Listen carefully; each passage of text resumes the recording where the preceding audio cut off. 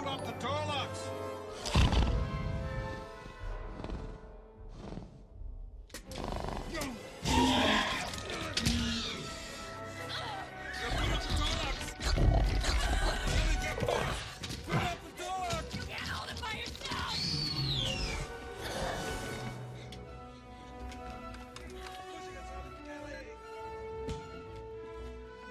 It's a Unix system. I know this. It's all the files of the whole park. It tells you everything. I gotta find the right file.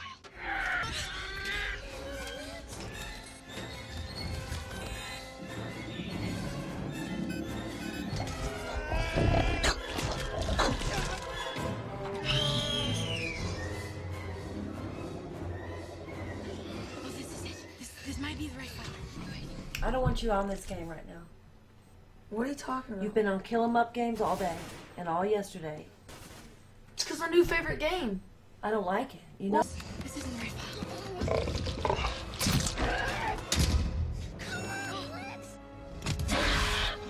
This might be the right file.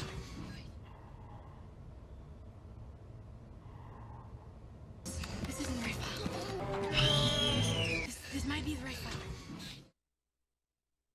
I was laying in my bed last night thinking about that, bro. Like, if I just, like, took a shovel and I just started to dig into my grass, I wonder when I'd hit the ocean, bro. This isn't the right file. This might be the right file.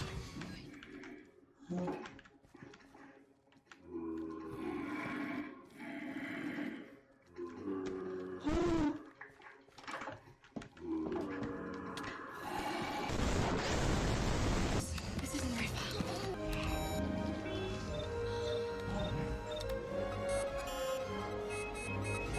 You got it! Yes! Dinosaurs lived a long time ago. They were terrible lizards, don't you know? This is it. Some ate plants, and some ate meat, some ate fish, and some ate beets.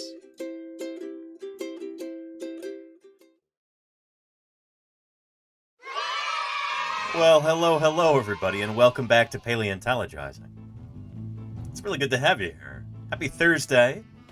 I hope you're ready for a fun, chill stream today. It is Thursday BIRDSday, in case you weren't aware, so we'll be going over some bird photos submitted by members of this community soon. But before we get to that, we're gonna have a whole bunch of Q&A and probably watch some videos and just gonna see what comes up on this live broadcast. If anybody's here for the very first time, let me introduce myself real quick. My name is Danny Anduza. I'm a dinosaur paleontologist. A paleontologist is a fossil scientist, as I'm sure you know already. I work on dinosaur fossils, in particular. Dinosaurs are my area of research interest. They're what I study. They're what I publish on in the scientific literature. Dinosaurs are what I dig up during the summers. And we're going to be doing that again before you know it. Holy cow.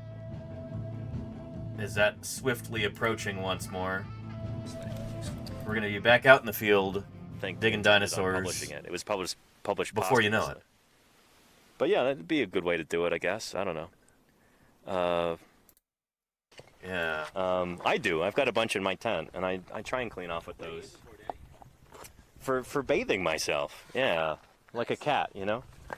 Nice. How about wet Tongue's wipes? just not wet enough. Got to use those wet wipes. Dude wipes, says DNA. There you go, yeah. A little mud pile going. There's Ethan right there. We're going to be talking about fieldwork today, and we're going to be back out here in Wyoming. What a job. We'll be back out there at the end of May. So that's going to be live streaming as we continue to dig up what should be at least, probably, realistically speaking, at least 2 new species of dinosaur. The late Cretaceous almond formation of Wyoming. It's going to be there for the entire month of June, it looks like. You asked about it. Take you along for the ride. Anyway, and you do spy a shoe bill there, Lenina. Yes, indeed. Happy Thursday BIRDSday, Lenina. There are several different birds lurking in today's background. Some of them fossil birds, some of them extant birds. Yeah. Anyway, let's see who's here in the chat. Do some greetings. And I almost forgot to say, the whole purpose behind these streams is to do live science outreach. To try and make science accessible to anybody who would like to watch, anybody who would like to ask questions, anybody who'd like to just kind of hang out here. This is the best way that I know of doing science outreach in a way that actually reaches people, you know? This kind of live interactivity can be really important. I think in today's society, regular people don't often have direct encounters with science. And that's a shame, because science should be for everybody, you know? It is the best method that we have for learning what's actually true about the natural world, about our surroundings, about the universe that we live in and the planet that we live upon. Science shouldn't be something that seems far off or distant or arcane or like, oh, I couldn't possibly be interested in science. That stuff's too complicated. No, it's not. Especially paleontology, fossil science, dinosaur science, what I do, it's not rocket surgery, you know? I'm here to try and make this accessible, so... Let me caution, thank you for the 10 months of support. Belgium, Recal flower. I hope things are going well for you there in Belgium, and greetings from the beautiful, sunny San Francisco Bay Area. Let me caution, I hope you're having a wonderful evening in Belgium. Home of Iguanodon bernisartensis. Yeah, you're of course aware of the Iguanodon from Bernisar, Lemmy. I believe we've talked about that before, right? Anyway, if anybody here has got any questions at all about fossil science and how it works, and questions about dinosaurs in particular, because that's what I work on, or maybe broader questions. How does science work? How do we understand the history of life on Earth? How do we actually learn from the fossil record about extinction and evolution and the origins of biodiversity? How big was the biggest dinosaur? How small was the smallest dinosaur? Could Spinosaurus swim up waterfalls? Whatever questions you have, I'm here to answer them for you. It's what paleontologizing is all about. That's why this channel exists. So, I'm glad you're here, everybody. And if you've got questions, don't be shy about them. As I go through the... Scroll to the top of chat and say hello to everybody. We've got Lenina. How are you doing, Lenina? Welcome, welcome. Rachel, Darling Endeavors. Rachel, it's good to see you as always. Kodali 2010. Hello, hello. Fall Machine. What's going on? Scrolling. Science Streams Belent. I had so much fun talking with you last night on the crossover. What a cool paper that was. I just realized this morning, too, we only discussed one paper.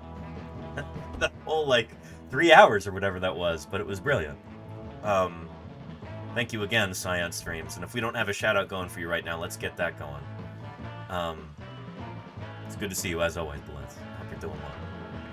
Triple Helix, what's shaking with you? Murph! How are you doing, Murph? Thanks for being here.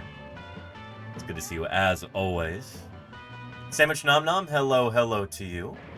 And I only wear Lacoste. That sounds expensive. And impractical. But I'm glad you're here anyways, Lacoste. Welcome. Totally Tubular Tima, what's shaking with you? It's good to have you. And Dervisten. First time here, perhaps?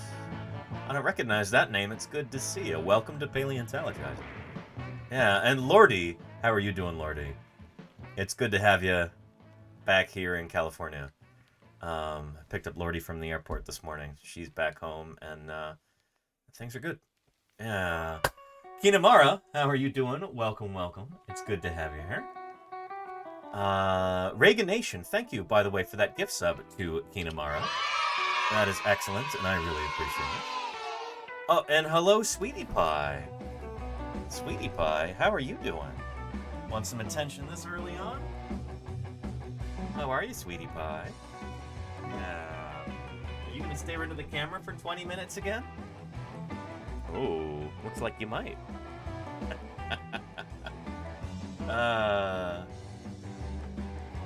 Doing some camera work there, moving the camera around. Yeah. You can't do that, sweetie pie. You can't move that camera. This is a union set. Yeah.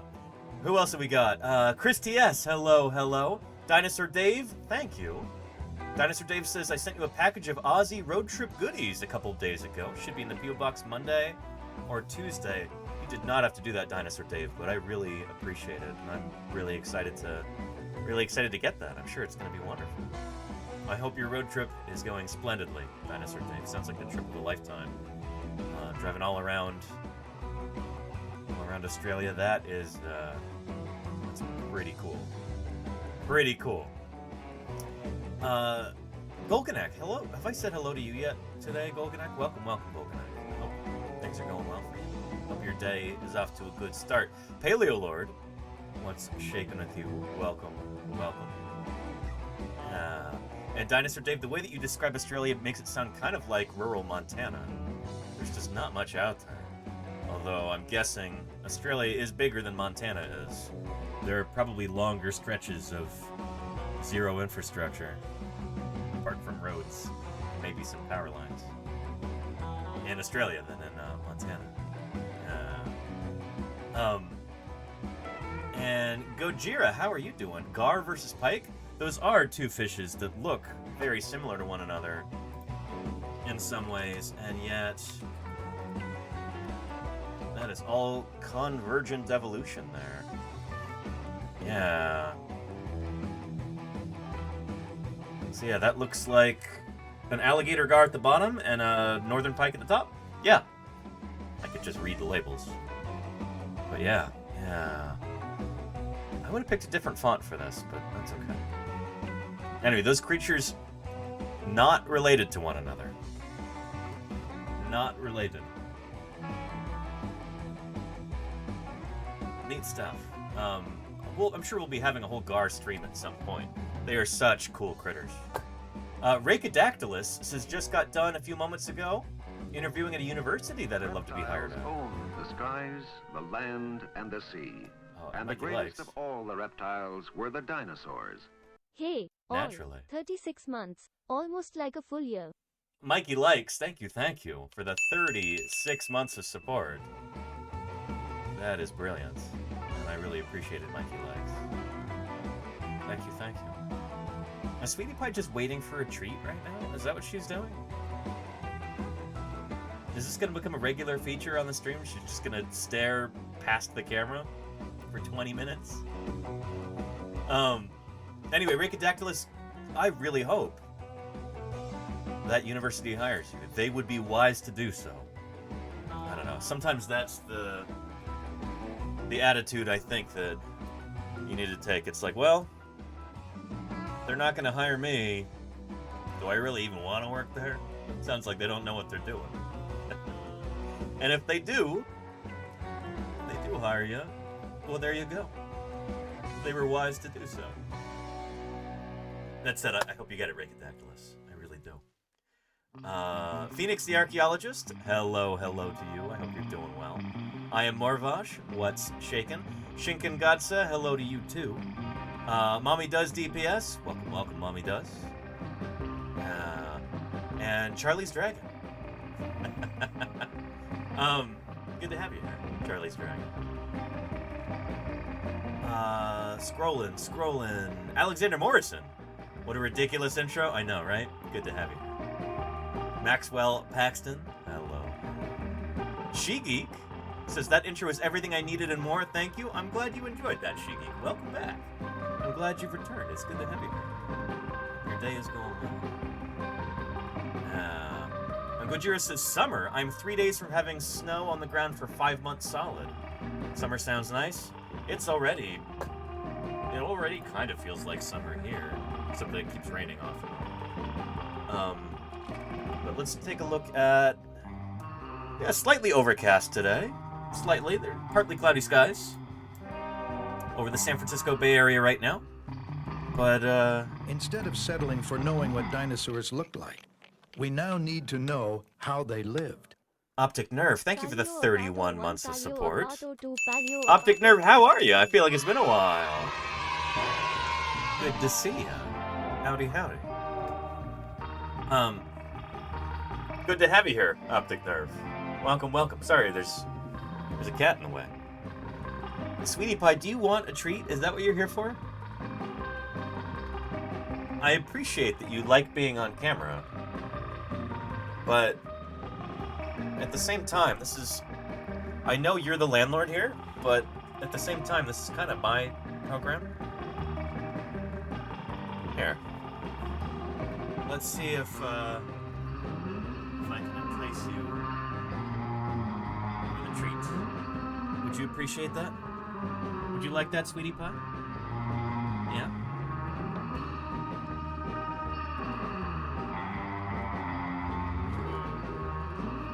You know that sound.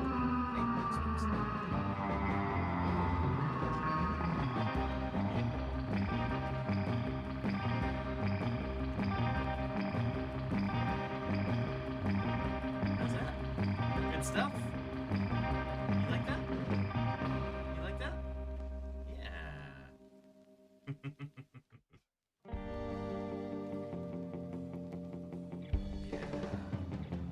All right. Who else we got here? Trace. Trace is here set up straight with my arms crossed. Good posture, Trace. I appreciate you being here. It's good to have you. Neil56, hello, hello. Learned of the discovery of a new gecko. So that put me in a happy mood. New gecko species, Rhacodactylus. Very cool. Yeah. And I really need to catch up. Bottom of the chat here. And Murph says, why is Auroranus not considered the first bird, but Archaeopteryx is, even though it may be older? Bad provenance? I thought Auroranus was from the early Cretaceous, Murph, but maybe we'll look that up. Yeah. Yeah, we'll see. And Neil says the crossover was so thought-provoking. I'm glad you thought so, Neil. I'm glad you thought so. Tolkien Otaku, welcome, welcome. Dan the BC Man, how are you doing? It's good to have you here. And Giorno says, Danny, do you know about speculative evolution? Isn't that like the, it's kind of like slightly goofy books where it's like, oh, well, this is how things could evolve in the future, but it's just all kind of guesswork? I don't know. I've never been too interested in that, Giorno. More than enough speculation for me in normal evolutionary biology. But I guess I don't know very much about it now. I've never been, like, in that, never been too interested in that, I suppose. Sporky00, hello to you. Welcome, welcome. Rose Ninja says, glad to catch a stream. Hello to you, Rose Ninja. Welcome back. Yeah. And I'm always here, just usually watching. Well, Optic Nerve, I appreciate your viewership. Thank you, thank you. And thank you for your ongoing support. Holy cow. Lordy says, this is Sweetie's show now. Yes. Sweetie Pie says, I am the captain now. I am the captain now. Yeah. Isn't that right, Sweetie Pie? I am the captain now. Well, look at her pupils get bigger and smaller. That's pretty cool.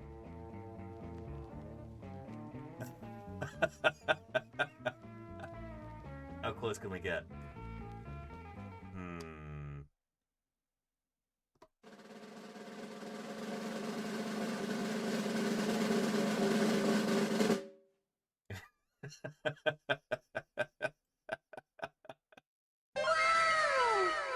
Yeah. Oh, Sweetie Pie. Yeah.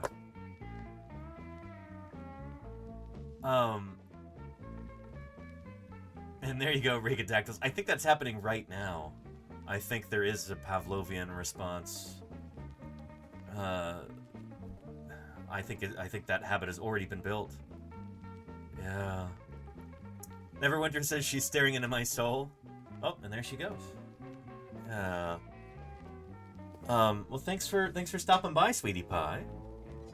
I'll probably see you in a little while, if history serves as any indication.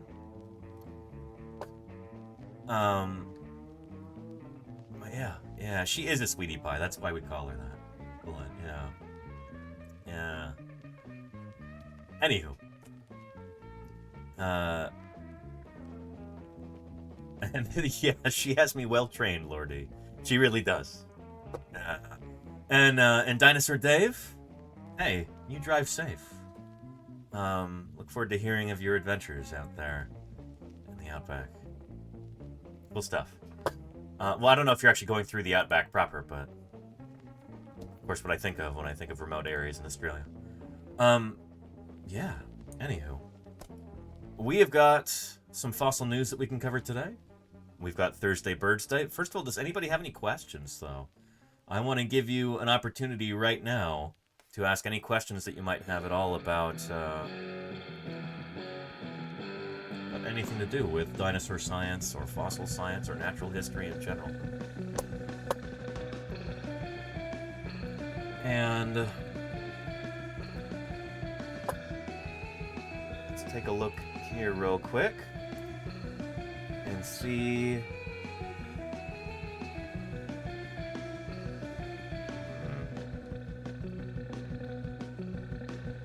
This came up the other day, and I don't know, do we want to sit through these awful AI-generated videos?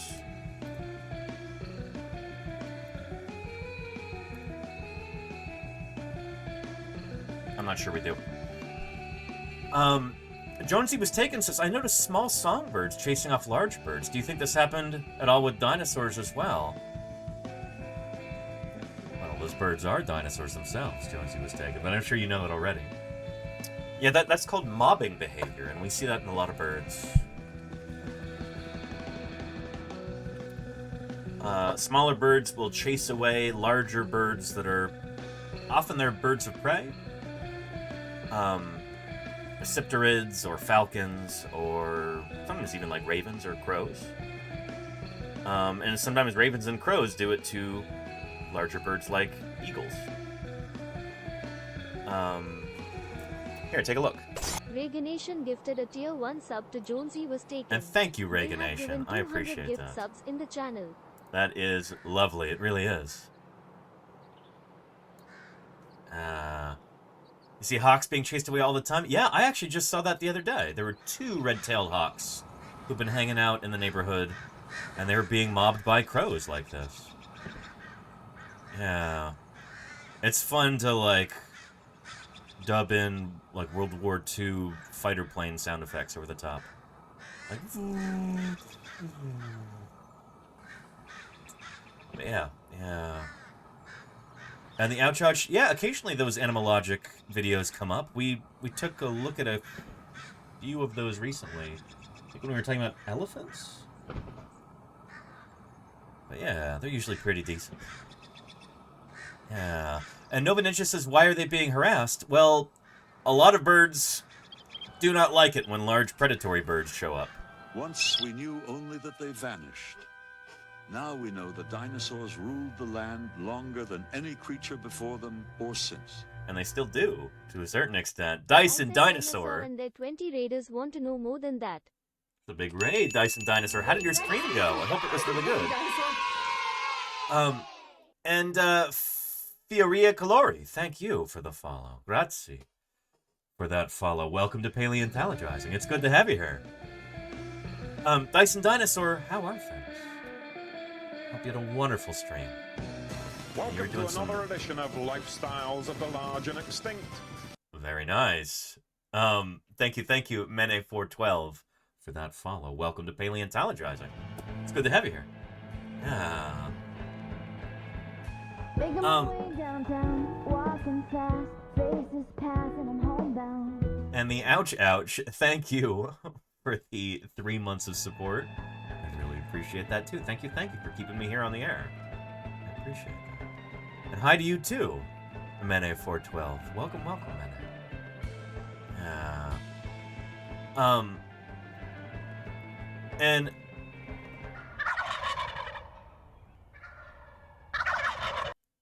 Imperobator Siciliano, thank you for the follow, and welcome to Paleontologizing. Happy Thursday BIRDSday, by the way. I hope you're ready to talk about birds today. We're going to be talking about fieldwork as well. I just had a question about from a chatter about why small birds will mob larger birds like this, birds of prey, and it's just, you know, these birds do not feel comfortable with a large predatory bird around, so they'll try and frighten it off, try and just harass it until it flies away, and that is exactly what's going on here. I don't think it's all that often that bald eagles will eat other birds, but I'm not sure if these other birds care. I think the crows just say, look, there's a big cyprid, a big bird of prey right there. You're not welcome here. Maybe they have a nest nearby or something, and they're concerned that the eagle might eat their babies. I don't know. But it's a pretty common behavior you see all over the place. And I think the question was, did dinosaurs exhibit this behavior during the Mesozoic? And I don't see why not. Yeah, we don't have direct fossil evidence of this ever occurring, but the age of dinosaurs was pretty long. You know, dinosaurs first evolved about 235, maybe even like 240 million years ago. And then they went extinct, except for a handful of birds, 66 million years ago. That's a long time, you know? That is a long time. 240 minus 66. Dinosaurs had not died, perhaps in some catastrophe. No reason to think dinosaurs wouldn't still be here, wouldn't still be dominating the Earth. And we wouldn't be here. Yes, indeed. Madia Yuri, thank you for the follow. Welcome to Paleontologizing. So yeah, dinosaurs were around for... non-avian dinosaurs were around for maybe 174 million years. Maybe closer to 170. We don't really have fossils of the very, very first dinosaur yet. We're close with dinosaurs like Staurikosaurus and Eoraptor and Herrerasaurus. If Herrerasaurus is indeed a dinosaur. That's the thing, the earlier you go, the more the dinosaurs that we have look like each other, but also the more they look like non-dinosaurs as well. So there's still some big question marks around the very beginning of the age of dinosaurs. What exactly dinosaurs look like at the very start? How do you tell the difference between a dinosaur and a non-dinosaur? Are silosaurs a kind of dinosaur? Are they basal ornithischians? You might have opinions on that, Dyson Dinosaur, if you're still here. Do you have opinions on whether or not silosaurs are indeed ornithischian ancestors? Because I think we're still kind of figuring that out. I remember talking to, who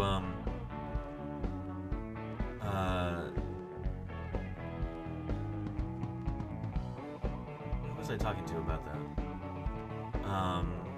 To Randy Ermis about that years ago. Yeah. Anyway, yeah. And Nova Ninja says the birds of prey are doing nothing wrong. Well, but they're birds of prey. You know, other birds are not going to be comfortable with them there necessarily because they have the capacity to eat other birds. I don't know. Also, crows can just be really, they can have bad manners. I'll put it that way.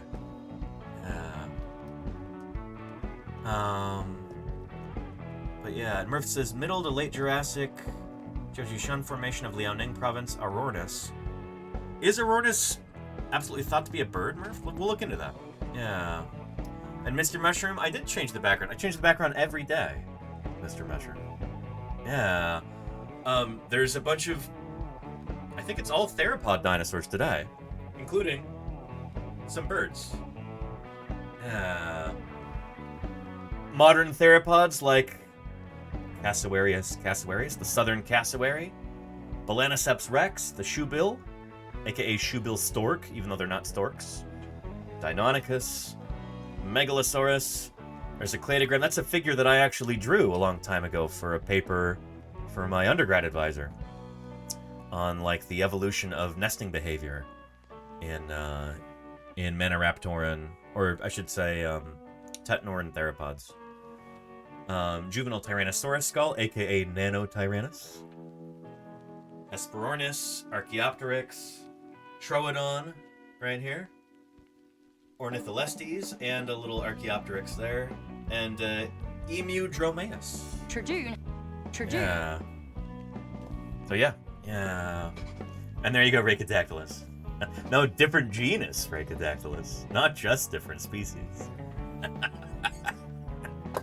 Yeah. Anyway, yeah, good stuff. And Alexander Morrison, ever looked into whale evolution? A little bit. Yeah. It is one of the best sequences of like macroevolution evolution on a macro scale that we have. Like a major transition from land into water. The evolution of whales is super, super cool. I always pull up this clip anytime we're talking about it. And we've got fossils, good fossils, for every one of these stages here. It's pretty neat. Yeah. Did you look into it accidentally or on purpose? Very funny, Rhacodactylus. There's actually a good book about it that I need to get. I keep running into this particular book at the Life Sciences Library at Berkeley. I'm going to see if I can scoop up a copy for myself, because it'd be nice to read that cover to cover. But yeah.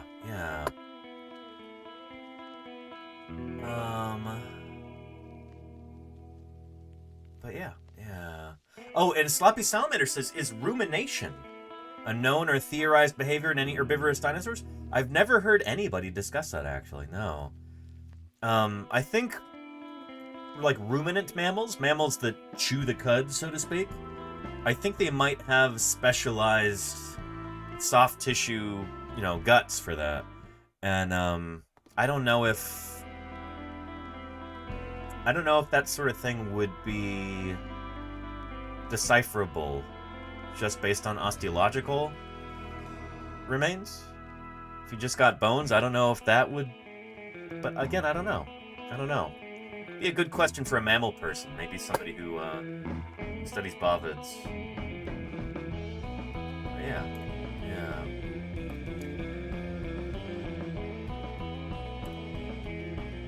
And Kelladon K, how are you doing? It's good to have you here. Welcome.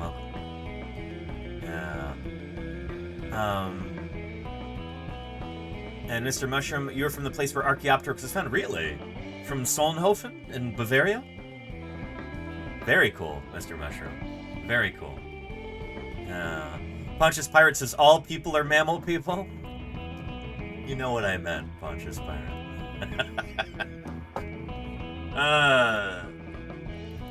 Yeah. Really spectacular. Spared no expense. And Lenina, thank you for gifting Kelladon K. Tier 1 sub to Kelden_K. They have given 288 gift subs in the channel. I appreciate that very much, Lenina. Thank you. And look, we are... I'm not going to say we're close to our sub goal with today's stream and tomorrow's stream. The last ones in the week, but... higher than 0. That's always a good thing. And you're helping with that, Lenina. So thank you. Yeah. And we do have fossil jellyfish, sometimes. Was somebody asking about that? But we do have fossil sea jellies. Yeah, they're not common. You've got to have, like, exquisite preservational circumstances in order to actually get these things to fossilize. But we do have fossil jellyfish from a few places. They are some of the oldest, like, complex multicellular animals that we have fossils from. And Lemmy Caution, thank you for gifting Mr. Mushroom. I Lemmy appreciate it. Caution 66 gifted a tier 1 sub to Mr_Mushroom 2104. They have given 31 gift subs in the channel.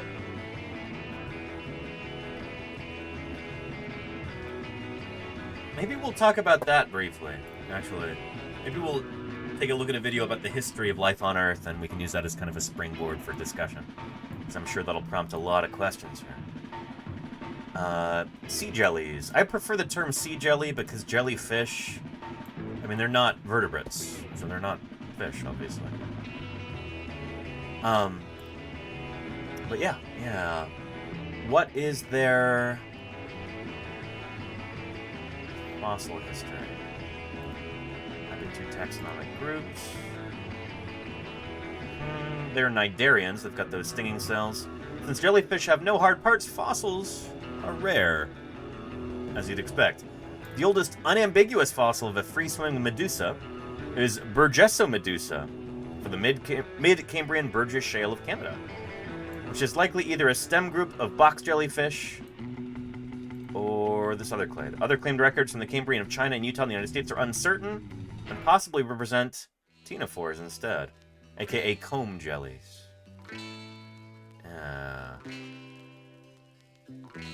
I didn't realize that comb jellies are not true jellies. I guess that's kind of what I was thinking. Caution 66 gifted a Thank you, tier Lemmy 1 sub Caution, to for gifting Alexander Alexander Morrison. I They have appreciate that, given Lemmy 32 Caution. I really gift do. subs in the channel. And what replacement process has to happen to fossilize a jellyfish? You would have to have the soft tissue actually get permineralized. It might be like a carbon film kind of a deal, where what might be happening is that it might not even be the original material that's being preserved. It might be more that there is like a particular kind of like stain from bacteria that were consuming the dead animal, and you've got like a stain. There's a perfect outline there in the rock for when those bacteria were there. It could be something like that. I'm not actually sure. Yeah. And Gary and Kellis says dinosaurs were around for a long time. What were they doing with that time? Oh, all kinds of stuff, Gary and Kellis. Evolving into weird and wild and beautiful shapes and sizes, and performing all kinds of behaviors, and just doing dinosaur stuff. Were they being useless? Are we so different? Gary and Kellis, you know what that reminds me of?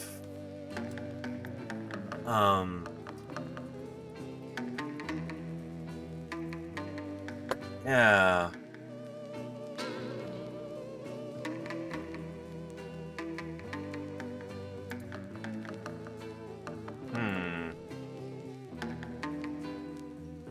Is anybody familiar with the work of author Kurt Vonnegut? He's written a bunch of really cool books over the years.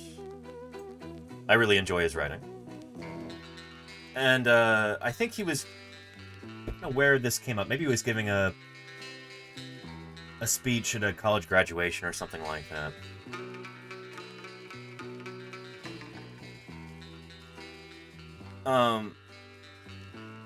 Yeah. Author Kurt Vonnegut, age 82 at this time, reports that he recently told his wife that he was going out to buy an envelope. Oh, she says, well, you're not a poor man. You know, why don't you go online and buy 100 envelopes and put them in the closet? And so I pretend not to hear her.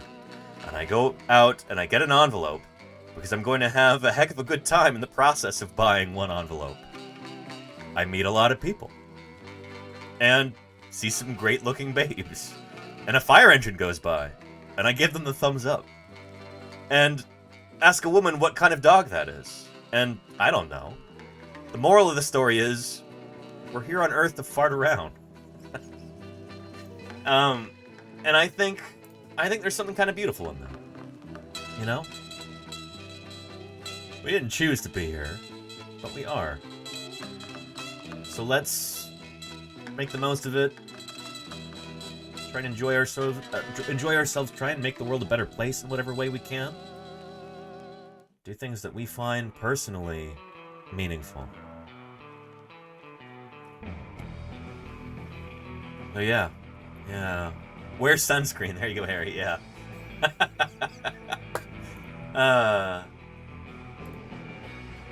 You know what? I know what we're gonna do.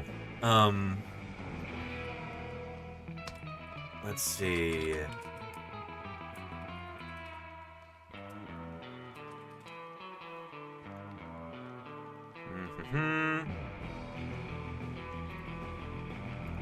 We're gonna continue this because this is gonna be a nice springboard for discussion, as it always is. We started this a while ago, and we just go through it kind of piece by little piece. I'll play the beginning just to kind of set the stage, and you'll see where I'm going with this. It's the season of the dinosaur. The world's top paleontologists dig into Canada's prehistoric past to unearth a living world buried in time. Bingo! We got dinosaurs. They'll battle heat and floods and the ticking clock. That's the volume. Can you hear it? Track the footsteps of dinosaurs. And the most incredible creatures ever to walk the earth will live again on Dino Hunt. Yeah. It's a little cheesy, This week but on Dino Hunt, two teams dig into Alberta, chasing two different horned dinosaurs. I love that this is a reality television show Riverbed, the following Rhino team tries to solve a paleontologists as they dig up 73 million-year-old cold case. Why did a whole bunch of the same species die all at once? Before the bones get washed already know away. why. It was the worst day of my life.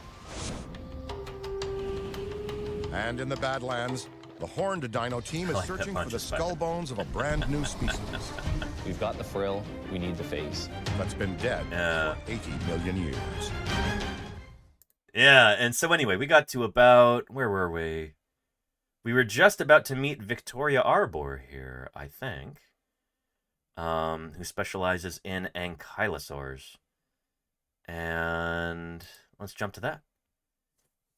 Yeah.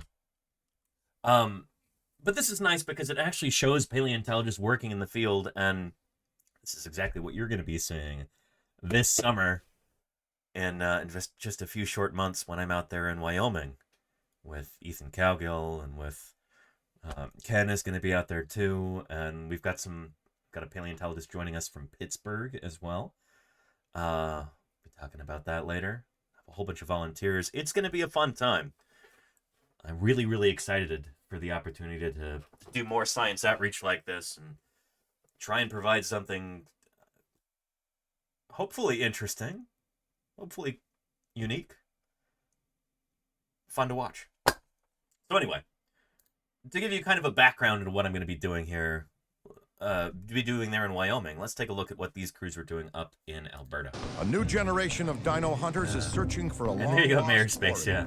yeah. We're looking for an individual animal. 982 says, I did not know fossil hunting was so dramatic. I mean, it can be. It's a reality show, so they've got to try and play up the drama a little bit. But, you'll see. Is searching for a long-lost quarry. We're looking for an individual animal called ankylosaurs, the armored dinosaur. If the ankylosaur team can solve a 100-year-old mystery, Something large came out of here. they might find missing bones from a 77-million-year-old dinosaur. And in a secret BC location, Stop filming. a husband and wife team have uncovered the province's first complete dinosaur, lying Nice. just where it died. There's no roads into the site, so we have to take it out by air. The hadrosaur team can get it out of That's the a ground, heavy-duty helicopter. Holy but moly. can they get it in the air? We'll be worried, we'll be concerned. And ankylosaurs are cool. The spring thaw comes late in Alberta. It's already deep into May when a team of young scientists from the University of Alberta lands at Dinosaur Provincial Park. Dino hunting season has begun. There you go, Salamander. The students are led by renowned Canadian paleontologist Dr. Bill Philip Curry. J. Curry. Yeah. You get close to the Badlands, coming over the crest, and you suddenly see them spread out below you. And you know there's all these bones there. The excitement is pretty intense. The world famous Phil Curry, they're calling him world famous here, and that is true. He's probably one of the most famous dinosaur paleontologists in the world, and he's been doing this for a long time. Yeah. And This Nimsu, door contains that's him right there. all of the North American the alert. identified specimens of Troodon. You see what I mean? That was a documentary from like the late 90s, I think, that he was in about a Troodon. That was an episode of Paleo World. That's Phil Curry. Holy cow. What are the odds? The odds are actually pretty good. Yeah. So Phil's a good guy. Yeah, he bought me a beer once. We went out for pizza, me and a bunch of other paleontologists, when he came to visit Montana State back when I lived there in Bozeman, Montana. And just kind of asking him, like, how is it to have, like, you know, a federal government in Canada that actually supports your research and funds you and actually has, like, sensible laws around fossils and stuff. We're all, you know, we like to make fun of Canada and Canadians, but deep down, we Americans are jealous of a lot of things that you have up there in Canada that we can only dream of here in the States. Yeah. Mayor Space says, never tell me the odds. Okay, Mayor Space. Yeah. Famous fossil hunter has spent his career in the field and dig sites from Montana to Mongolia, linking feathered dinosaurs to modern-day birds and proving that T-Rex hunted in packs. That's Giganotosaurus there, though. Today, Curry's back digging on home turf. The reason I've come to Dinosaur Park so often over the years is simply because it's the best place in the world. And for good reason. 75 million years ago, this was lush forest. A steamy, fertile home to dozens of species of plant-eating dinosaurs. I love the puppetry in this. Who in turn served as kind of dinner lovely for dozens of meat-eating dinosaurs. Yeah. It looks pretty nice down here, though. It does. So this is upside down, right? For Curry, this trip is a chance to mentor the next generation of dino hunters. I've always felt that if I can do something that's rewarding to them, then I've accomplished something. Their funding buys these grad students only 3 weeks of digging, so every day counts. Yeah, that's about how long our season is going to be in, no, it'll be a little bit longer than that, I think. In Utah this year.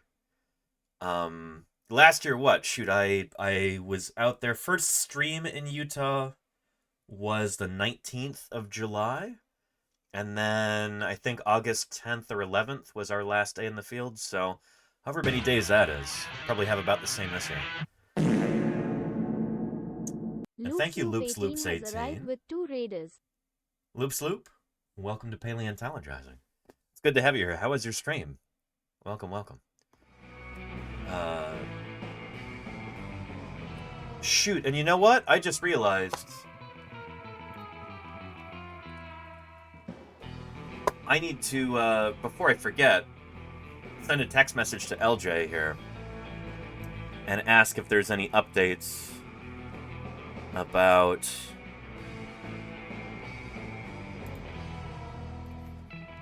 Idaho fieldwork.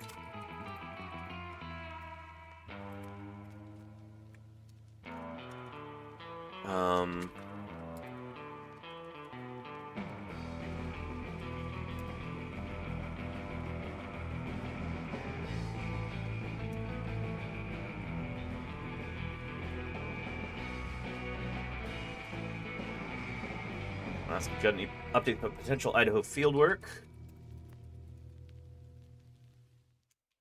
in May? Heard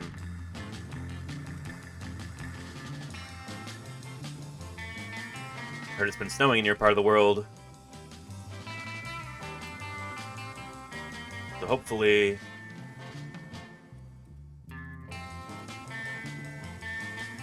that doesn't.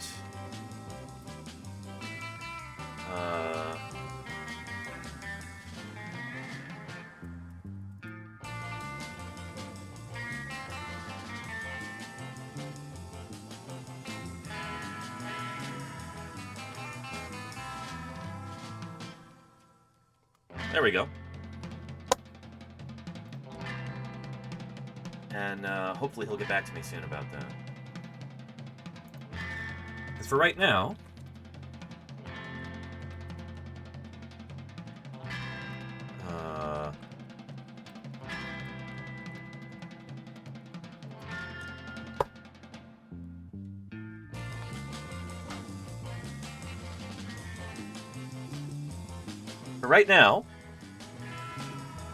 the current plan is... A few of the questions surrounding these fantastic animals. Patrick Pirate, Someone's thank you for the thesis 38 was months. accepted, reviewed, and passed today. I am going to graduate. Holy cow, Patrick Pirate. Holy moly. That is super, super exciting for you. Holy cow. Let's get some applause for Patrick Pirate.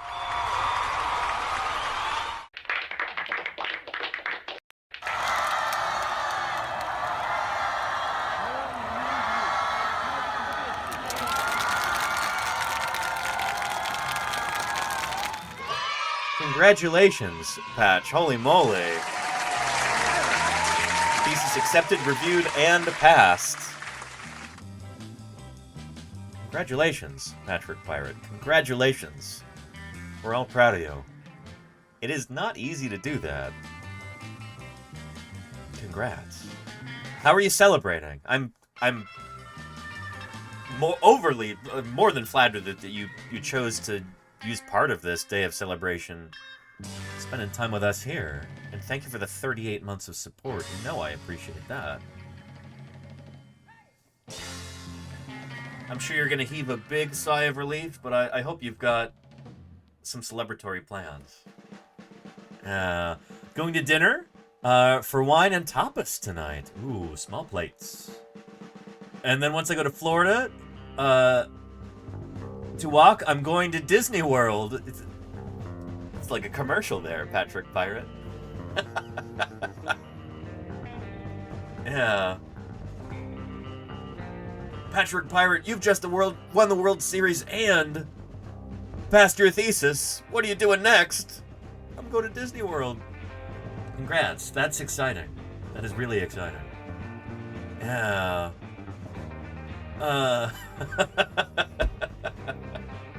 Brilliant. I'm really happy for you, Patrick Pirate. Holy cow. That's really exciting. That's really exciting. Did I call my parents crying? Yes. Yes, I did. I'm sure they're very proud of you, Patch. That's an accomplishment. Very nice. Fantastic. I was just talking about summer plans so far. Looks like the entire month of June, I'm gonna be in Wyoming. We're leaving at the end of May for southwest Wyoming, near the town of Green River. Digging up dinosaurs there, and very, very excited about that. July, I'm gonna be in Utah. It's probably gonna be from about well, last year we left on the 18th.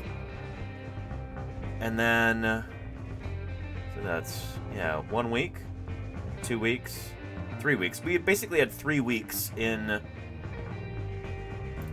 Utah last year with the Utah Geological Survey. It looks like it'll probably be that again, but I'll need to check in with Dawn and Jim and see about that. And I've just texted LJ about work in Idaho. We will see what he has to say about that. So yeah. Murph says, did you win the Super Bowl? I think I'm not sure, Murph. I don't remember entering to win a Super Bowl. But it's possible. Sometimes you get those letters in the mail and they say, well, you may have already won.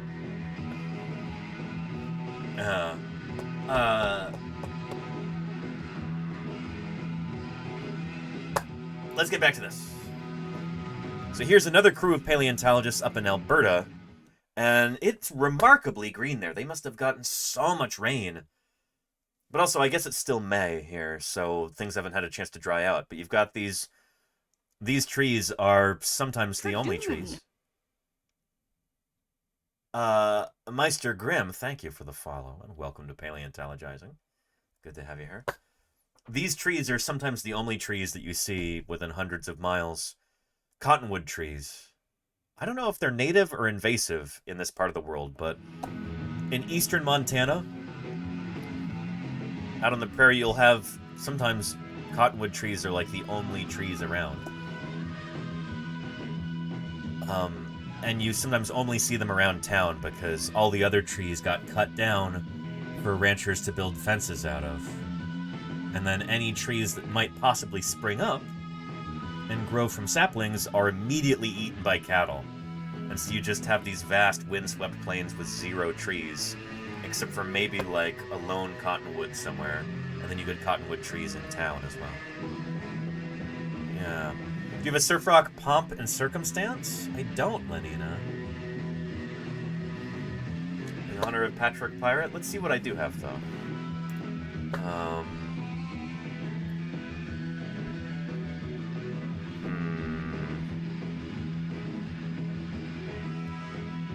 How about... Well, that's California sun, not Florida sun. Let's see. How about this?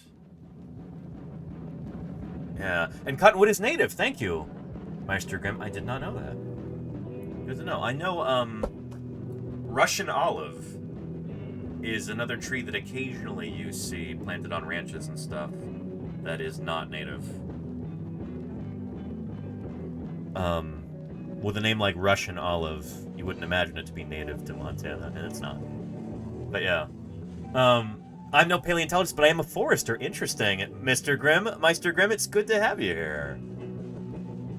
Wow, salute to you. That's really cool. I knew a number of foresters back when I lived up in Montana, in Bozeman.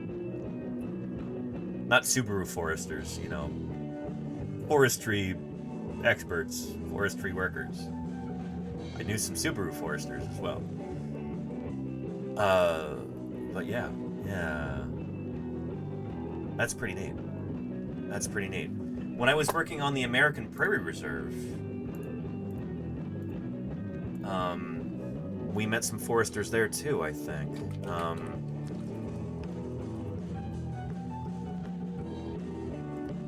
Here.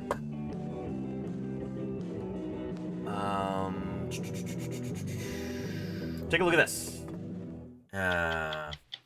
60 minutes overtime. Yeah.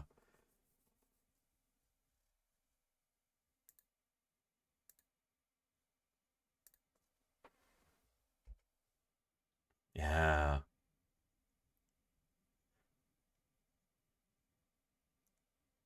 So when I was working with Denver Fowler, our crew got hired to do a paleontological survey on the American Prairie Reserve. And hey, Aditya Yokar, welcome, Aditya. How are you doing?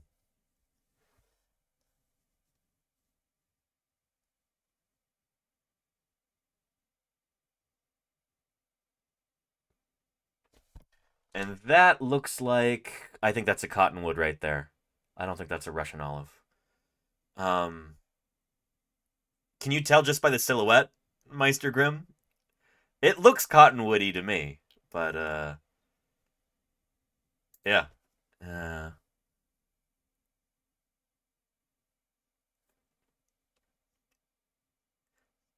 And Clearburr, you're right, it does look like it's a green screen, and that's, I think, because you just have such a harsh difference in the lighting here.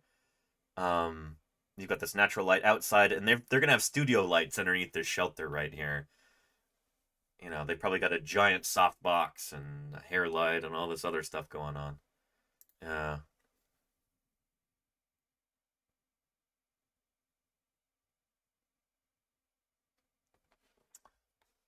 No.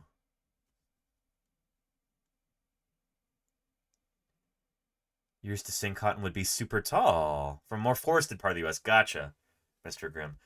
I would hope so. As a forester, hopefully you're not living in a place where there's almost zero trees. Yeah.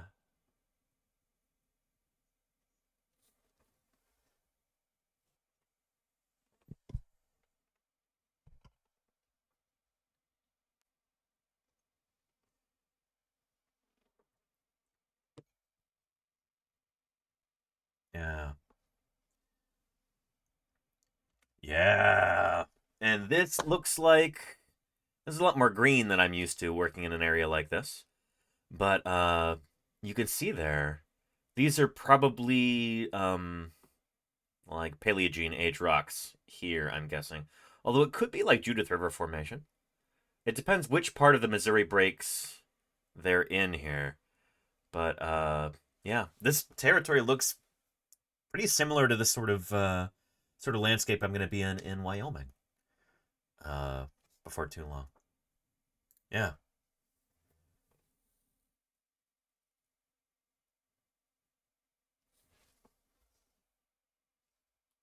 Yeah, glamping here.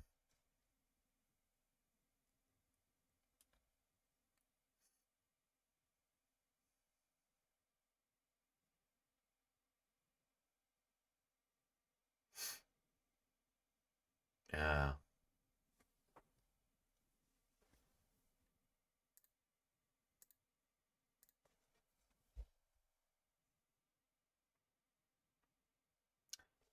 Have I met him? And Bandit, it's mirrored because it's a 60 minutes video. CBS might copyright nuke this.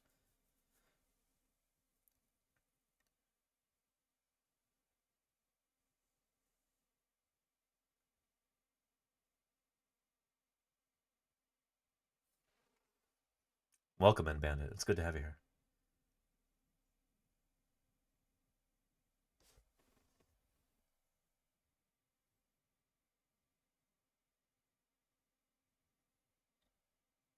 Yeah. The keystone species.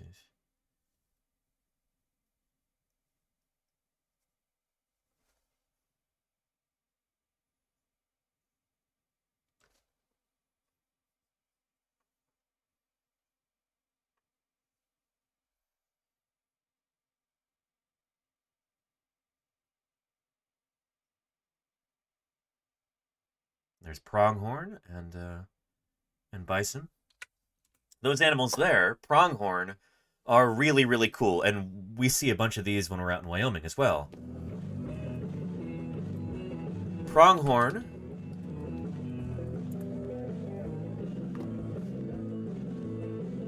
also known as speed goats or American antelope. They're not actually antelope.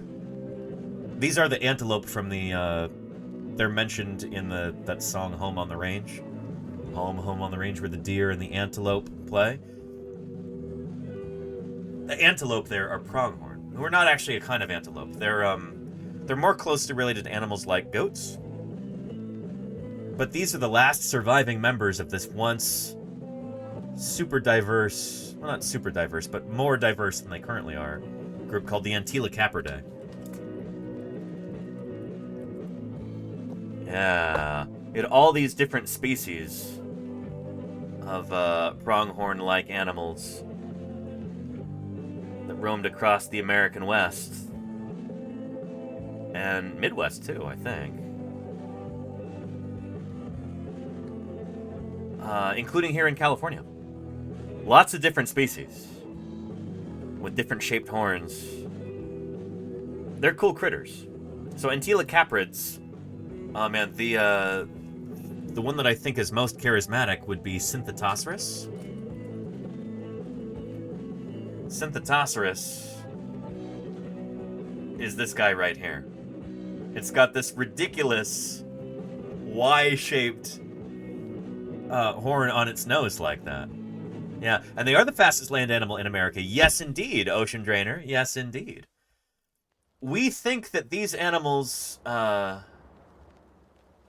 we go. There's Synthetosaurus there. Being attacked by, is that a direwolf? This is Laura Dern of Jurassic Park.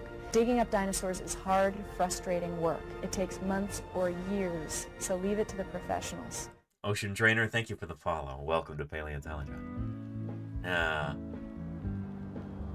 This whole group, the Antilocaprids, many of them evolved to be really fast, including our modern pronghorn. Antilocapra americana, I think is what it's called. That's its genus and species name. Pronghorn like this are way faster than any other mammal in North America. They're like almost cheetah speed. Incredibly fast runners. And so the question became, why in the world did they evolve to run so fast if there's no animal that could potentially hope to catch them? Like, nobody's even close to that speed. And it turns out they may have actually evolved to be so fast to outrun the now extinct American cheetah.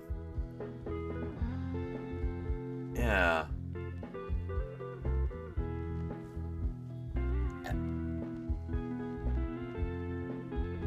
This is not a true cheetah, in the same way that a pronghorn is not a true antelope. We think that the American cheetah may have actually evolved from the same ancestor as mountain lions, cougars, pumas. And it's reconstructed as such here. It looks very, very puma-like. But it may have, like, convergently evolved the same kind of morphology as a cheetah, and very well may have been spotted in that same sense, too. Yeah, this one here is shown with very, you know, cougar-like livery there. But yeah. They're pretty cool. They're pretty cool critters. Diagonal says, as I understand it, the whole giraffid group evolved outside of Africa. It's true, Diagonal. Yeah. Then moved into Africa when Africans slammed into Eurasia. Exactly, Diagonal. Because Africa originally, the primary group of mammals that they had are what we call Afrotheres, like we were talking about yesterday, like our manatees, and our golden moles, and elephant shrews, and elephants, and aardvarks, and etc. So yeah. Anyway, let's look up pronghorn real quick on our Tree of Life.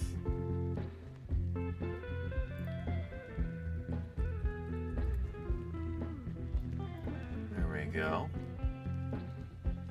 Yeah. And when did this go extinct? A few thousand years ago, Harry Vetch. Something like 10,000 years ago. During the Pleistocene extinction event. Yeah, pronghorn, okapi, and giraffe are all part of this clade here. This branch you could call Antilocapridae. Pronghorn are the last surviving members of this once grand and diverse family. They are the last of their kind. Pronghorn. Right there. Cool critters.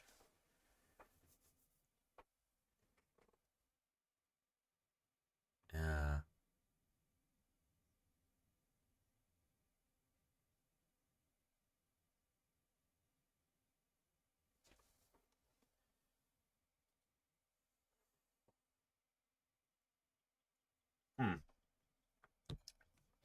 Cool stuff.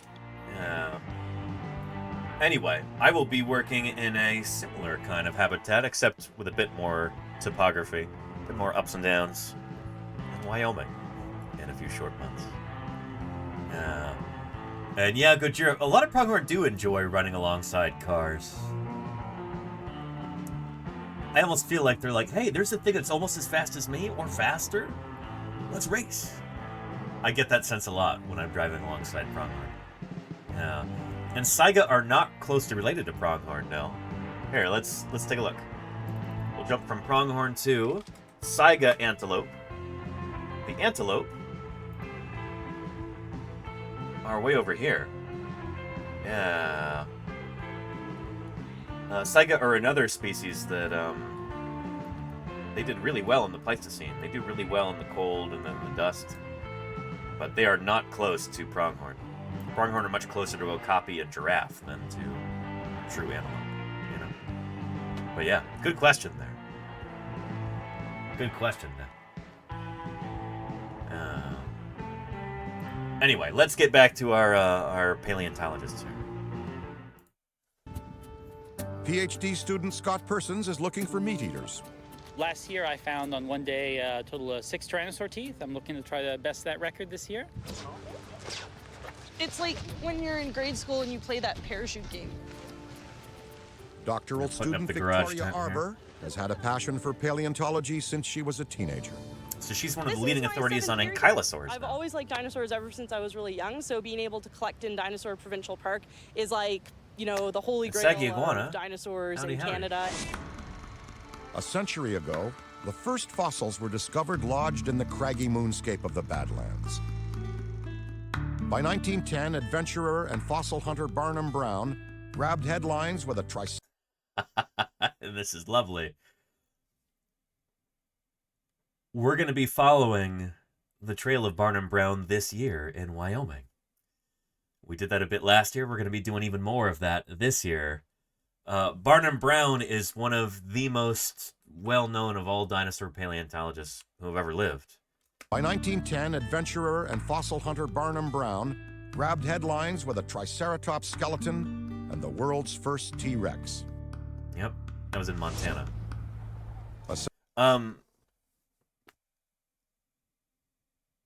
Oh man, so Barnum Brown found some dinosaurs in the Almond Formation and didn't have the time or the resources to dig them up?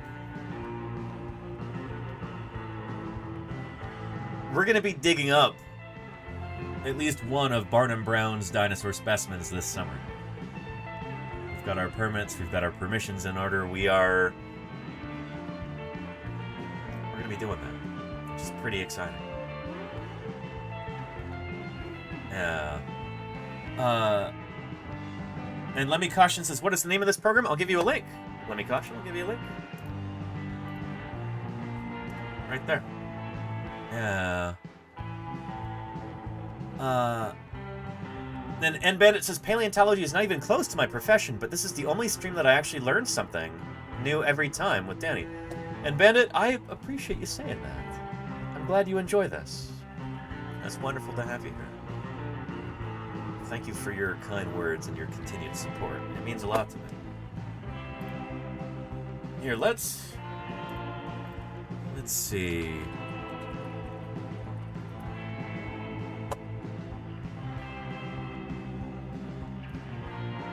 Let's take a look at a quick video here from the American Museum of Natural History about Barnum Brown, the man who discovered Tyrannosaurus Rex.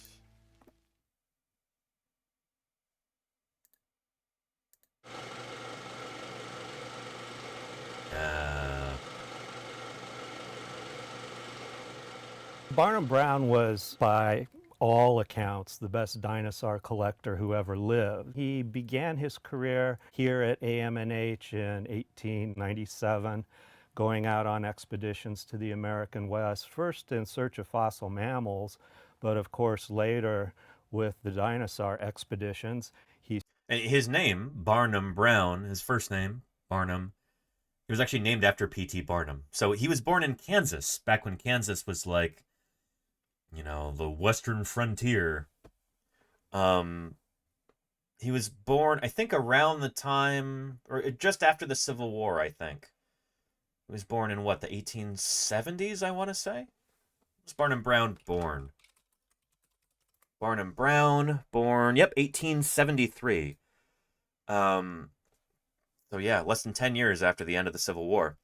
He was born in Kansas, when that was like a frontier state. And there wasn't a lot of infrastructure there, but the biggest thing that happened the year that he was born in the local area was that P.T. Barnum's circus came through. And it was either his mother or his father, I think, saw the poster and saw that name, P.T. Barnum, and said, you know what? Be a good name for our infant son.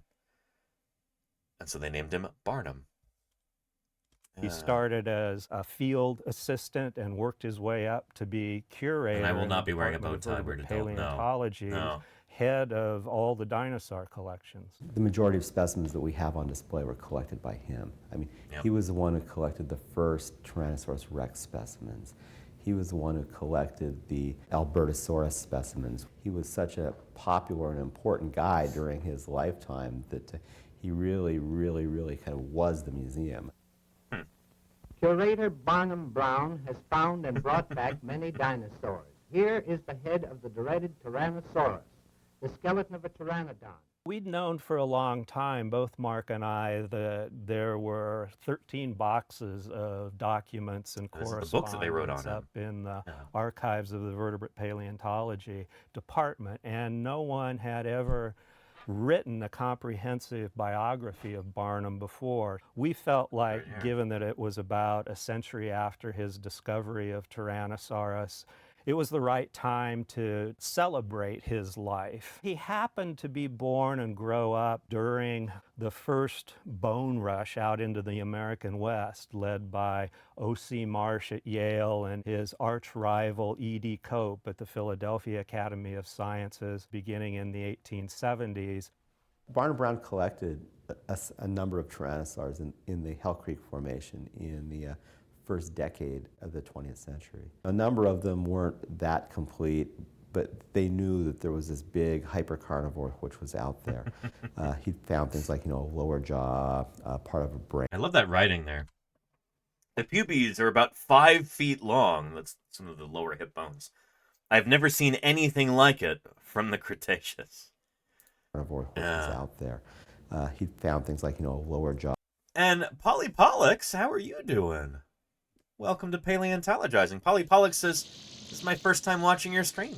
I preemptively followed from seeing an emote in another streamer's chat. Can't wait to learn from your teaching." Thank you, Polly Pollux. Thank you for introducing yourself. Welcome to Paleontologizing. It's good to have you here. I saw your follow the other day. You got a cool name. Pollux is such a... That's neat. It reminds me of Halix. The Halix is the dew claw, It's the backwards-facing toe on birds that they use for perching, or on theropod dinosaurs. The Halix is digit 1. Really spectacular. Spared no expense. Murph gifted a tier 1 Thank you, sub Murph, for gifting Polly Pollux. Good stuff. Pollux probably is an anatomical term unto itself, but it reminded me first and foremost of this. Well, we're talking about Barnum Brown and Tyrannosaurus. The Halix is that little dew claw right there, digit 1 on the foot. So the little claw that doesn't contact the ground.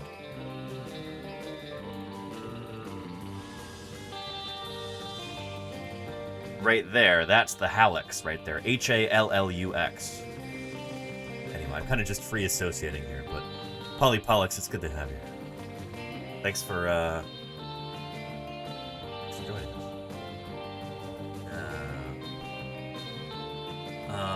Oh, and does it also carry over to human anatomy too? Interesting, though. Yeah. But yeah, what a cool critter. I love this illustration here. This is really nice.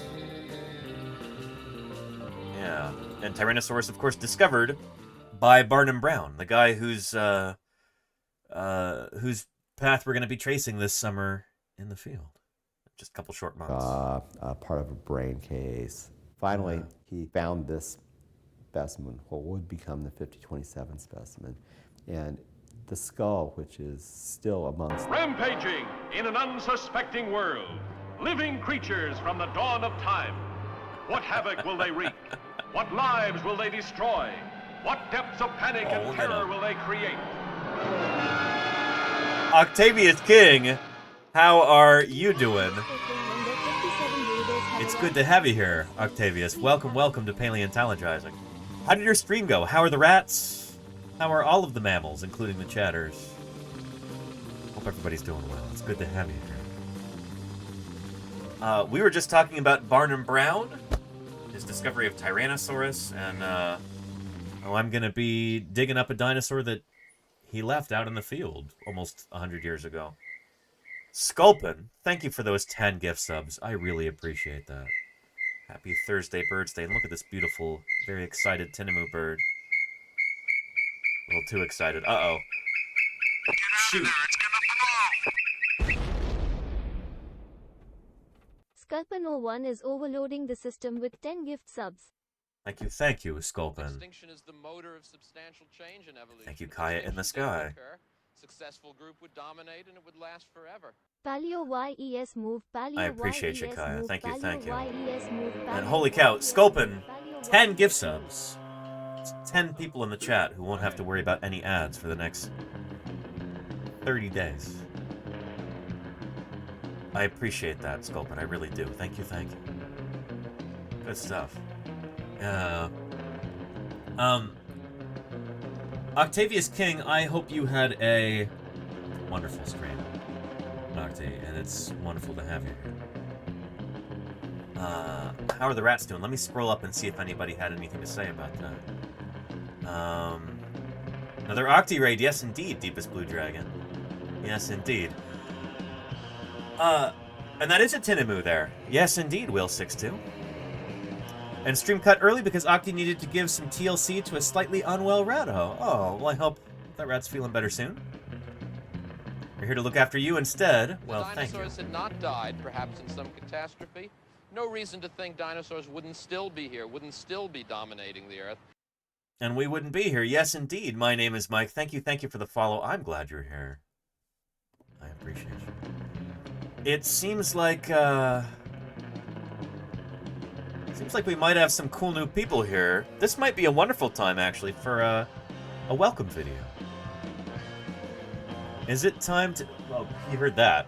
Shoot. If you'd like to meet previously recorded Danny here, who's currently sneaking up behind me, type a 1 into the chat. And, yeah, he will be more than happy, I think, to tell you a little bit about who I am, what this channel is all about, what in the world a paleontologist is even doing here on Twitch. But yeah. And my name is Mike. Here, I'll answer that in a minute, but hang on, goodness. He's very eager. Without further ado, here is previously recorded Danny to welcome you to the channel. Previously recorded Danny, take it away. Well, thanks, present day Danny. Well, if you're new here, then welcome to Paleontologizing. You might be wondering to yourself, where's the video games? Well, my name's Danny Anduza, and I'm a paleontologist. I don't really do too much in the way of video games, I guess. I work on dinosaurs.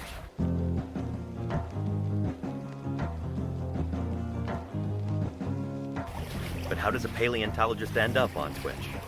Well, I'll tell you.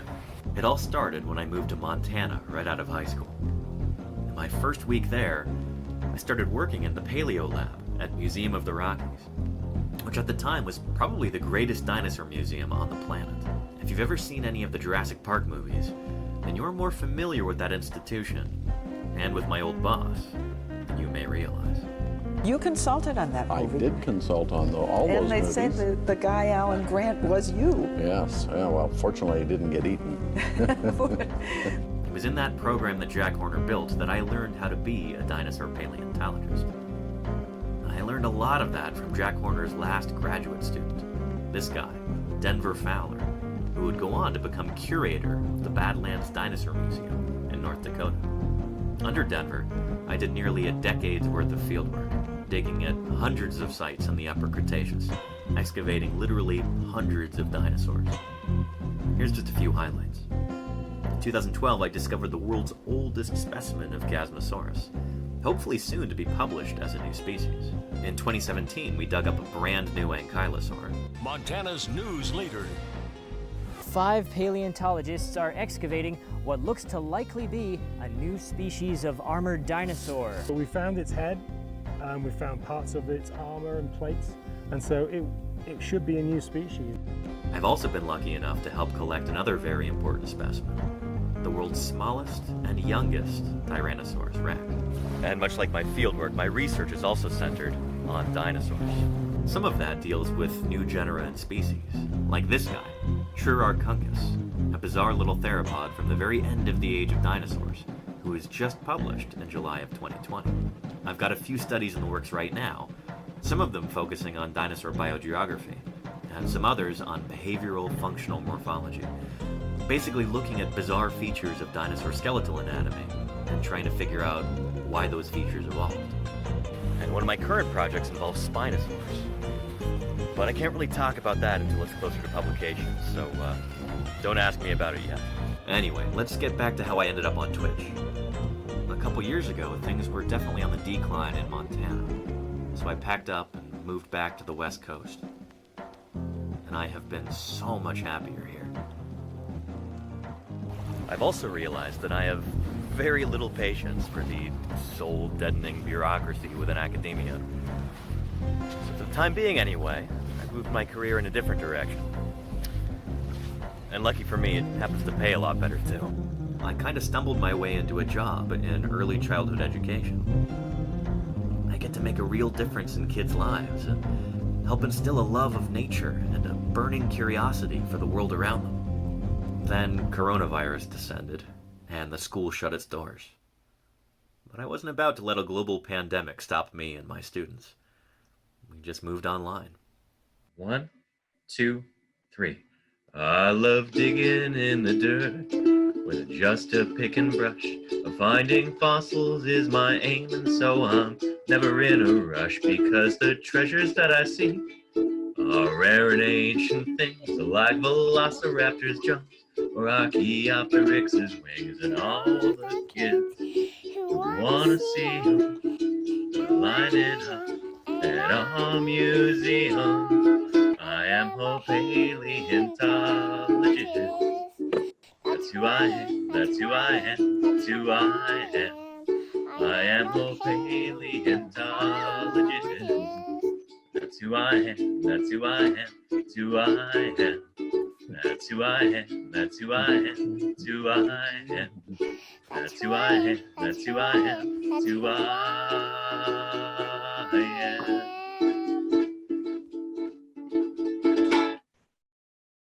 Having made the jump to teaching remotely, it was only a short leap from there to Twitch. I started streaming in May of 2020, and it's been tremendously rewarding. Now, it's my belief that any good scientist should also be a public servant. In my opinion, talking to everyday people about your science is one of the most important things a researcher can do. Twitch is kind of an ideal medium for that. This is my passion, and now I get to share it with you. And what could be cooler than that? It's my intention to continue this mission of education by answering your questions, providing good science content, and working to grow this channel. And if you could help out by continuing to watch, or if you can afford it by subscribing, I would be deeply grateful. So, for my regular viewers, thank you for sitting through that again. And for everybody who's new, welcome. We've got a fantastic little community going here, and we'd be really happy if you'd join us. Anyway, let's go ahead and wrap this up and get back into it. So, present day Danny, back to you. Well, thank you very much, previously recorded Danny. And of course, thank you even more to Octavius King and Raiders. I'm really glad you're here. Welcome to Paleontology. Now, and Mr. Hyde first, thank you for the 100 bits. They said the local paleontologists are having a party for finding the largest dinosaur tibia ever found. I hear it's meant to be quite the shindig. Mr. Hyde, I appreciate the 100 bits and the pun. Are you aware that there is actually a thing called the Dino Shindig?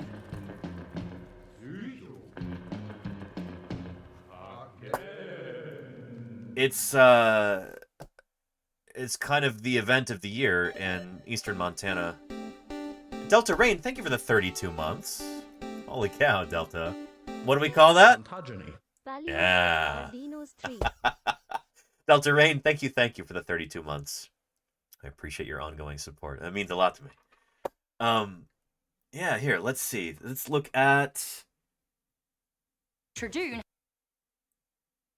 Yeah, right here. In a few short weeks, people from all over the globe will be traveling to Ekalaka for the 11th annual Dino Shindig. It's an event that gives 60 lucky people the chance to be paleontologists for the day, actually digging and making their own discoveries. The event is a huge boost to the economy here and proves that the 400-person town is home to some big pieces of Montana history. So, in the southeastern Montana town of Ekalaka. Ekalaka is a middle of nowhere town. The thing that you've got to understand when we're talking about Ekalaka is its geography and just kind of the general vibe in eastern Montana. So, you've got the U.S. state of Montana here. Right here, that's the Canadian border. Up there, down below is Wyoming. North Dakota and South Dakota on this side, Idaho on this side. And there's little old Ekalaka right there. Basically the eastern third of Montana, east of Billings. This is an area where the population has been dropping for the past, 90 years or something like that. This is kind of an economically depressed region. It's hard to make a living out there. The primary industries are cattle ranching and... cattle ranching. This is a meth, but that would be unkind. Ekalaka is this wonderful little tiny town there. There was something like, I think, 200 or 300 people who lived in Ekalaka a few years back. But my friend Nate Carroll, who was born and raised in Ekalaka. Dinosaurs hold a special magnetism for children. Petrodactylus, thank you for the 18 months of support. Paleoscience Shake Paleontology. Paleoscience Thank you, Petrodactylus, for keeping me online for the past 18 months. In the same way that Petrodactylus has supported this channel, kept me online, Nate Carroll wanted to support his hometown, Ekalaka, Montana, and wanted to keep it from kind of drying up and blowing away in the wind, like many small towns in eastern Montana have done over the past 90 years, since their kind of heyday in like the 1920s and 30s. He decided that he wanted to work on the local museum and establish this event every year that they call the Dino Shindig. And it has gone tremendously well. Ekalaka is one of the very few towns in eastern Montana that is actually growing in population. I think it's the only very small town whose population is actually growing. People are moving to Ekalaka in large part because of the Dino Shindig and the money that brings in every year. This is how you can save a small town. It's the Carter County Museum. Step inside and you get a first-hand view into history. Yeah, so everything that you see in here is within 100... I know this skull.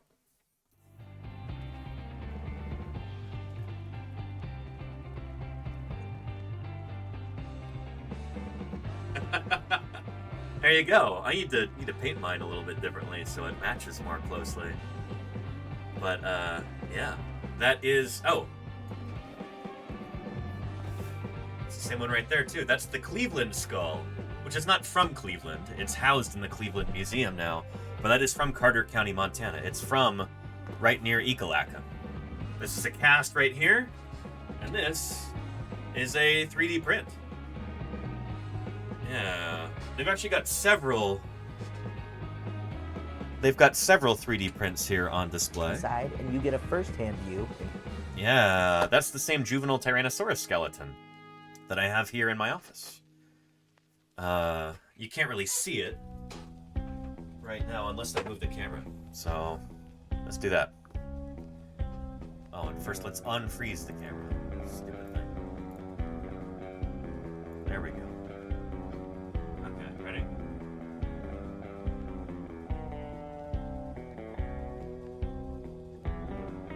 There it is right there. Yeah. Pretty cool, right? That's the same one that they have right there. Theirs is posed a little bit differently. But that's it. Yeah. Anyway. Yeah. Into history. Yeah, so everything that you see in here is within 100 miles of Ekalaka. These discoveries are why up to 1,000 visitors... That's a real Triceratops prorsus skull right there. This is the actual fossil bone. You see the big old nasal horn. That's how you can tell that it's a Triceratops prorsus and not Triceratops horridus. The shape of the horns and just the overall morphology of the skull. Very distinct. Visitors will be coming to town at the end of July when the annual Dino Shindig kicks off again. The Shindig was founded on the premise that we would like to share what is happening with the paleontological finds of the community with the community. And there's Museum Saber. director Saber Moore helped arrange the first ever Shindig fresh out of college in 2013. She married Nate. That first experience and the reception of the community. She's the director and he's the curator now. Immediately, Ekalaka was welcoming, very excited to have me there, and entrusted me with their history. This December will mark her 7th year as director. During her time, she's witnessed serious growth to the museum's infamous Dino Shindig, which brings people to nearby sites, allowing them to dig and make their own discoveries. It's really skyrocketed, and what's fantastic is seeing the community really get behind it and get excited about it. Usually it's me with a couple other volunteers, and then I take them around and say, like, this is the site, this is the history of it, these are the... And the museum looks so much better than I remember it. I actually did a live stream from here during the Dino Shindig in 2021.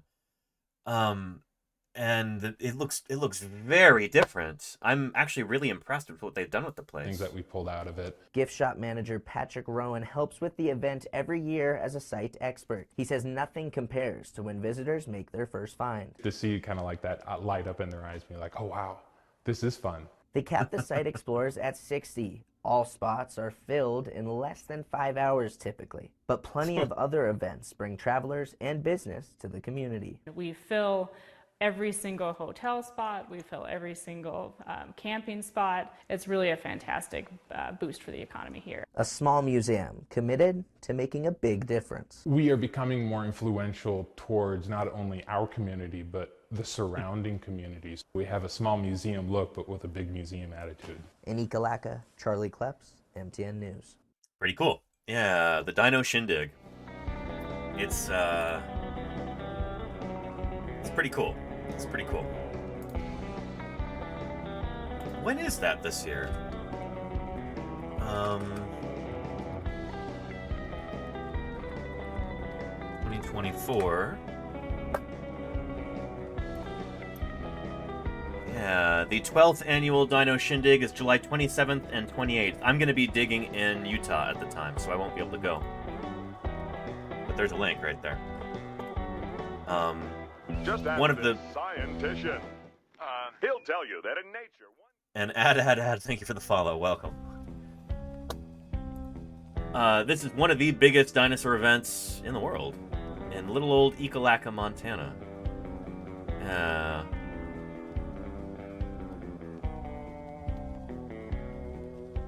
And I recognize a bunch of people in this photo. There's Lane Carroll, who's Nate's dad. That looks like Thomas Holtz right there. Dinosaur paleontologist. There's Patrick.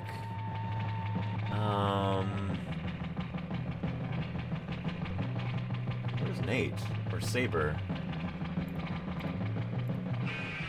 Yeah. I don't know. A lot of people have sunglasses on too. They might be harder to recognize. But yeah. Anywho, it's a pretty cool event. It really is. And hey to you, ad. Welcome to Paleontologizing. Thanks for joining us. It's good to have you here. Okay, let's get back to the little video that we were watching about Barnum Brown and Tyrannosaurus Rex. We're several layers deep in various tangents. We've got some paleoception going on here. But we were talking about Barnum Brown, because he showed up in another video that I was using as a springboard for talking about fieldwork. This summer, I'm going to be in Wyoming. For the whole month of June, I'm going to be in Wyoming digging up dinosaurs, following the footsteps of Barnum Brown, who was digging there in the late 1930s. There were actually a few dinosaurs that he found, but didn't dig up, that Ethan, who's the expedition leader, Ethan rediscovered them. And we're going to be digging those up this year. Digging up some of Barnum Brown's original dinosaurs that he either lacked the time or the will or the resources to dig up back in the late 30s. Arch rival E.D. Cope at the Philadelphia Academy of Sciences beginning in the 1870s. Anyway, good to have you here, Ed. Welcome. A number of tyrannosaurs in the Hell Creek Formation in the first decade of the 20th century. A number of them weren't that complete, but they knew that there was this big hypercarnivore which was out there. He found things like, a lower jaw, part of a brain case. Finally, he found this specimen, what would become the 5027 specimen. Yeah. And the skull, which is still amongst the most beautiful Tyrannosaur skulls known, was found in one single chert block. It was quite a sense. And that is the Tyrannosaurus that's... You recognize it from the Jurassic Park logo.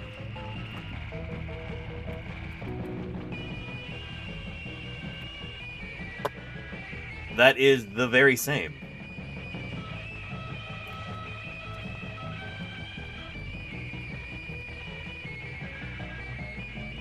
It was taken from this illustration here, which I don't know if Henry Fairfield Osborn actually made the illustration himself, but he certainly used it in his publications. He probably had some underling draw it, and then may or may not have given credit. But that is this particular Tyrannosaurus specimen that Barnum Brown found, and it has been immortalized not just in a famous museum display. It didn't just shape the public's understanding of Tyrannosaurus for the whole of the 20th century, pretty much, but it's further immortalized in the Jurassic Park logo. That's the same Tyrannosaurus specimen right there. Yeah. Right from the start, from the announcement in the New York Times that they had discovered Tyrannosaurus, there was a full-page article about the discovery. Hey, Catch Bub, how are you doing? That continued all the way through until they unveiled the mount for the public in the exhibition. And there you go, Diagonal. Yes. He would go out on the road to give lectures, and people would flock around his trains when they came. And he was one of the sort of early sort of celebrity paleontologists in the sense that he had his own CBS radio show each week. And I would love to be able to find recordings of that. I don't know if CBS has any sort of an archive program or anything, but if I could find some of those, if there are recordings that exist of Barnum Brown's, dinosaur broadcasts, he was doing these lectures over the radio live, sometimes from the field. Like I'm going to be doing in just a few short months here. I would love to know more about that just because there's, I feel a certain degree of kinship there. The first paleontologizing stream. There you go, 16-bit Eric. Yeah. How are you doing? Welcome to Paleontologizing. Yeah. She would talk about things. He was the dinosaur consultant for Walt Disney and Shostakovich for Fantasia. I don't think it's too much to say that we all work in his shadow, especially if you're working on dinosaurs. It's not only the fossils that you're probably incorporating into your studies, no matter what kind of dinosaur you're working on. Yep. But he was also trained as a geologist at the University of Kansas, and although he didn't take a lot of detailed field notes, he had a very good eye for the stratigraphy, the sequence of rock layers in the field area where he worked all over the world. No matter how hard you try, especially here at the American Museum, you can never really walk out of Barnum's shadow. It's true, yeah. The reason I brought up that video is because Barnum Brown was mentioned in this other video that we were watching. So let's emerge one layer up in our paleoception here. Provincial Park is like, the holy grail of... Here. PhDs. Yeah, we were here. Right? No, hang on. And neglecting to document his dig site. There we go. It has all of its armor. To find one particular... Their bodies were covered... Scooched forward too far. Would have been here. Felt that if I can do something that's rewarding to them, then I've accomplished something. Their funding buys these grad students only 3 weeks of digging, so every day counts. PhD student Scott Persons is looking to try to play that parachute game. Doctoral student Victoria Arbor has had a passion for paleontology since she was a teenager. This is my 7th year here. I've always liked dinosaurs ever since I was really young, so being able to collect in Dinosaur Provincial Park is like, you know, the holy grail of dinosaurs in Canada. So Victoria Arbor is today recognized as one of the world's foremost authorities on ankylosaurs, particularly ankylosaurids, the armored dinosaurs who've got these big tail clubs at the distal end of their tail. Provincial Park is like, you know, the holy grail of dinosaurs in Canada. A century ago, the first fossils were discovered lodged in the craggy moonscape of the Badlands. Not a thagomizer. Thagomizer's a stegosaur thing. Those are Adventurer spikes. and fossil hunter Bar So the... Yeah, here. Thagomizer is the kind of informal term for, you know, this array of tail spikes on a stegosaur. What we're talking about is the tail club on ankylosaurid ankylosaurs. It's that big club at the end of the tail. Made of just solid fused together bone. This would have been swung from side to side, and maybe up and down too a bit, but probably primarily side to side. And the part leading up to the club, there's these interlocking vertebrae that would have formed almost like a stiff handle, like a giant hammer or mallet. So yeah, imagine that being like, yeah,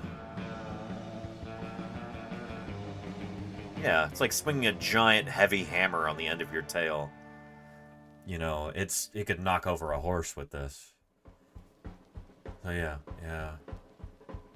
Anyway, there's two main groups of ankylosaurs that we often talk about: the ankylosaurids and the nodosaurids. The nodosaurids have no tail club.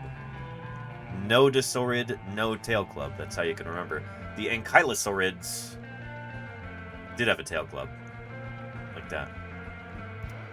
Formidable animals, you know? Yeah. Pretty cool. Anyway. We didn't even get to the Barnum Brown part. That comes up here. This is why we were talking about Barnum Brown earlier and watched that other video. That's because he's mentioned right here. Badlands. By 1910, adventurer and fossil hunter Barnum Brown grabbed headlines with a Triceratops skeleton and the world's first T-Rex. Yep. A century later, this new generation of explorers is determined to make discoveries of their own. This is just a fragment of bone, but there's the outer surface and the inner side, which is spongy. Based on the... This is how we discover dinosaurs in the first place, is usually there's just a fragment of bone like this that you see weathering out of the ground, and you try and figure out where it tumbled down from, where uphill it came from, and hopefully more of the skeleton is there. But this is often what the moment of discovery for a new species of dinosaur might look like. Right there. Bone, but there's just the like outer that. surface and the inner side, which is spongy. Based on the inside, it's probably from one of the plant-eating dinosaurs. But and Steely Dan, I think you're probably talking about Allosaurus, right?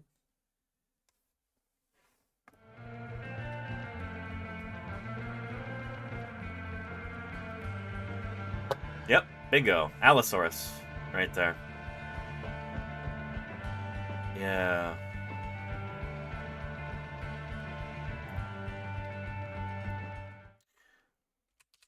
Anyway, back to this. This is important.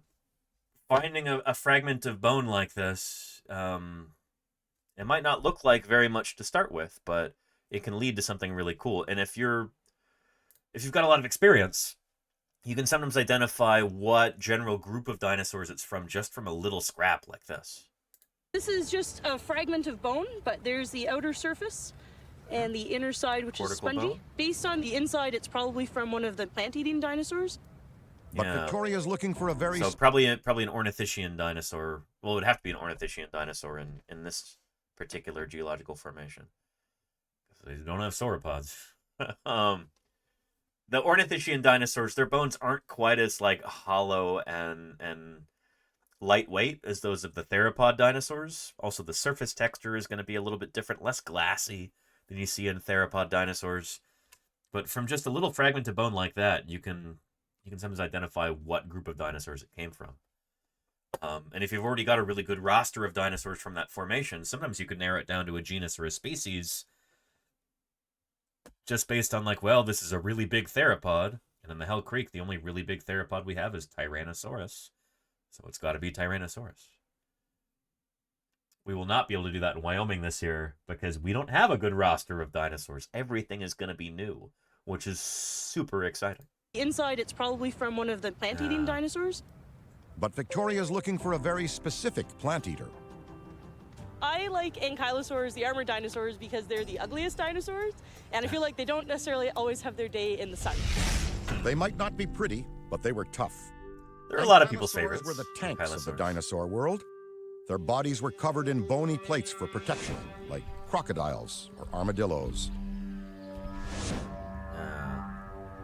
Beautiful landscape there. Look at these tasty, tasty badlands. Ah! Barnum Brown himself would probably, his heart might start beating a little faster looking at this. And Murph, thank you. Is this Barnum Brown's voice?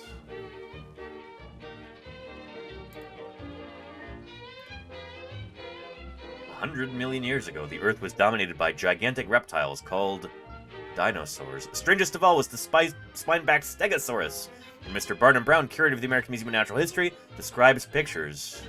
The pictures which follow.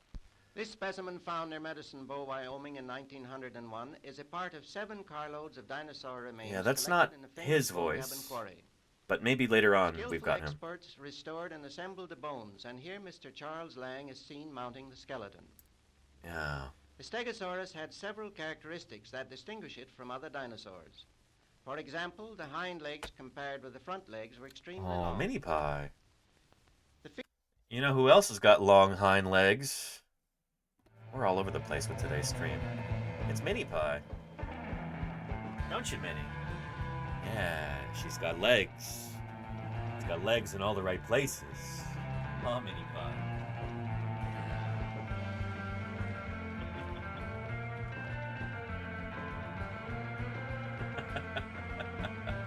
Wow, that's 2 cats so far. We'll see if we can get Moon Pie to come say hello at some point.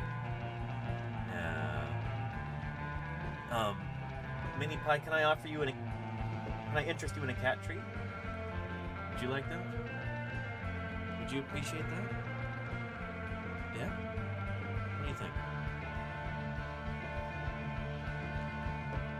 162 says obligatory stream gear inspection. Yeah.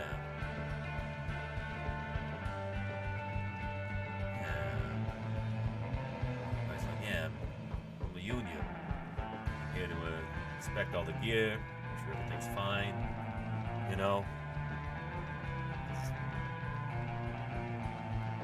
It'd be a real shame if anything were to happen.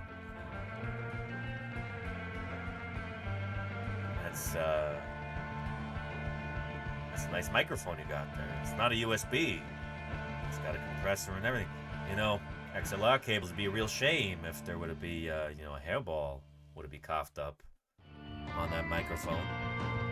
Yeah, Mini Pie? Is that right? Well, let me get you your treat.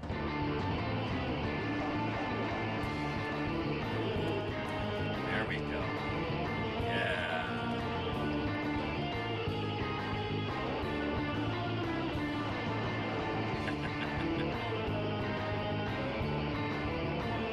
There you go, Minnie. You better chew that, please. Just swallow it whole. Alright. Thanks for chewing. Yeah. Murph says, are all the cats Italian short hairs? They're Italian American. Murph. Very different. No, Sweetie Pie's got pretty long hair.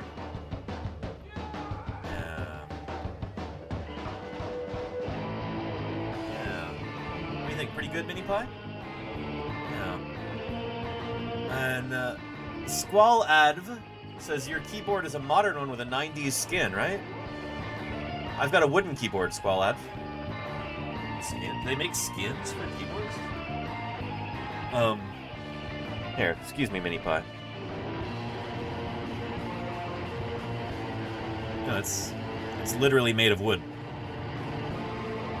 It's bamboo. And the mouse is too.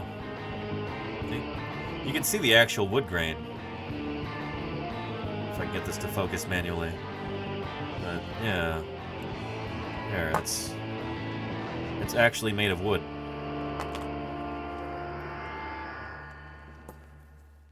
Yeah. But yeah. Fernand Fawn, welcome back to you. I'm glad you're here. And what are you looking at over there, Mini Pie? She likes to sniff inside the wall here because that kind of goes like directly to the outside of the house. So she can smell what's going on outside the house by sticking her nose up to my office wall. Oh, Mini Pie.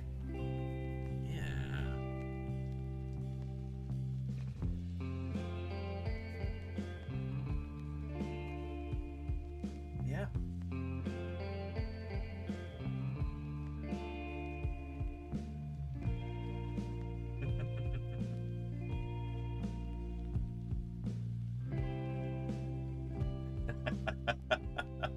And bamboo contains no wood, says Diagonal. Well, I mean, isn't wood actually like a non-phylogenetic term?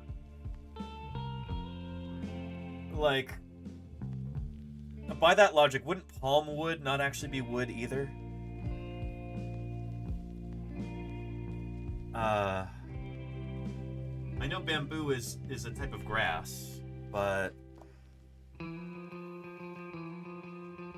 yeah. But it is anatomical.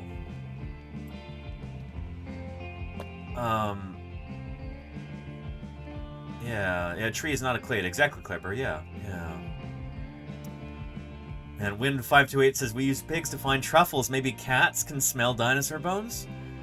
I have heard rumor of dogs being employed to try and sniff out dinosaur bones before, but I don't know if it's actually worked in practice. Yeah. Anyway. Yeah. Bamboozled. Oh, there you go. Charcoal. Well, it's a... Fine. Bamboo is not wood. Okay. It's a bamboo keyboard.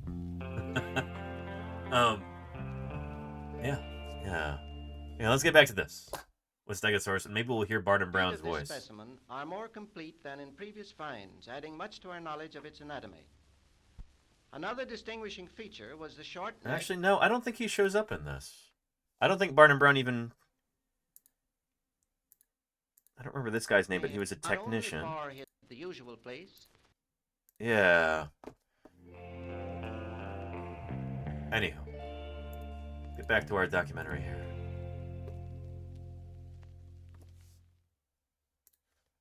"77 million years later, Victoria is on a mission to find one particular ankylosaur.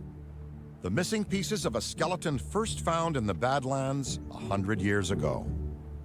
So we're looking for an individual animal called NHMUK R5161.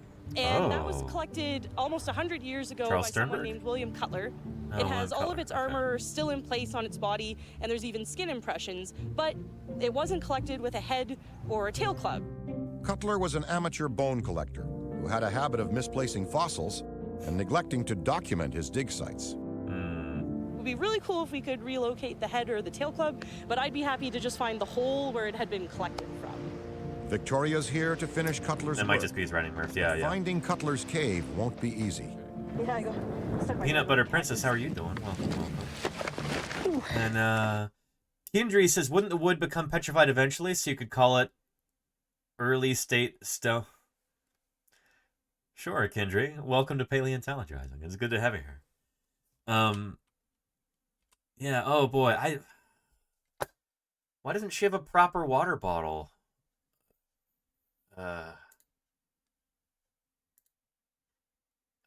Some people just aren't really field people. You know? He is here to finish Cutler's work, but finding Cutler's cave won't be easy.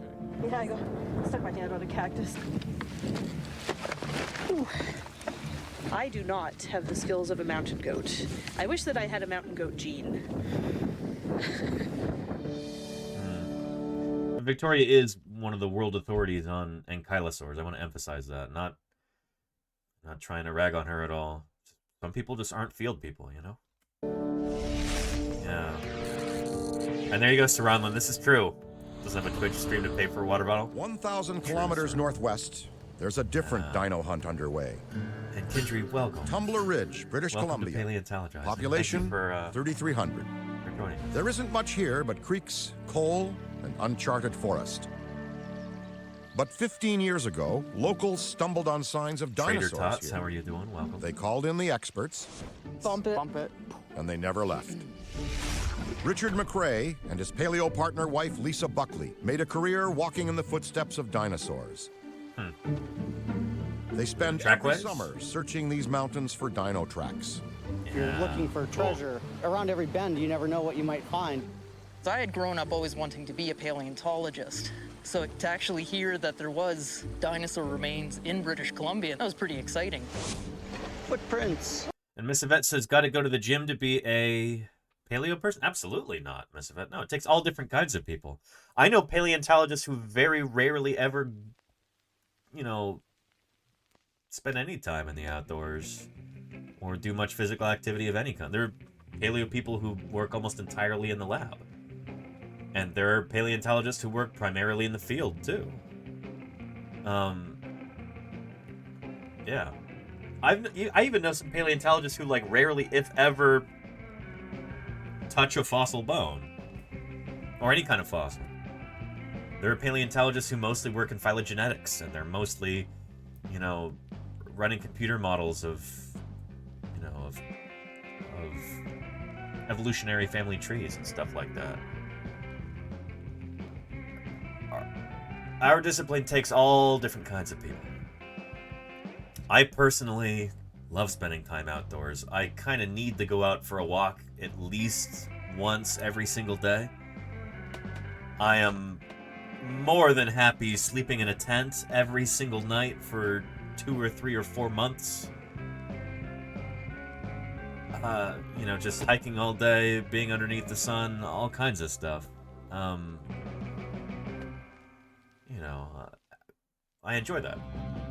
That's not everybody's cup of tea. I understand that. Yeah. Anyway. Yeah, and shoot, if any... Thank you, Lenina, for that reminder. I'm going to be out in the field again. Well studied, so, you know, it's... live streaming from the field for the entire month of June. Niche still, you know, there's lots of opportunities here to find new cool stuff. The almond formation. And then again in July through August, I'm going to be, like mid-July through mid-August, going to be out in Utah. And I might even be in Idaho in May. We'll see. But there's a link to a wish list right there for gear that our crew is going to need for Wyoming. We are...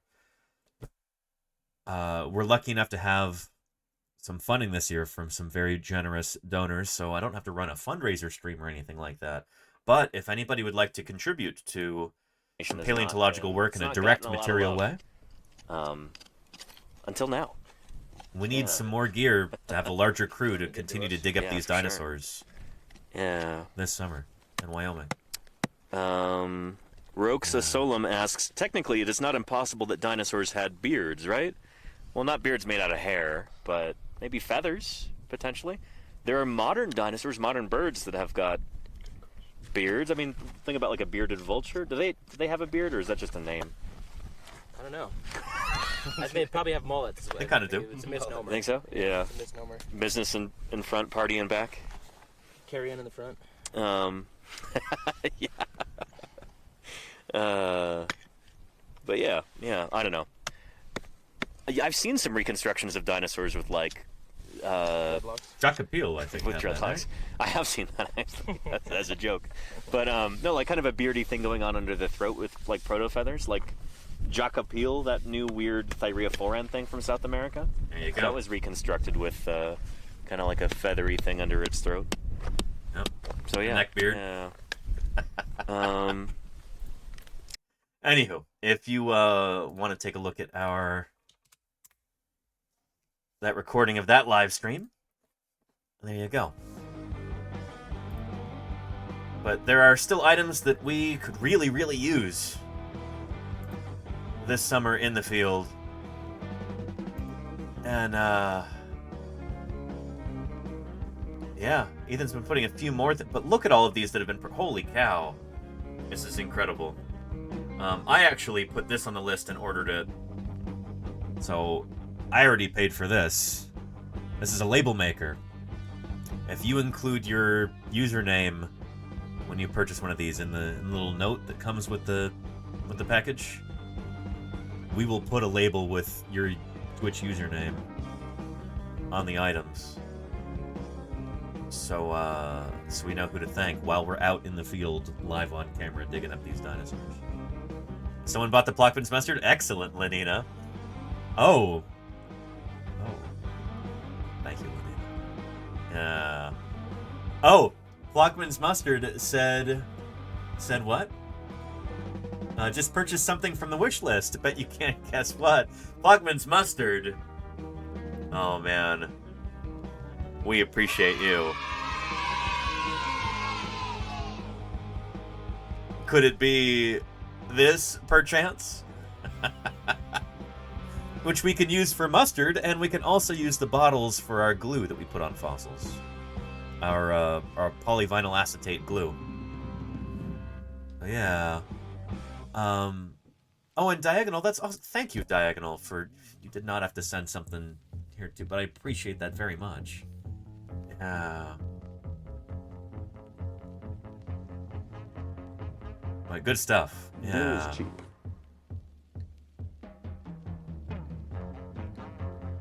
Yeah. Yeah. Excellent. Good stuff. No, but how do we dig up dinosaurs? Well, here, let's scooch back to... We'll skip ahead here. Here. Searching for a 100-year-old dig site that could be hiding there you go, Bat Medler, yeah. 7-million-year-old bones. We're looking for an individual animal called NHMUK R5161. And in an undisclosed BC location, a 74-million-year-old hadrosaur skeleton waits to be airlifted to safety. The hadrosaur team who discovered it is doing their best to protect the site from vandals. So our camera crew has been asked to travel blind and not to film the route to the dig site. Huh. All right, well, we're in the middle of nowhere now, and I bet that you guys have no idea where you are right now, so we can start filming. Gotta blindfold the camera crew. Shouting seems like an odd way to keep a place under wraps, but this security measure isn't to keep fossils safe. Bears. It's to keep people safe. Yeah, and to keep the We have bears to be safe. careful. Bears are using this trail. Ow!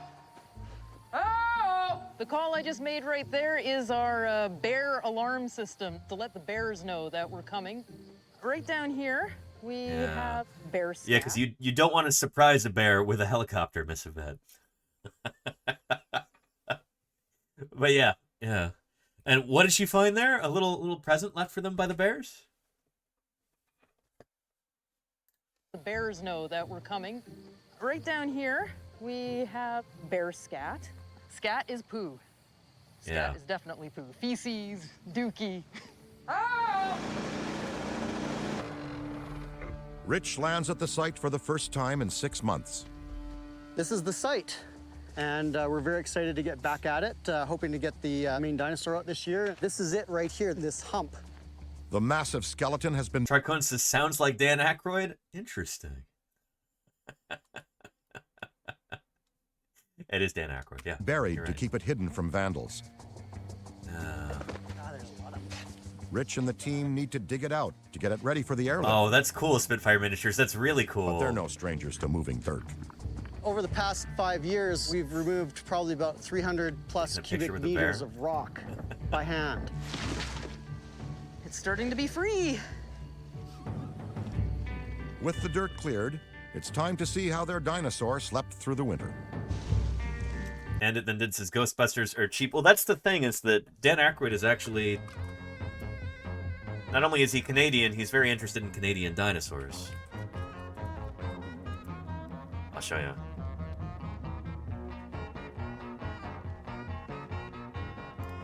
There we go. And explorers, as most of you are aware, we started Crystal Head Vodka a few years ago and have had great success with the fluid in the bottle. We just won the Double Gold Award. Okay, this is not an ad.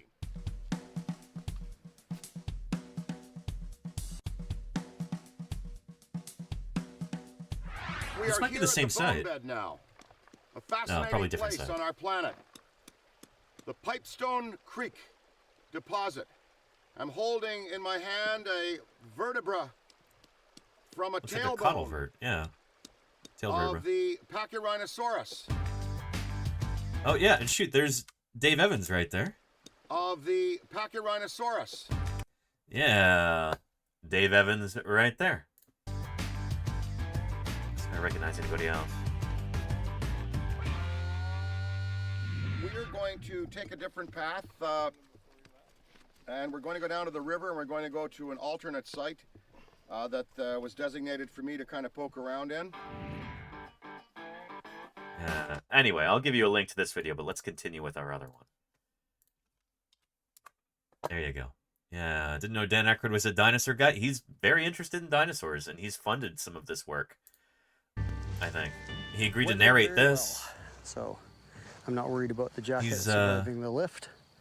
Well, yeah, I'll always be worried about the jacket surviving lift, but it is as good as we left it last summer. A friend Under to the plastic science of jacket paleontology. is a complete fossilized dinosaur, lying in the same position as when it took its last breath.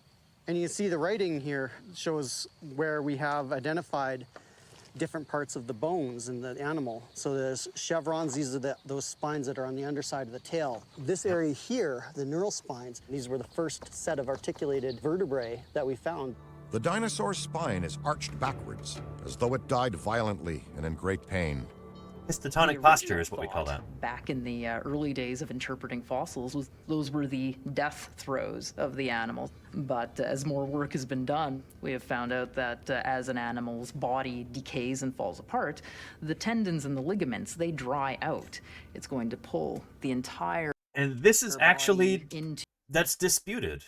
It is disputed whether or not that's actually the mechanism there. We call this a histotonic posture. It is your classic like dinosaur death pose.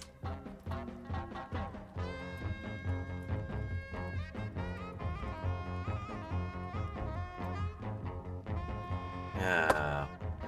Whether it's an ornithomimosaur like this gorgeous one here, or this Struthiomimus there, another ornithomimosaur. Whether it's Gorgosaurus or Tyrannosaurus, or good old Archaeopteryx, right there. Epistotonic posture is something that we see again and again and again in dinosaurs. If they are still articulated after they're fossilized, that's often the pose that they're found in. And,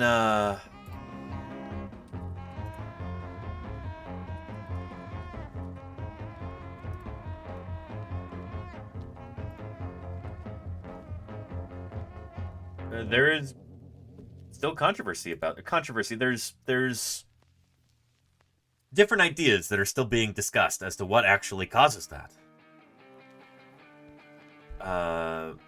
Interesting paper from 2015, the epistotonic posture of vertebrate skeletons, post-mortem contraction. So like, is this something that happens after death? The ligaments, you know, contract and make the head pull back like that? Or death throes.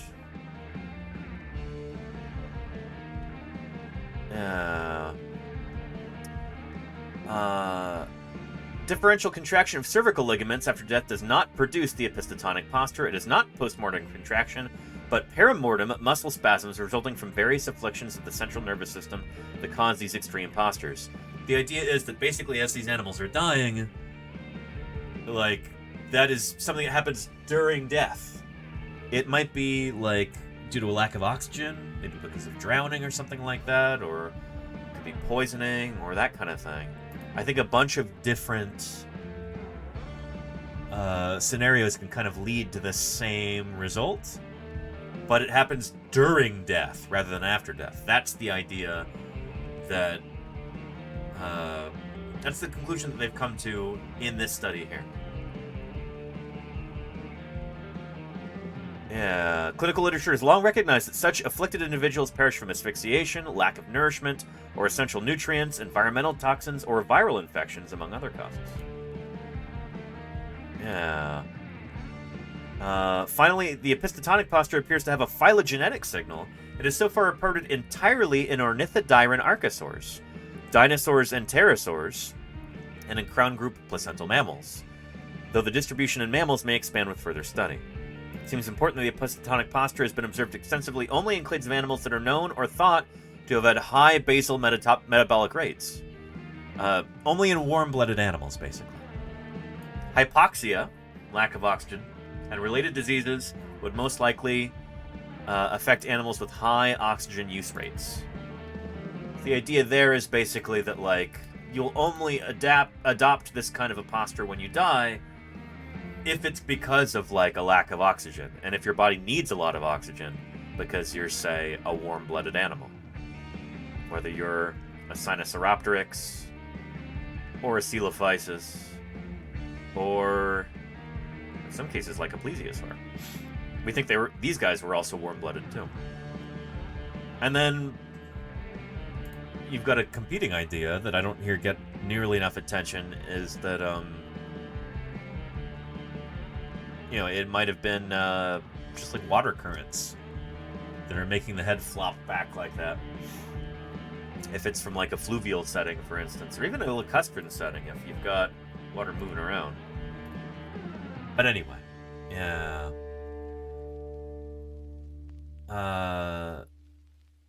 Anywho, and keep it PG. They were Fall Machine. I can't tell if you're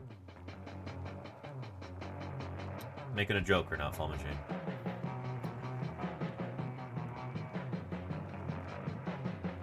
Anywho, yeah. Let's continue. To this arched neck, arched tail pose. After lying underground for 74 million years, their hadrosaur is ready for its new home. But the question remains, will their dinosaur fly? That's a pretty big helicopter they've got there. Any helicopter enthusiasts in the chat, you can identify what kind of bird this is? Because I don't know what it is off the top of my head. It almost looks like it doesn't have a tail rotor. Maybe that's what the those fins are for? Or maybe it's got double, like, counter-rotating props? Almost like a Chinook or something? I'm not sure. Yeah. Yeah. Will their dinosaur fly?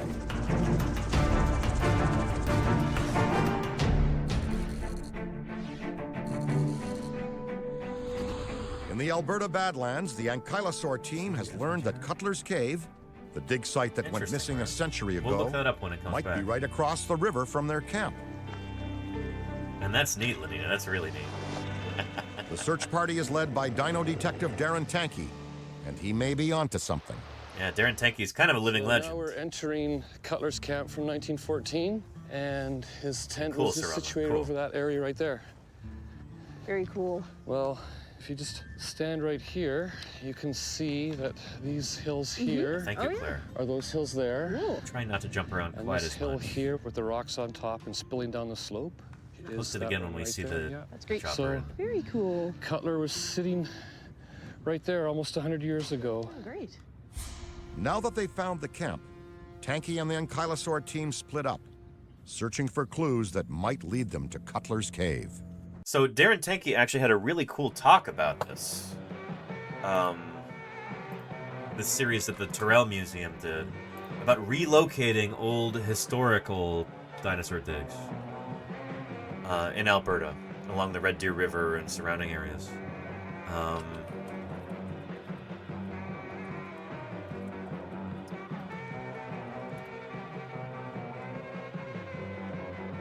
Yeah, here we go.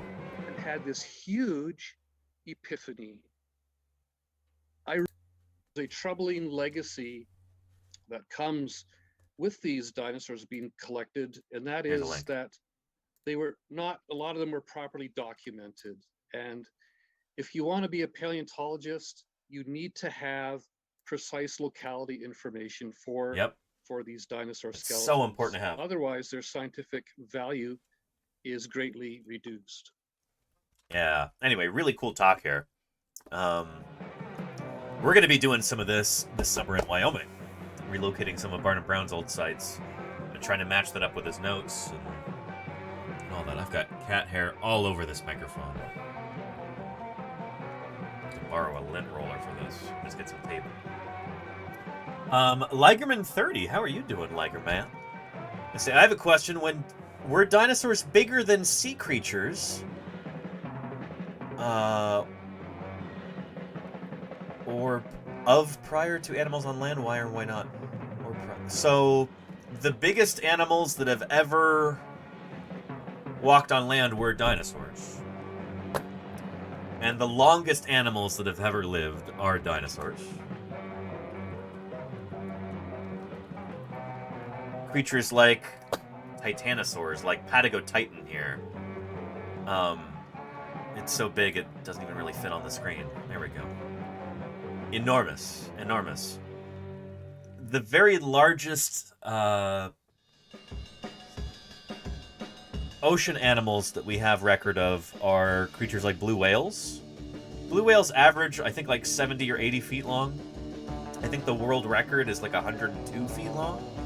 Sauropods like this could get to 130 feet long. Easy.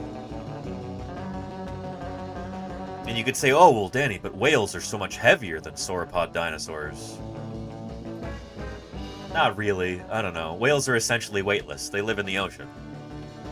These animals were not weightless. They had to support their full body weight on land.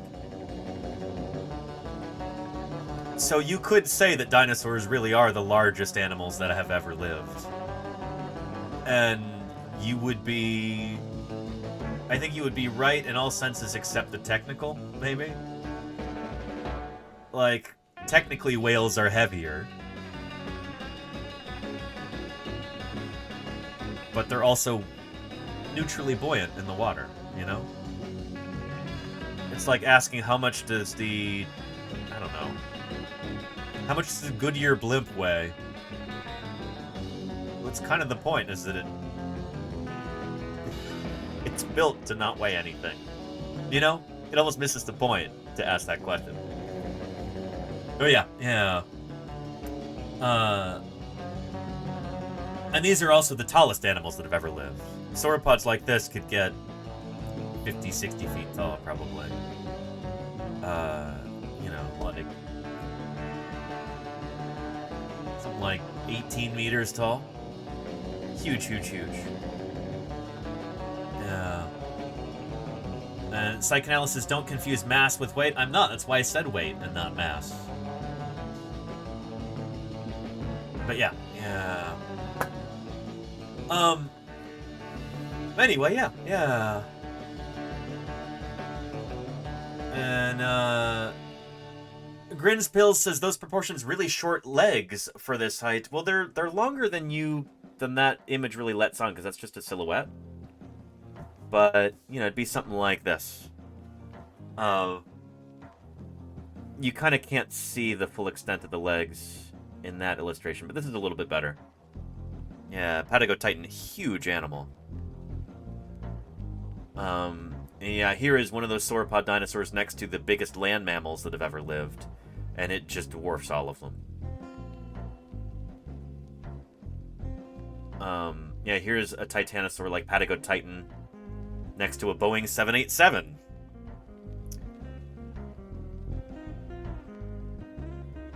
Pretty big critter. And it would have weighed more than a 737. And been almost as long. Pretty cool stuff. Other dinosaurs like Ultrasaurus, which is probably just a super large brachiosaur.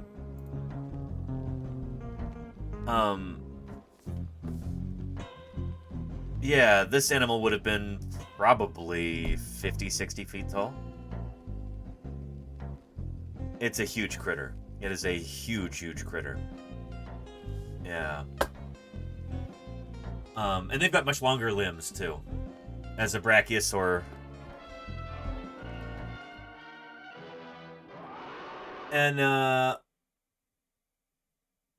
Olivana, thank you for the follow. Welcome, Olivana, to Paleontologizing. Appreciate you clicking that follow button. It's good to have you here. Yeah. Brachiosaurs, this group of dinosaurs, their name literally translates to arm lizards. Because they've got these big, massive arms. Their arms are actually longer than their legs.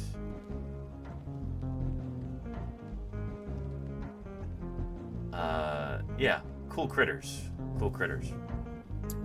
And Kidri says, isn't a great white a descendant of dinosaurs? No, that's a shark.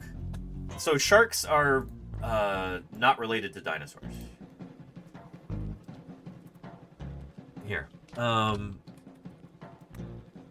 anybody's wondering what is a dinosaur and what isn't, here's a handy chart for you.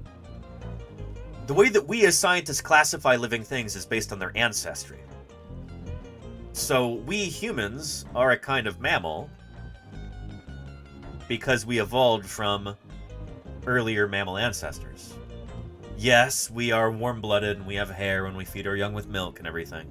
That's not why we're mammals, though. Those are just different mammal traits that we have inherited from our mammal ancestors.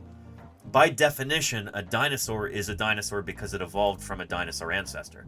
So, in order to be a dinosaur, you have to have evolved from that first dinosaur ancestor there. That's why birds are dinosaurs, as we'll be talking about later here on Thursday BIRDSday.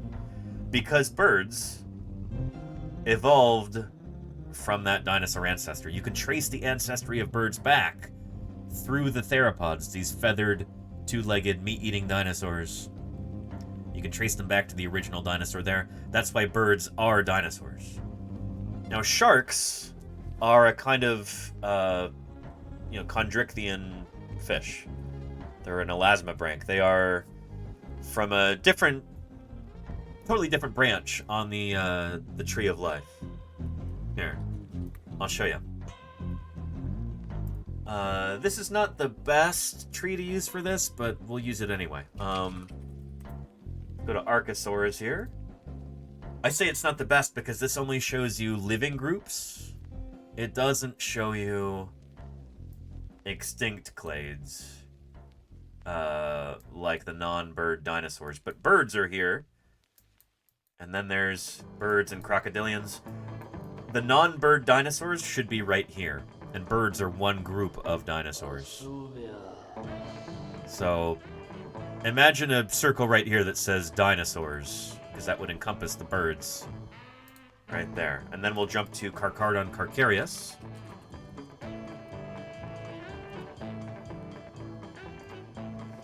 The white shark. They are way over there. Yeah. So white sharks are related to mako sharks and they're part of the mackerel shark clade Lamninae. So yeah, does that make sense? Yeah. Anyway, I hope that makes sense. Good question. Appreciate you. And Olivana, it's good to have you here. Welcome to Paleontologizing. Yeah. And Assault Rabbit says, what did dinosaurs evolve from? So dinosaurs would have evolved from critters kind of like this, like Lagasuchus. from... These are like crocodile relatives. So this is from a group of reptiles that we call the Ornithodyryn archosaurs. And Natas de Soha, thank you for the follow. Welcome to Paleontologizing. Good to have you here.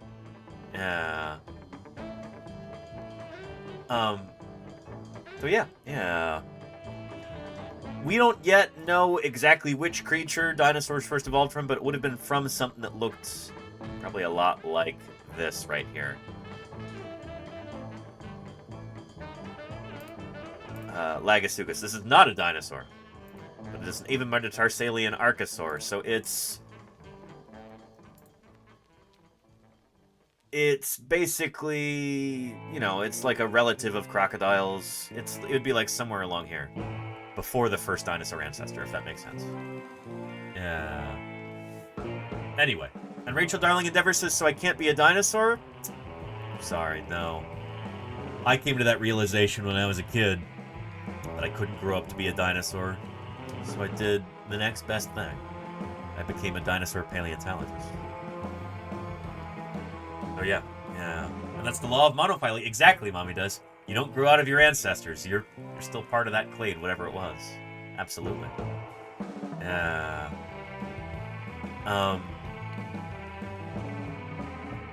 Anyway.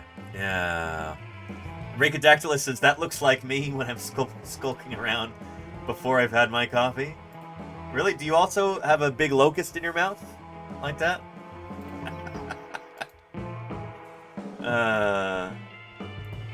Yeah.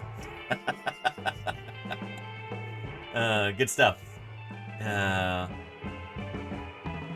you go, Mommy Tons. Yeah. And Dances with Dirt says, are trilobites related to isopods? Yeah, trilobites were a kind of crustacean. So we're still kind of trying to figure out where trilobites belong exactly.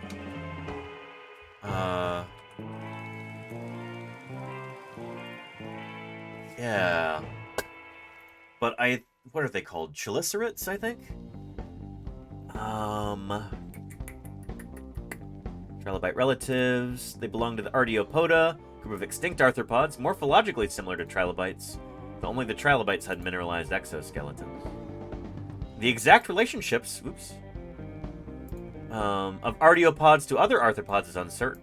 They've been considered closely related to chelicerates, which include horseshoe crabs and arachnids, as part of a clade called Arachnomorpha, while other researchers consider them to be more closely related to the Mandibulata, a group which contains insects, crustaceans, and myriapods. So yeah, I think it's still kind of uncertain exactly what these critters are most closely related to, the trilobites. And that's kind of exciting in the sense, like, that's something left to be discovered by some enterprising researcher.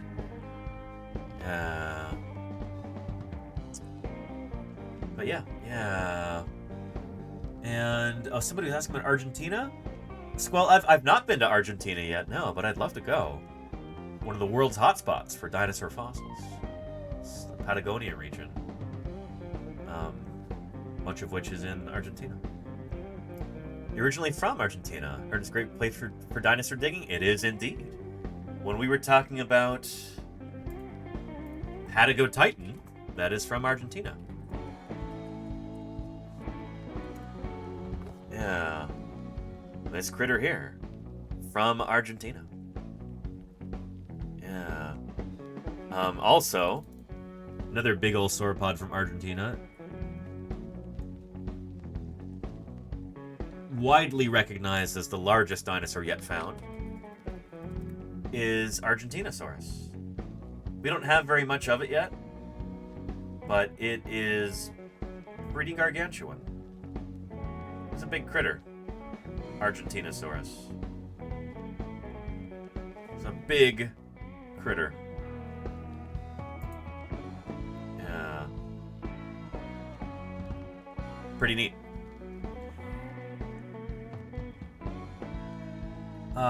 And Wind528 says, we're not totally defined by our ancestors. I hope I've evolved a little beyond mine. Well, I mean, you develop new traits as your lineage evolves, but you're still part of that old group. You know? That's why we as mammals, or we as human beings, belong to a bunch of different groups. Here, let me go to... It's like a Russian nesting doll. Here, let's jump from mackerel sharks to Homo sapiens. Over here. And I'll show you what I mean. So we, as humans, are part of the family Hominidae.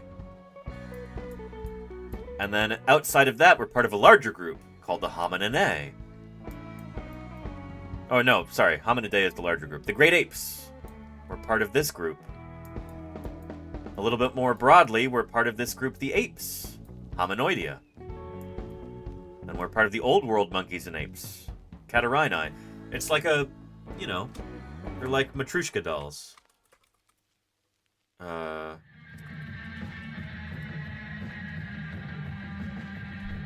You know, it's like a Russian nesting doll. Think of it that way.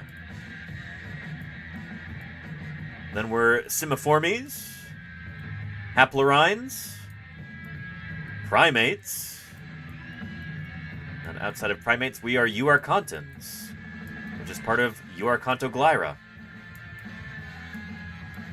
And then after that, we're Boroeutherians, and you keep going out and out and out. Placental mammals, Therian mammals, mammals, amniotes, tetrapods, and then lungfishes and tetrapods, Dipnotetrapodomorpha, and then Sarcopterygii. The lobe-finned fishes. You and I, and everybody else watching, as well as the birds and the frogs and the lemurs, the lizards and the snakes and the possums, all the tetrapods are a type of lobe-finned fish. It's true. We are fish.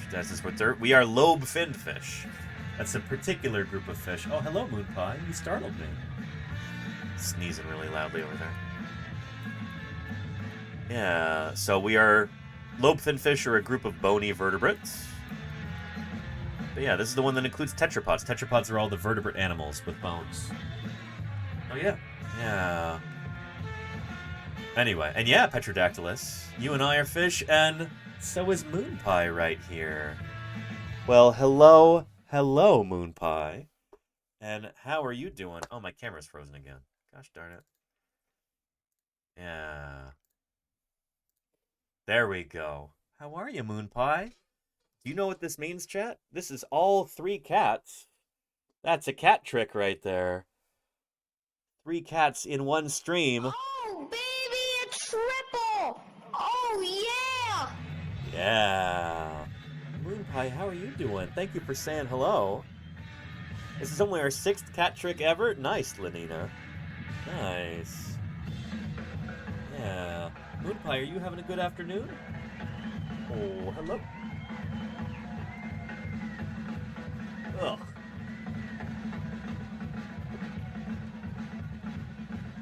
Why did you have to do that?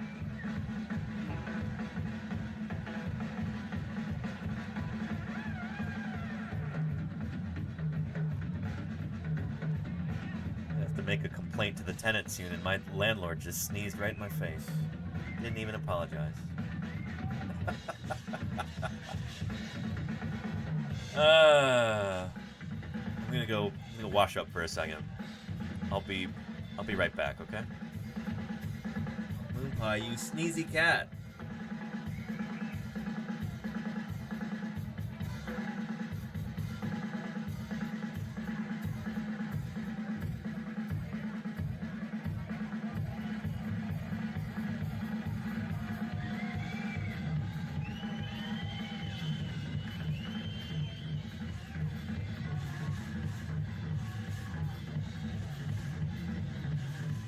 That's better. Oh, Moon Pie, I know you didn't mean it. I know you didn't mean it. Yeah. And Moonpie doesn't. Somebody was saying she wanted a treat. Watch, I'll show you. Moonpie doesn't like treats. Allow me to demonstrate. Can I offer you a treat, Moonpie? I know you're not gonna like it. But, here, watch. Yeah, look at that, Moonpie. It's like, I'm curious about the sound, but... Here, look at that. Hey. No, here. Look. You wanna eat that? There you go. Put it here for you. You wanna eat that? No. She doesn't want it. She doesn't like treats. Huh.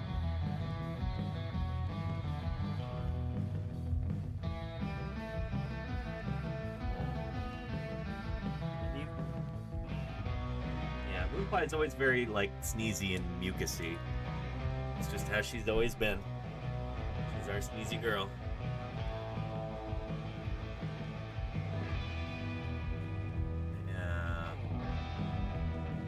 Regadactylus says, I wonder if she'd like that churro treat that I hear every cat goes gaga over. I've never seen Moonpie ever be interested in any kind of treat whatsoever. So I kind of doubt it. In fact, I doubt that pretty severely that she would like that. She just comes here for the attention. Oh, Moonpie. Yeah. And to have a nice place to sneeze. You know? Yeah.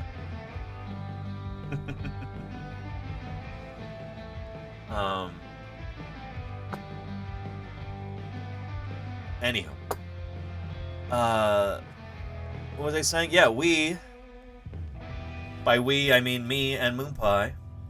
And you, chat, we are a kind of lobe-finned fish. All animals that live on land that have bones, what we call tetrapods, are lobe-finned fishes. And actually, all animals that have bones are fishes. Because fishes that, you know, ray-finned fishes, not lobe-finned, but ray-finned fishes, also have bones. So basically, if you're an animal that has bones, you are a fish, like, by definition. Does that make sense? Yeah. Does Moonpie have a cat allergy? She is a cat, and she's just got, like, I don't know. Lordy or Ios can tell you about this, but apparently when Moonpie was newly discovered, she had some sort of, like, big obstruction in her nose that had to be surgically removed, and they were able to get almost all of it. But not all of it. Anyway, it's a story that that Lordy could tell you better than I could, because I wasn't there. This is back when Lordy and Ios still lived in Ohio.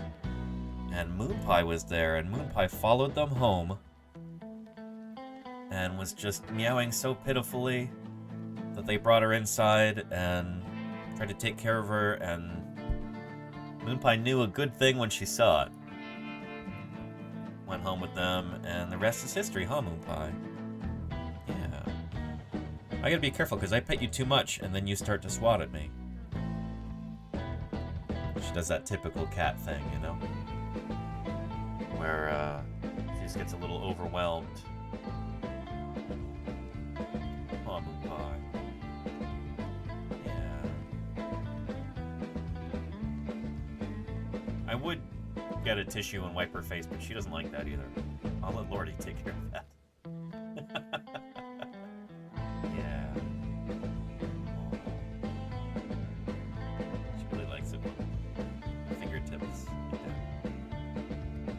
Hear her purr. Yeah. She doesn't really like cheek scritches, no.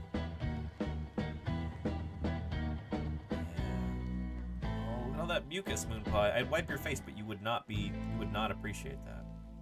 No, I'm gonna do it anyway. You wait there.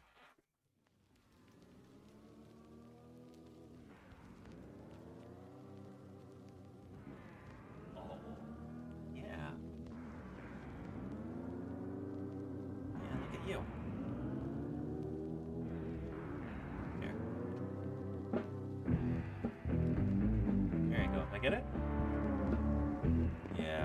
you don't like that, but I'll try and clean you up anyway.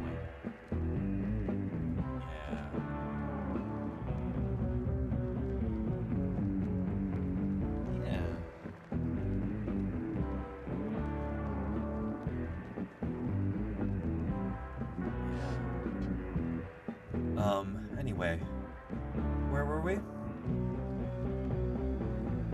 Let's get back to our documentary, shall we? And then,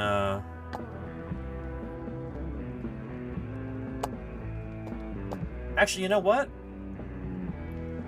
It's already 5 p.m. here.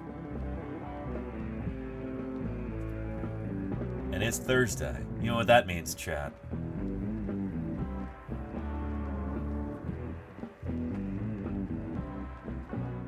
It's time for Thursday BIRDSday. Happy Thursday BIRDSday, everyone.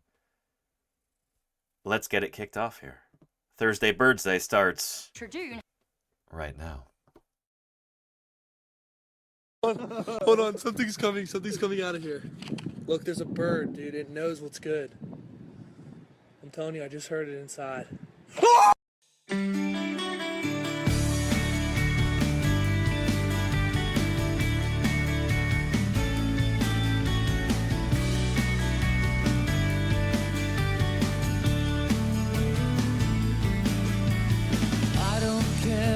Monday's blue, Tuesday's gray, and Wednesday too. Thursday, I don't care about you. It's Thursday. Thursday BIRDSday. Birds are all around us in everyday life. But most of the time we hardly even notice them. Thursday BIRDSday is a step toward correcting this oversight. Do you want to be part of Thursday BIRDSday? I don't know. Here's how you can contribute. Go outside during the week and pay special attention to the birds around you.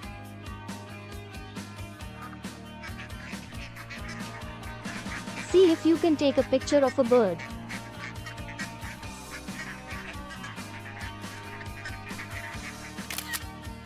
It doesn't have to be a good picture, any old photo will do. Upload the picture to the Discord and we will discuss it on Thursday. Simple as that. Thursday BIRDSday is an invitation to go outside and appreciate the grandeur of the natural world. It's a reminder that, since birds are theropods, dinosaurs still enrich our daily lives. It's great! And finally, it's a celebration of the amazing history of life on our planet. So, happy Thursday BIRDSday!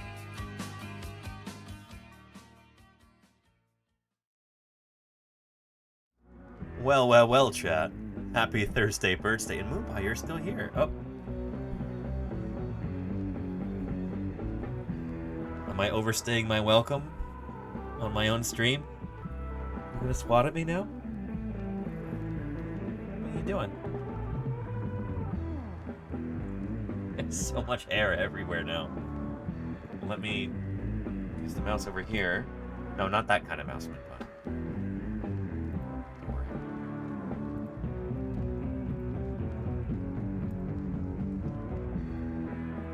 Hang on, where did my...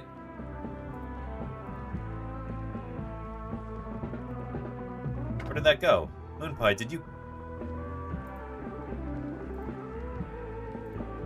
Why won't this open?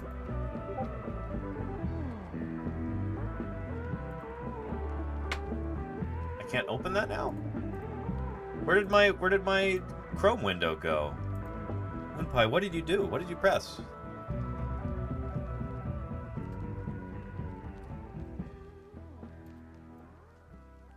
How did that... Oh, that's weird.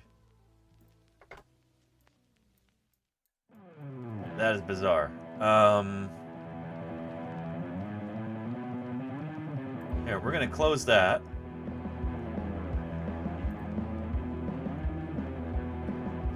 Which shut down our closed captioning, but we can restart that here.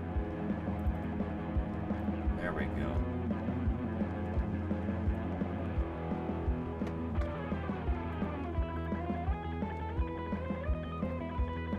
Start, and there's the Discord chat. Excellent. Okay. And Moon Pie is very satisfied with herself right now. I don't know what you did, Moon Pie, but you hit some sort of a button on the keyboard that minimized the window where I couldn't even see it anymore.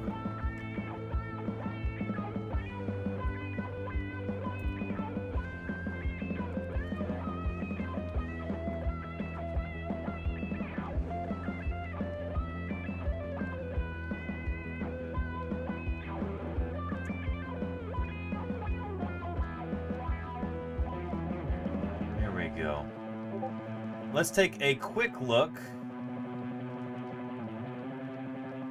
at this little video right here from National Geographic. And there we go.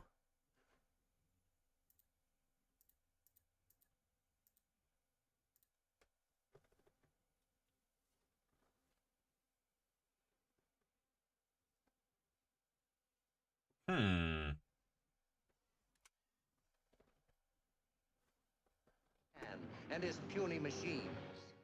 And Poop Cam E out, thank you for the follow and welcome to Paleontologizing. It's good to have you here.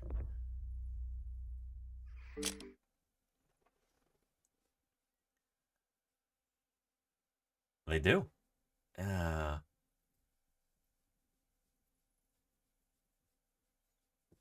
Theropods. Yeah. Are you looking at the screen, Moon Pie? Moon Pie loves birds. Don't you, Moon Pie? Yeah.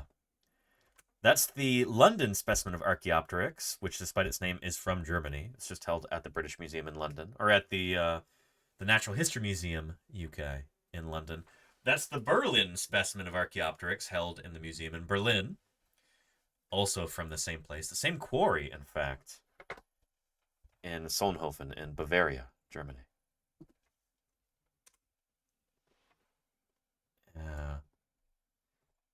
And that is true, Valiant Cheese. Thank you for the raid, by the way, Valiant Cheese. It's good to have you here. Yeah.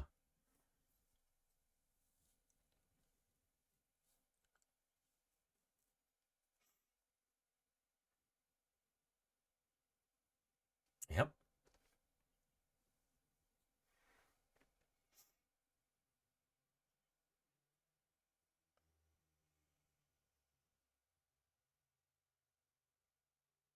Yep.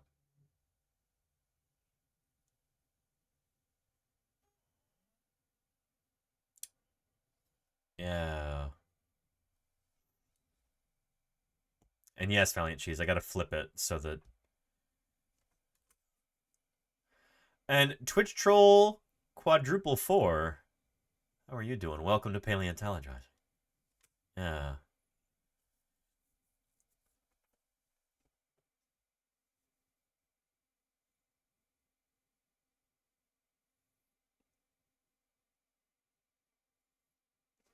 And hang on, I don't think the syrinx is only found in galliform birds that quack. I think the syrinx is found in most neonate birds, if not all of them. Yeah.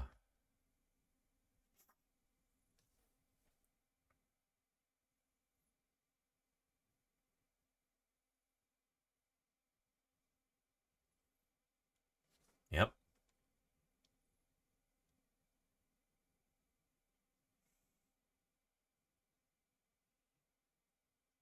Very funny ended, yeah.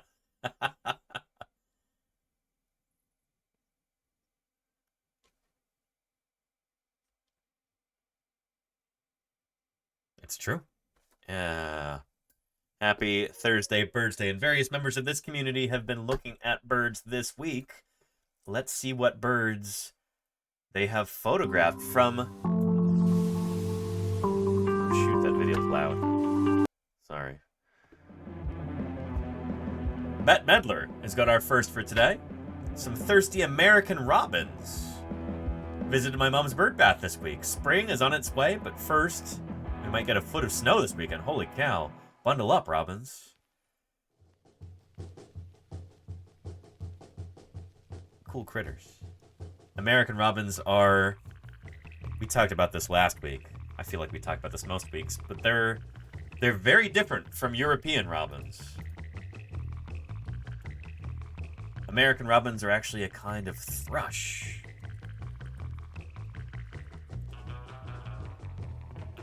Turdus migratorius is the American robin. And Twitch Troll, oh, I like the this bird emotes you got there. Very nice. There we go. The American robin. Which is a kind of thrush here. As opposed to the European robin, which, well, if we see them in our Thursday BIRDSday lineup, then we'll pull up the European robin. You can see how different they are. But yeah. And Valiant Cheese says, colonial era explorers must have been very homesick or had no imagination. It's, again, this is why we use scientific names. Is those common names can lead you astray. You know? Yeah. But very nice, Bet Meddler. Thank you for posting. I love seeing a bunch of robins hanging out together. Always makes me smile. And Cheese's Valiant Cheese, you came here just in time. He says, I watched the moonrise last night and kept an eye out for any birds that might end up in front of it. Oh, this is cool. I came across a spotted dove first, but it didn't hang around long enough for me to fiddle with settings. I later encountered a much more patient Australian magpie and got this shot where both the moon and the bird are vaguely in focus. That's beautiful. Holy cow. Valiant Cheese, this is excellent. It really is. Thanks for posting. Holy moly. F-stop 23 at 250 millimeters with 1/320th of a second and ISO 1600. Nice, Jesus. Very nice. Pretty cool. Pretty cool. Let's look at the Australian magpie here because it is totally different from our magpies here in North America. Totally different group. What are you doing, Moon Pie? What are you pawing at over there? Look at this. Look at the planets. Look at the tree fern. Is that what you're after? Maybe put that closer to you. How's that? Appreciate that?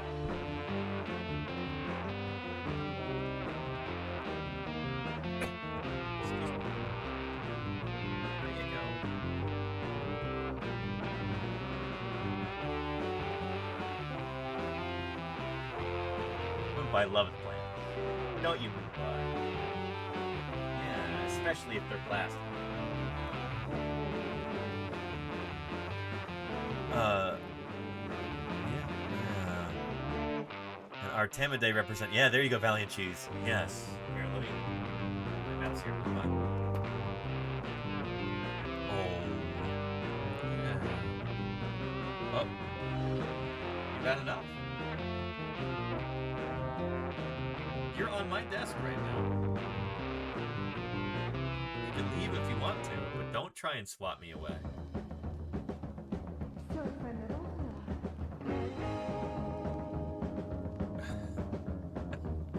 She's like, Danny, could you please leave? I'm having a moment right now. Like, Moonpie, not only is this my space, but I'm working right now. I'm at work right now, Moonpie. That's how I make my living. Can I carefully reach over to the stream deck and here? No, I'll just use the mouse. Let's go over here. There we go.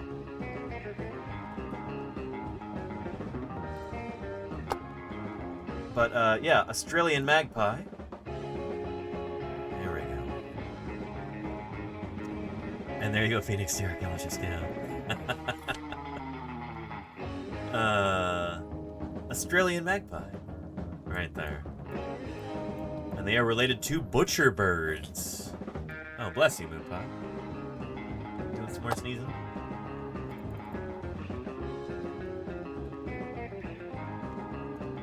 Contrast that with the black-billed magpie, pica.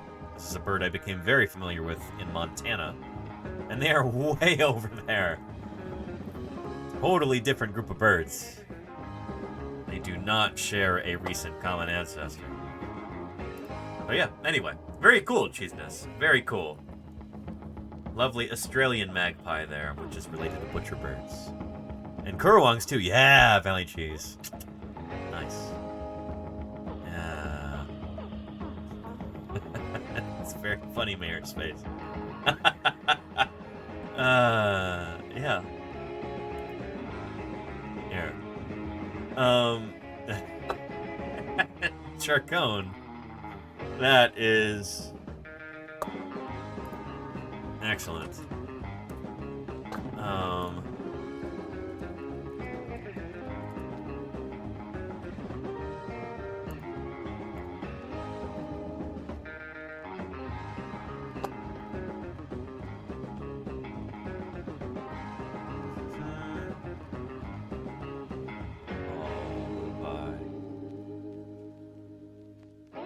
Where are you going now?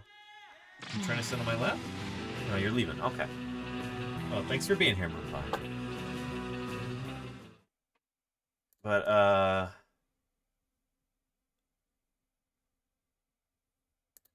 here we go.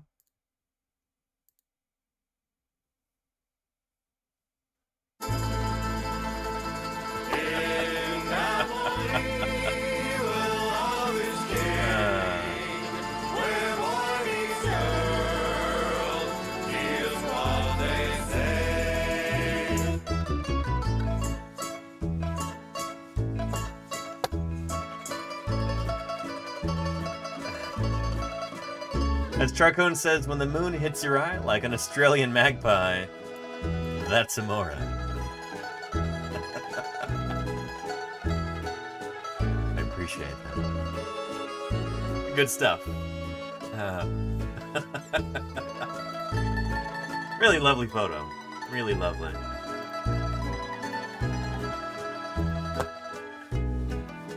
Well, thank you for your contribution, Valiant Cheese.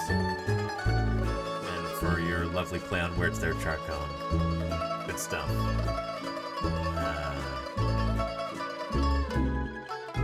What's up with my mouse?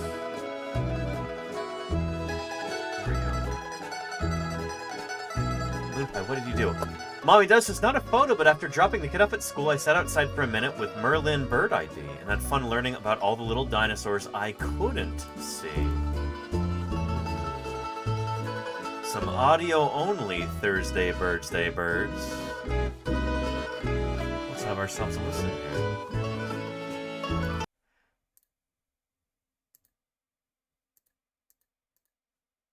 Come on now. There we go. Oh, this is cool.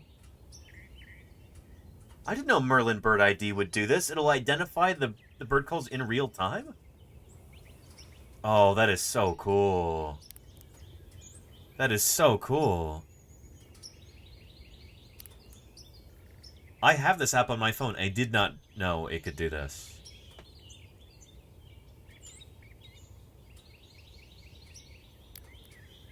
That is really neat. White-throated sparrow, northern cardinal, Carolina wren, ruby-crowned kinglet? I've only seen these on a rare few occasions. Brown thrasher, yellow-rumped warbler. Oh, that's cool. That is really, really cool. Shoot. If anybody has not heard of this app before, it's free.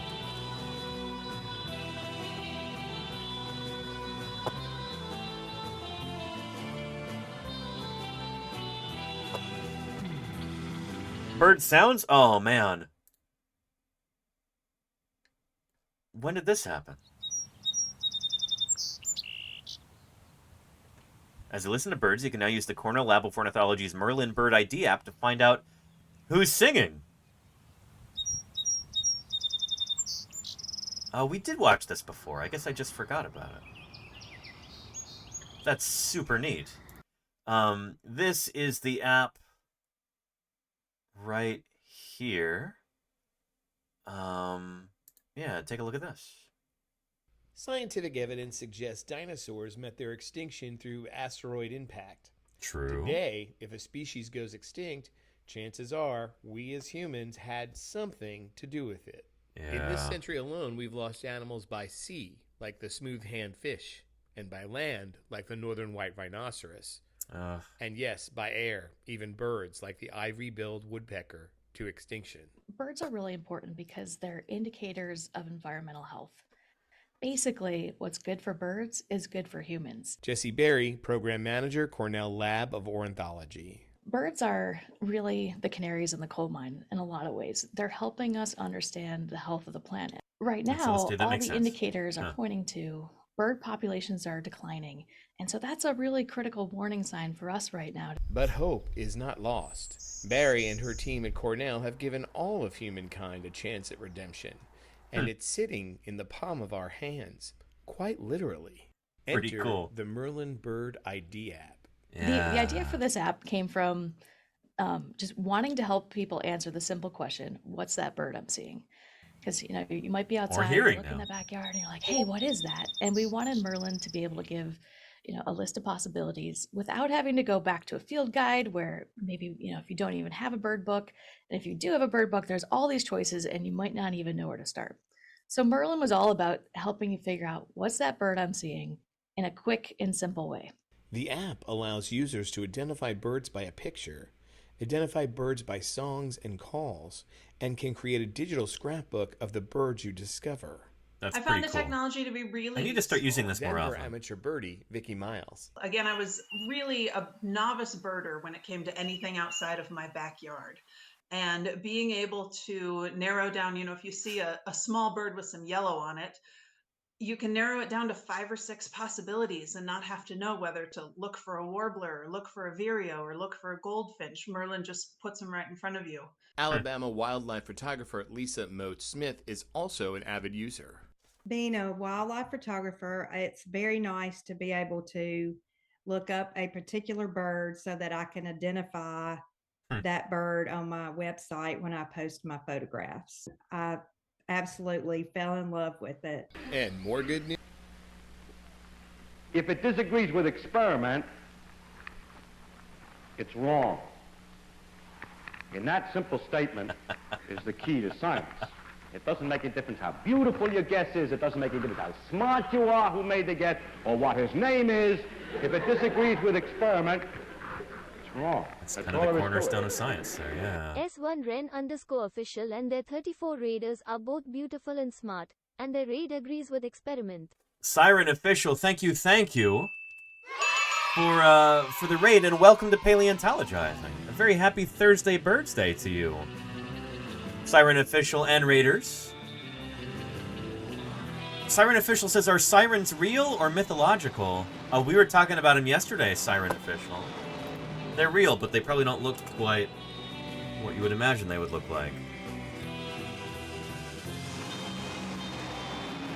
We were talking about them yesterday for Manatee Appreciation Day.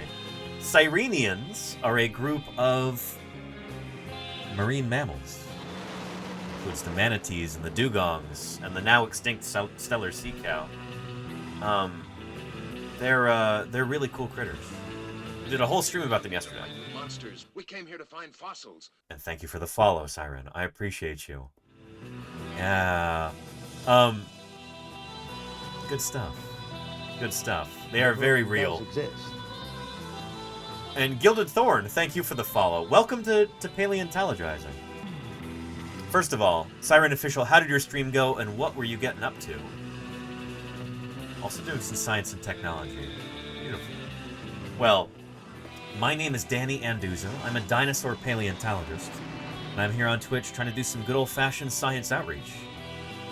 That means talking about my own field of expertise. Dinosaurs are what I study, what I dig up, what I publish on in the scientific literature. And we do a lot of talking about natural history in general. Yesterday we were talking all about manatees and their relatives, the Sirenians. So, yeah, anyway, if you happen to have any questions about dinosaurs in particular, because that's what I work on, or if you've Got questions about broader topics in natural history. Questions about fossils and how they form, or how extinctions occur, or anything like that. Don't hesitate with those questions. I'm here to answer them for you. We're doing Thursday BIRDSday right now, but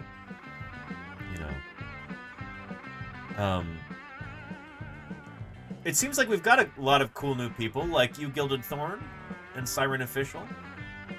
But yeah, would anybody like to see a welcome video to kind of introduce you to the channel? Type a 1 into the chat if you'd like to see that. It'll be a different one from the one I just showed a little while ago. Got multiple of them, so they don't get too stale. Alright, I'm seeing some ones. Excellent. Well, without further ado, let's call forth, once again, our good friend, previously recorded Danny, who is sauntering up behind me right now. He'll tell you a little bit about who I am, what this channel is all about, what in the world a paleontologist is doing here on Twitch. So thank you again, Siren Official, for your raid. Can we get another shout-out for Siren Official? What kind of science and technology were you doing? I'd love to know. Hopefully I didn't already miss that in the chat, but hang on. Goodness. He's very eager. Cybersecurity. Oh, cool. Nice, Siren Official. Well, Claire Burr, thank you for elucidating that. Here to elucidate a few other things is previously recorded Danny. Go ahead and take it away. Thanks, present day Danny. Now, people ask me all the time, Danny, how did you first get interested in paleontology? And I've always been interested in fossils from the earliest time I can remember, particularly dinosaurs. My parents like to say that I decided I wanted to become a paleontologist pretty much the moment I realized I couldn't grow up to be a dinosaur. And believe me, I tried. I was born and raised in the San Francisco Bay Area, which is a lovely place to grow up. Except that we haven't got any dinosaur fossils here. So right after high school, I packed up and moved to Montana, one of the best places in the world to find dinosaurs. Just a couple days after I arrived in Montana, I started working at the lab at Museum of the Rockies and the paleontology program founded by Jack Horner. Jack's done a lot of amazing things in his career, but you may know him as the scientific advisor on the movie Jurassic Park. You consulted on that movie. I did consult on all those movies. And they said the guy, Alan Grant, was you. Yes. Yeah, well, fortunately, he didn't get eaten. But we wanted a credible resource that could back up several theories that we were sort of expounding. And one was that dinosaurs eventually evolved into birds. And even the word raptor means bird of prey. And that's something that Jack Horner believes in and could defend if necessary. And Jack Horner became our credibility. It was in this program that Jack built that I learned how to be a dinosaur paleontologist and how to think outside the box. I've done work at a number of other museums around the American West, helping to prep fossils, design exhibits, and educate visitors. I did a fair bit of eclectic fieldwork in various places, identifying and collecting early Cretaceous dinosaur tracks on the Idaho border, Sphenodontian fossils in the gravelly range of the Rocky Mountains, Cenozoic fishes in western Nevada. But most of my work out in the field was with Dr. Denver Fowler, who is now curator of the Badlands Dinosaur Museum. In all, I've worked probably a few hundred sites throughout the late Cretaceous of Montana, in the Hell Creek and Judith River formations, digging up dinosaurs. Lots and lots and lots of dinosaurs. And from time to time, that work has even garnered some media attention. Montana's news leader. 5 paleontologists are excavating what looks to likely be a new species of armored dinosaur. We found its head, we found parts of its armor and plates, and so it should be a new species. And much like my fieldwork, my research focuses on dinosaurs. I'm particularly interested in their behavioral functional morphology. All these bizarre anatomical features that certain dinosaurs had, I want to know what they used them for. Right now, I'm working on a study on spinosaurs. All right, but don't ask me too much about that because it's still a project in the works and I can't give away too much just yet till it's published. But anyway, I couple years ago, I realized that things were definitely headed downhill in Montana. So I packed up and headed back to the West Coast. And I've become kind of fed up with all the bullshit in academia, so I found myself another job. I am now a teacher in early childhood education. And let me tell you, it's been a natural fit since day one. Now, given that I get to design the curriculum, my students now know more about biology, classification, and the history of life on Earth than most adults do. I've been helping raise a new generation of young scientists. Then, coronavirus hit. In mid-March, when all the schools shut down in San Francisco, I started holding classes over Zoom, and we picked up right where we left off. 1, 2, 3. I love digging in the dirt with just a pick and brush. Finding fossils is my aim, and so I'm never in a rush, because the treasures that I see are rare and ancient things, like velociraptors' jumps or Archaeopteryx's wings, and all the kids who wanna see them lining up at our museum. I am a paleontologist. That's who I am, that's who I am, that's who I am. I am a paleontologist. That's who I am, that's who I am, that's who I am. That's who I am, that's who I am, that's who I am. That's who I am, that's who I am, that's who I am. I realized that I really enjoy teaching remotely. So back in May, I decided to try streaming on Twitch. And here we are. This is my passion, and now I get to share it with you. And what could be cooler than that? I believe that scientists ought to be public servants. Ultimately, it's our job not just to make scientific discoveries, but to teach the public about them. That's exactly what I want to do here.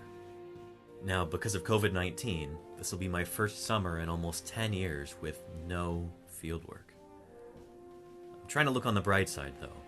It's not all bad. At least I have more time for outreach. And I've got plenty of cool stuff to work on. And if you could throw some support my way by subscribing, I'd be incredibly grateful. So anyway, if you are new here, you should be pretty well clued in by now. And I'm glad you're here. I hope you're having a good time. Anyway, let's see what present-day Danny has cooked up for us. All right, present-day Danny, back to you. Well, thank you very much, previously recorded Danny. And of course, thank you even more to Siren Official for the raid.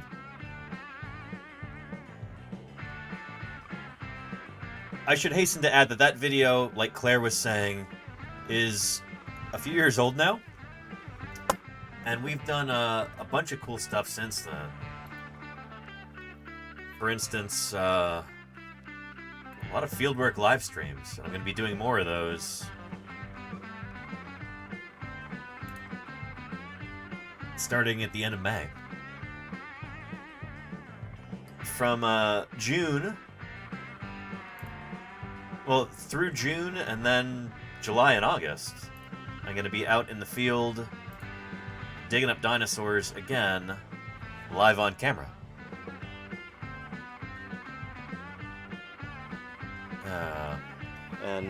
Oh, do we have a raid coming in? Fantastic. Yeah, excellent. Active summer. And there are a few new commands. If you type in !field commands, I think it is, it should bring up a quick set up camp. We finished setting up camp this morning, or mostly finished anyway. And we opened up the quarry today. So, welcome everybody. You are in for such a treat. Yeah. Anyway, let me introduce myself real quick. No, I already did that. Let's get to, this is just on the first day, so we're still opening up the quarry here. If you live off the grid somewhere, where you can get propane, but you don't have electricity. So you bought that new, you didn't have to scavenge it out of an old RV or anything? No, we bought it new. Oh, nice. Okay. Yeah. 21 years ago. Nice. It was $1,200 for that little thing in like Holy cow. 2002. But I mean, we've really gotten our money's worth out of it. Oh, it saved us thousands of dollars worth of traveling to town to buy ice. Yeah. I mean, without it, out here, if you had to go get ice all the time, it would take so much time. We would probably just have to have non-perishable food, and warm beer. It's a massive quality of life thing. Like, holy cow! It's really nice having a propane fridge out there. She Geek says, my 8-year-old son has a question for you, Danny. All right. Are giraffes related to brachiosaurs since they both have really long necks? Thank you. Thank you for the question. It's a good one. Are giraffes... See if I can find a picture while I'm explaining this. Are giraffes and brachiosaurs related to one another? This is actually an excellent image for that.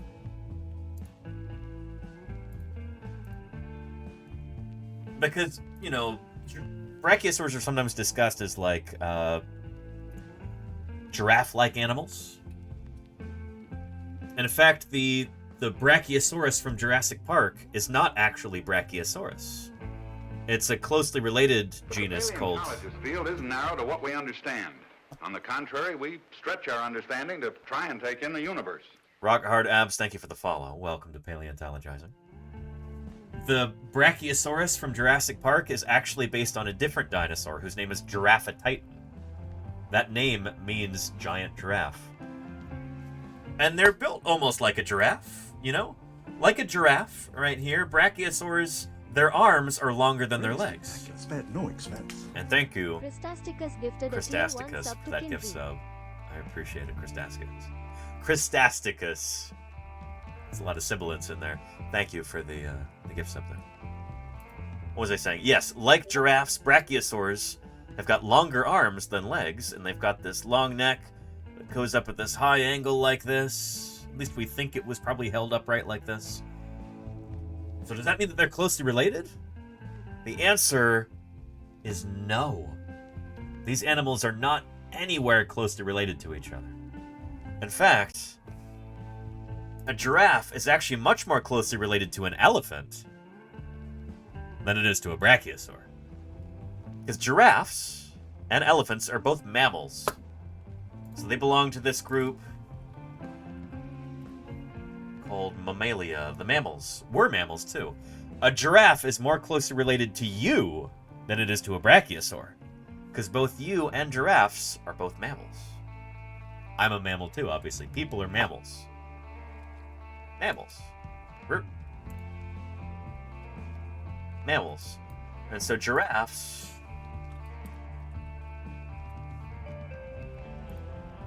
are over here.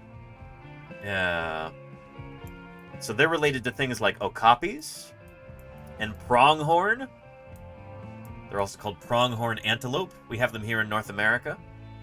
In places like Wyoming. I'm going to see a bunch of pronghorn this summer, and I'm excited about that, as always. Yeah. And then you've got the other hoofed mammals. You've got deer and bison, impalas and moose. All of those animals are related to giraffes, because they're mammals that have hoofs. Does that make sense? So anyway, dinosaurs are way far away. In order to get to dinosaurs, we gotta go over here.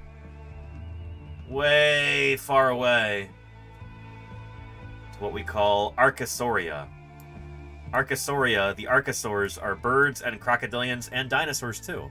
This particular tree on this website doesn't show extinct groups of animals, like the non-avian dinosaurs. But birds are a kind of dinosaur. And that's what we're talking about right now for Thursday BIRDSday. So yeah. That neck goes all the way up. It does, Mayor Space, yeah. Yeah. Good stuff. And Luis de Leon, it is true. Giraffes only have 7 cervical vertebrae. 7 vertebrae in their neck. While hummingbirds have 14 to 15. Yeah. Christasticus gifted a tier 1 sub to Scielian. And thank you, Christasticus. I appreciate that very much. Thank you, thank you. Thank you for the gift sub. Look, we're now more than halfway to our goal for the week, which is nice. With 1 day left tomorrow. We'll see if we get there. And they are long vertebrae that giraffes have, Majestic Biscuit. There. So those vertebrae are pretty long in a giraffe, but there are only 7 of them. So both humans and giraffes have the same number of bones in our neck. Yeah, 7. Almost all mammals just have 7 neck vertebrae. There's only 2 kinds of mammals that can have either more or fewer, and those are sloths and sirenians, the manatees and the dugongs. They can have 8 vertebrae, they can have 7, they can have 6. Same with sloths. It has something to do with, like, cancer rates, actually, because if there's a mutation that occurs in the genome that raises or lowers the number of neck vertebrae, in most mammals, that is, like, a fatal error that causes just, like, fatal cancer in the embryo before it can even develop. But both sloths and manatees, they've got very, very low rates of cancer. They don't really get cancer for whatever reason. And that might be the reason why they can have more or fewer neck vertebrae. Like, they can have a mutation like that, it's non-fatal. They're fine. Which is cool. Yeah. But yeah, dinosaurs were not like this. However, dinosaurs could have all different kinds of vertebral counts. Some dinosaurs had pretty short necks. Like the ankylosaurs had pretty short necks, not very many neck vertebrae in there. Some dinosaurs had many more. Like Brachiosaurus or Mamenchisaurus. These guys could have super long necks.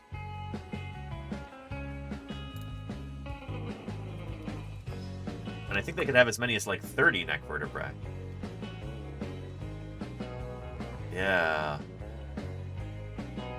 1, 2, 3, 4, 5, 6, 7, 8, 9, 10, 11, 12, 13, 14, 15, 16, 17, 18, 19. At least 19 there. I've actually heard a researcher say that a guy who works on sauropods, he told me, like, yeah, I think some sauropods might actually change the number of neck vertebrae in their individual lifespans. So, like, you might have a sauropod kind of like this. You know, one of these long-necked plant-eating dinosaurs. They might be able to change the number of neck vertebrae that they have while they're alive. Ontogeny. So, like, you might have one of the dorsal vertebrae, you know, one of the back vertebrae that migrates forward and becomes part of the neck as the animal is growing and developing.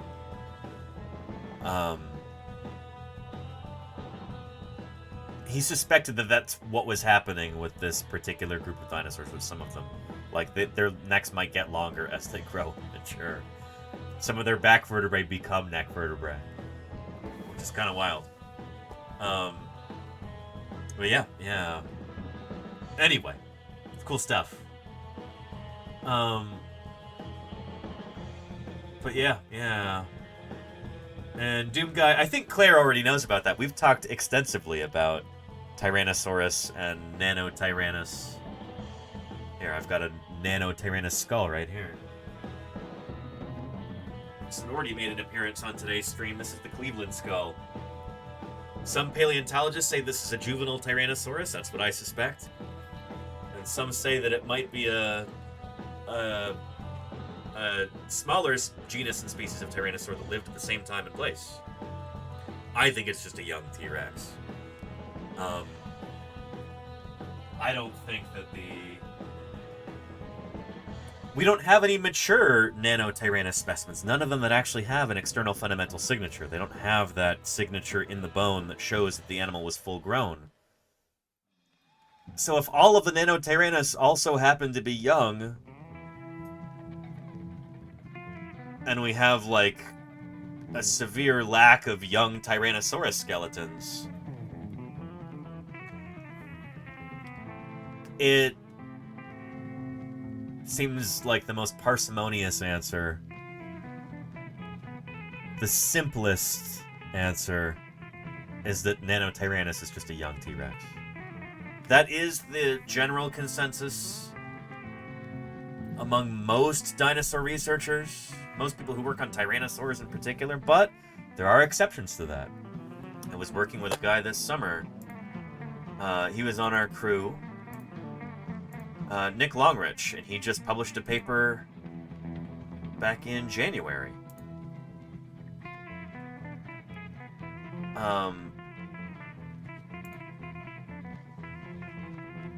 Let's see.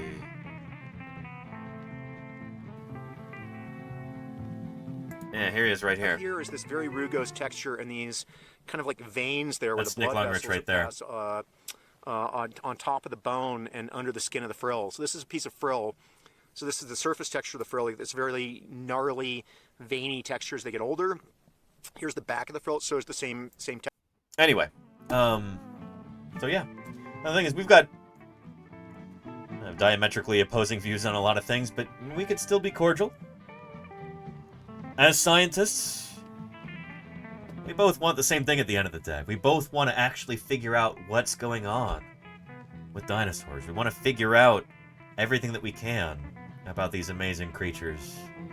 So at the end of the day, we're on the same team, you know? We both want to know what's actually true about dinosaurs. So yeah. Anyway. But yeah. And there you go, Alexander Morrison. Exactly. Yeah. Anyway, something we should not be keeping to a minimum right now is Thursday BIRDSday. Let's get back into our birds discussion here, shall we? Birds are a kind of dinosaur, as we were discussing earlier. Birds up here are part of Dinosauria. They are part of this group. Birds evolved from dinosaurs. That means they are dinosaurs. That's how it works in science. So what is a dinosaur and what isn't? Birds are dinosaurs. Crocodiles, on the other hand, are not dinosaurs, even though they're related to dinosaurs. They're not dinosaurs because they didn't evolve from that dinosaur ancestor, but birds did. You can trace these lines up and see that birds evolved from a dinosaur ancestor, hence birds are dinosaurs. So anywho, thank you, Mommy Does, for posting this earlier. Let's see what other birds have been spotted by members of this community this week. Get back into Thursday BIRDSday here. Came in a little hot there, Mr. Morning Dove. What is this, Charcone? Morning Dove? Morning Dove?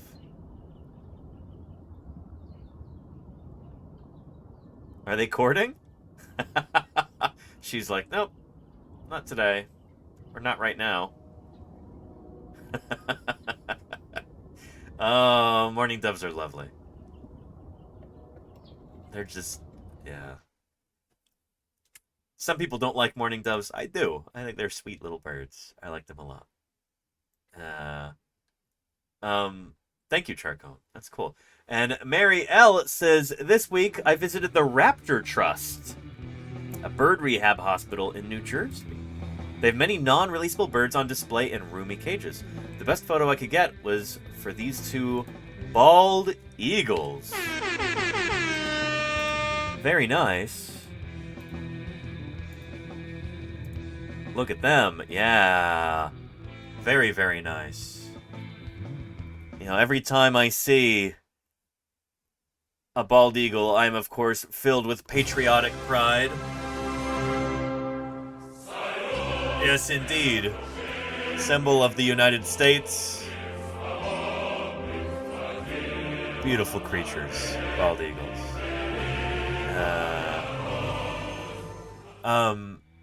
Pretty cool stuff. Pretty cool stuff. Now, these are mostly fish-eating birds. Heliatus leucocephalus, I think, is the genus and species name. But that's cool to get two in the same shot like that. Very nice. And it's wonderful that not only do these birds get to have a good life here, they can't be released to the wild because they would die, but they can at least serve as ambassadors to the public. It is important for regular people to be able to see birds of prey like this, because when you can look a bird of prey like this in the eyes, close up, you can just kind of feel that connection suddenly. There's something emotionally that happens in a person where they go, shoot, that's so cool. Look how beautiful this bird is up close. You're much more likely to want to protect them. So these birds are doing some important work here. And thank you for posting this, Mary L63. Thank you. Neat stuff.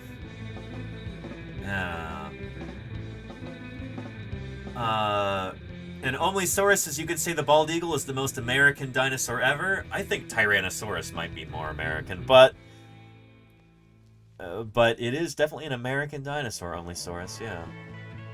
Also Canadian. Also probably Mexican, too. I think there are bald eagles down in Mexico. But yeah. And aren't there bald eagles that also live in Russia?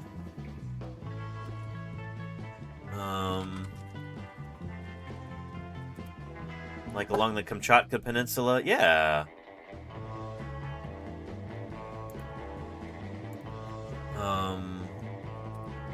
Let's see. Haliaetus leucocephalus, bald eagle. Found in North America. Oh, do they not? You don't find them across the Pacific? Huh. Okay, I guess not. Well, okay. Okay. Northern Mexico, too, though. Cool. Nice. There's also eagles in Asia. Absolutely, Doom Guy, but not bald eagles. There'll be other kinds of eagles. Probably stellar sea eagles. Golden eagles are found in Asia.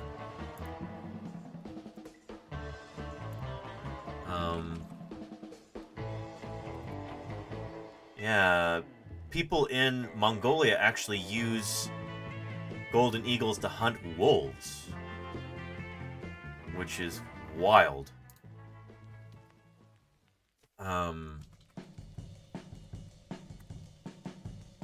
Yeah. Nuts.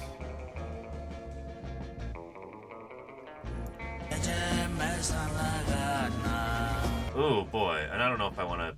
That's a little grisly, but there's two golden eagles and they're just pulling a wolf apart with their talons. Yeah. Formidable creatures. Holy cow. Are they, Here, I'll provide you a link.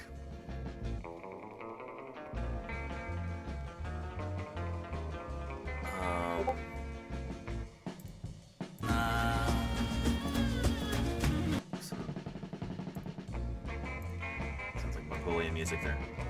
But there's a link. We're not going to watch it on stream. Anyway, very cool. Marielle, thank you for posting. Oh, and look at that. Nice. Up close and personal with them. Cool. Animals. Yeah.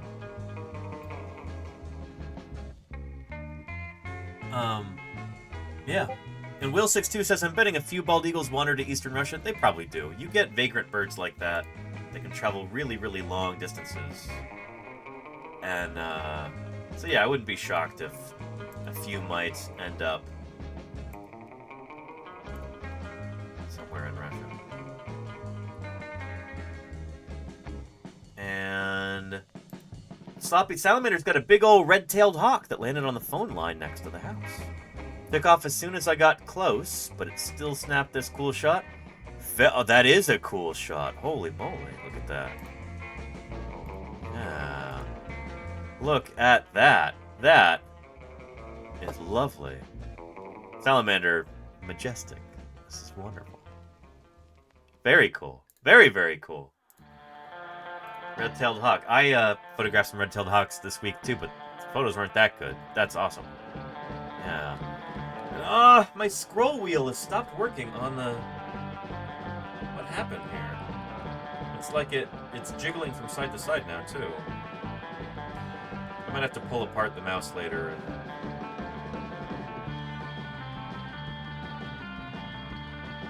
Shoot, the scroll wheel is like one of the key parts of the mouse that I use all the time. I can't not have that.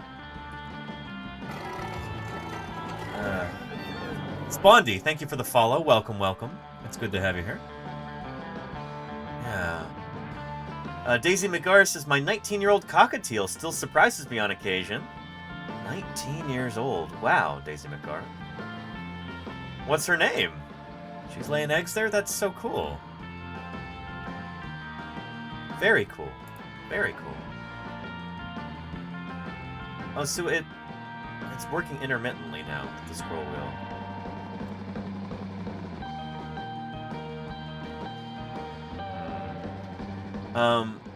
Dinosaur Dave is going from Adelaide to Andamuka. That's such cool place names in Australia. And I seen a few things. Emus walking along the road, and a wadgie scavenging roadkill. Roadkill. Good on you there. Yeah. A wedge-tailed eagle. Oh, they are so cool. And there's the emus. Beautiful. Very nice. Emu dromaeus, the second largest flightless bird in the world. Living flightless bird in the world. And we've got emus right here in our background. An emu, at least. Lurking back there for Thursday BIRDSday. Here's some lurking across the road. Oh, dinosaur dive. It's right pretty photo. Good stuff. Static says wedgies. Now that's a proper eagle. Very nice. Very nice.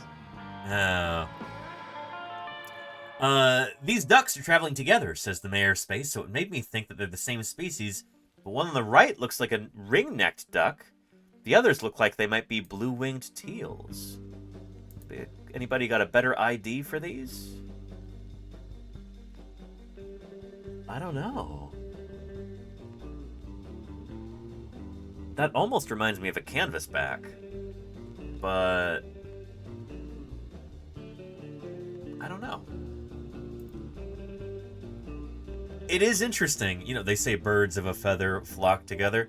Sometimes you get multi-species flocks. Sometimes birds hang out with other birds that are not the same kinds of bird. Yeah.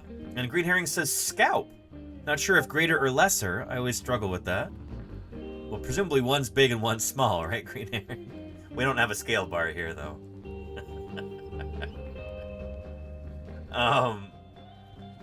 Yeah. I love that you took these photos on the water, Mayor Space. Surely doing some kayaking, right? Very, very cool. Yeah. Neat stuff. Neat stuff. Oh, and we got a video.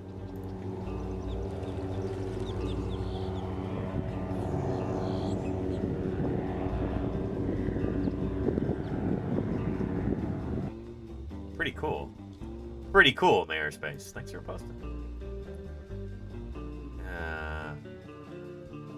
And Matt Pie with a treatise on this.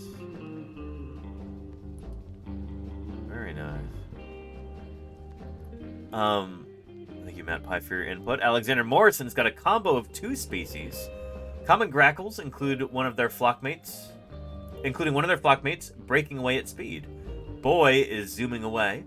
The next and main stars of this video are a pair of mottled ducks strutting about and pecking away at some tree trunks. Perhaps searching for some loose mosses or other growth close to the ground. Credit to Brian Eng's music, as expected. Good stuff. I love the effort you put into these. This is wonderful, Alexander Morrison. Always good stuff.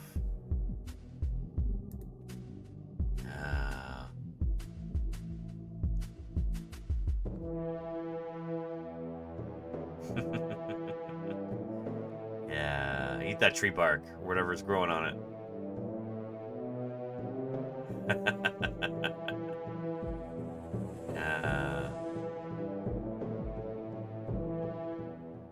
Nice. Good stuff. Here, one more time. See those common grackles? And see, lovely Thursday BIRDSday birds. They don't have to be anything exotic. They're just birds that you saw. And that's important. Alexander Morrison, thank you for posting. Good stuff. Lovely. Real OG Tony says that same evening grosbeak that Rachel Darling Endeavors captured 2 weeks ago, except this time there were just so many of them.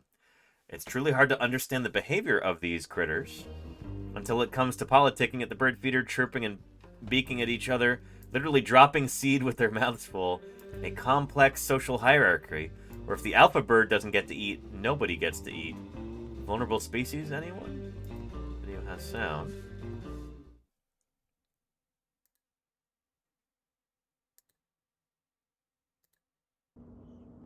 There we go. And they've got such robust beaks. And they are messy eaters. You don't suppose that's where the term grosbeak came from, do you? Very cool. Very cool. Yeah, just look at them.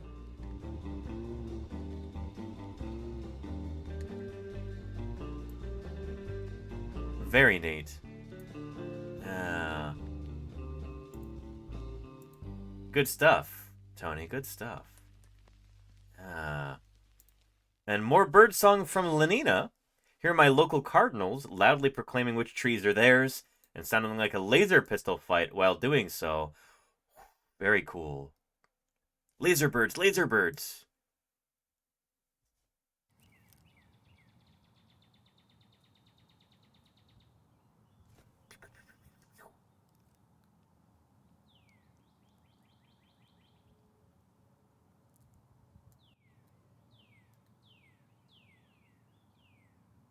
Very cool, Lenina. Very, very cool. Oh, that's good stuff. Pew, pew, pew. Thank you for posting, Lenina. Good stuff. Cardinals. I don't have them where I live. I'd see them as very exotic birds. But, yeah. Dr. Tara's got a Carolina parakeet. Oh, Carolina parakeet. In the Houston Museum of Natural Science, this is an extinct bird. The Carolina parakeet. That is a story for another time. A sad one. But look at that. Yeah, they used to be so numerous, too. Wait, am I thinking of the extinct one? Carolina parakeet. Yeah. Yep. Such a beautiful bird. Now extinct. Dr. Tara, that is something special. Thanks for posting. Yeah. Another of my seems legit ones. There's a 30-foot tall giant galah in Kimba, South Australia. 30 feet tall. You don't use the metric system down there. No, they do. Kimber's big bird stands 8 metres tall as one of Australia's big icons. It was erected in 1993 by the Venning family, who sold the big galah and the adjacent Hallway Across Australia tourist shop in July 2018. Made out of steel, high-tension chicken wire and fiberglass, the galah took 18 months to complete. That's pretty neat, actually. That is pretty neat, Dinosaur Dave. I like that. There's a lot of big things. Big koala, big merino, big banana, big mozzie. Very nice. Anyway. Ms. Art Rules has got... Ooh. I don't... that doesn't look like a house sparrow to me. It could be a female house sparrow. But I almost want to say that is like a chipping sparrow or something. Well, it probably is a house sparrow, just by the numbers. Female house sparrow. I don't know. There. Versus right there. Dark streak. No, it looks like a different kind of sparrow. I'm not sure who that is.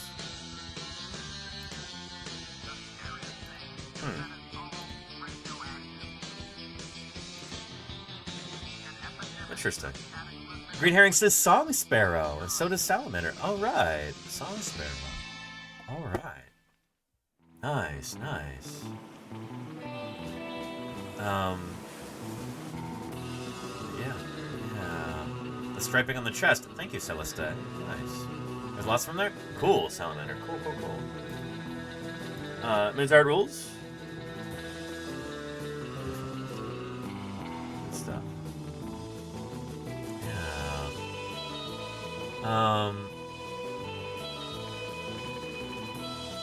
And, chickens crossing the road on Tuesday. Chickens will do that. Why did the chicken cross the road? Because that's common chicken behavior.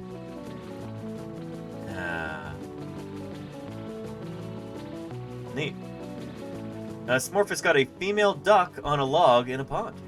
Taken today while I was out walking at the park near my house. Nice, Smurf. Just the water makes it look almost... It's like almost a psychedelic quality to this photo. Duck just kind of blending in there with that log. I like it. I like it, Smurf. Good stuff. And Celeste has got... You see, not my best bird photo, but you can clearly see the female cardinal. And that's cool. Everybody thinks to photograph a male cardinal with the bright red plumage. But a female cardinal, and just above her is the tail end of the male that was pursuing her. This is lovely. It's funny, I'm used to thinking of cardinals as being like a cold weather species. Because I've seen them in places like Wisconsin and Ohio. But here, I think, yep, there's the male's tail right there. Bingo. Cool. But I guess they live in warmer environments too, where you get these almost look like fishtail palm or something here. Yeah. There's a lot in West Virginia. Nice, new guy. And yeah, I was going to ask Mayor Space if you have them in Florida, but you do. In Florida back... Nice. So I guess they thrive in warm environments too. Good for them. Yeah. Northern Florida. Nice. And South Florida as well, says Shigi. And Tejas, says Doom Guy. Very nice. Very nice. Cool. Well, let's see who else we've got. From Coley, bad quality photo. It doesn't have to be a great photo for Thursday BIRDSday. This bird was injured, fell out of the nest, and my mom took care of it till it got mature enough. Interesting. What kind of bird is this? It almost looks like a baby robin. Although I'm not good with juvenile birds, to be honest. Is it a robin? We've got some accomplished birders here in the chat.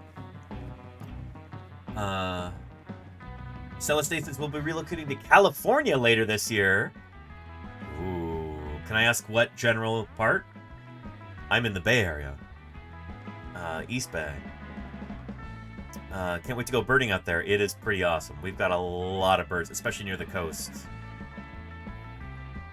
I have seen like 35 or 40 species of bird within a couple hours here in coastal California. Yeah. Oh, Monterey. Holy cow, Monterey Bay. I was just there last week. One of my favorite places in the world. I was lucky enough to go to the Monterey Bay Aquarium. And we saw some very cool birds there. But yeah. Yeah. Oh, you're going to be lucky to live in Monterey Bay. That's awesome. Awesome place. Now, from Axeman, we've got a downy woodpecker, differentiated from the hairy woodpecker, mainly having a shorter beak. That's one of 3 woodpecker species I've seen at my feeder. That's awesome. For the other 2, red-bellied and pileated woodpeckers are much more camera shy. These tiny birds show their displeasure about an empty feeder by pecking at the clear plexiglass front, letting me know it's time to refill. Cheeky birds. And look at that gorgeous photo there. Very nice. Very nice. Look at that level of detail. Very cool. A downy woodpecker. Very cool, Axeman. Very cool.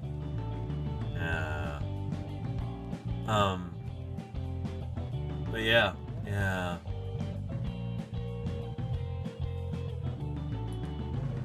Let's see who's next. Oh, from Green Herring. Oh, beautiful. How about a sparrow that people don't realize is a sparrow? Oh, you know I love this kind of thing, Green Herring. Yes! This is an eastern towhee. And yep, it's a sparrow. Towhees are a kind of sparrow? I didn't know that. We have California towhees here in the Bay Area. You West Coast folks have a very similar bird called a spotted towhee. So similar, in fact, that they were originally considered to be the same species, the rufous-sided towhee, until they were split in the mid-90s. Interesting. Interesting, Green Herring. Very cool. Here, let's look them up on our Tree of Life.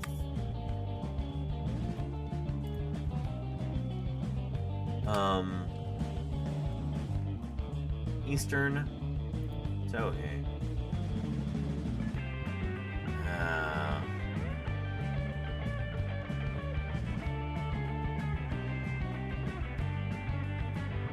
And there we go. Eastern towhee. And spotted towhee. And, oh, my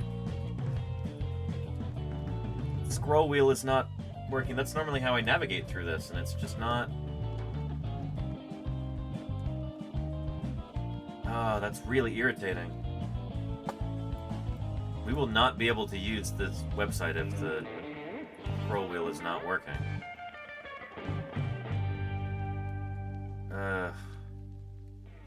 It's like, it's just spinning freely. It's not catching on the thing it's supposed to be catching on. Anyway, collared towhee.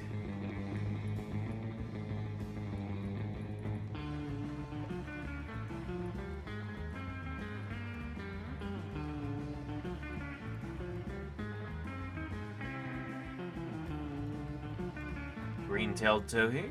Where's our California towhee?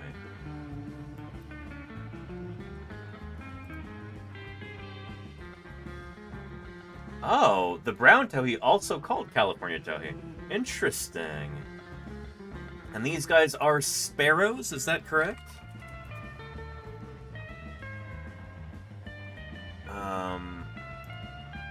Genus Passer is going to be over there. When I think of sparrows, that's what I think of, but huh.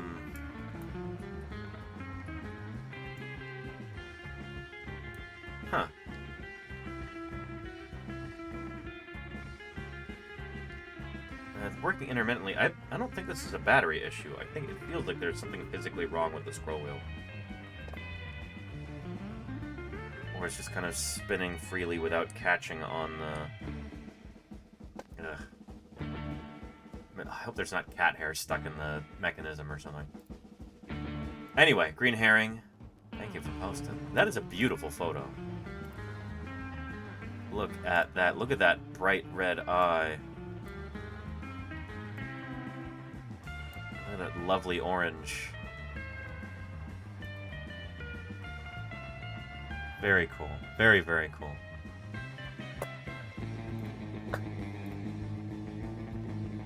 Cool stuff, Green Harry. Thank you for posting, as always. And it's a sparrow only by American standards, if you allow me. What I mean by that is it's a member of the New World sparrows family, which aren't closely related to the Old World sparrows, such as the house sparrow. Yeah, genus Passer. Sparrow without further qualifier is paraphyletic. I guess that's what I just discovered there, Matt. Oh, yeah. Nice. Yeah. And a New Zealand wood pigeon, or Kereroo. Very cool. I dig it. Nice. Oh, Ivana, that is lovely. Look at that blue there. Here, I kind of want to look up these birds on YouTube or something, so we can see what they look like when they're doing their thing. Oh, I guess we've looked at them before, haven't we? Yeah, look. This is New Zealand's bird of the year. Kereroo, or wood pigeon. They become drunk on fermented fruit and are known for their clumsiness.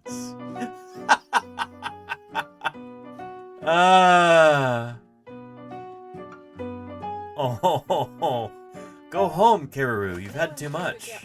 Why would it fly into the garage? Possibly because it was flying under the influence of alcohol.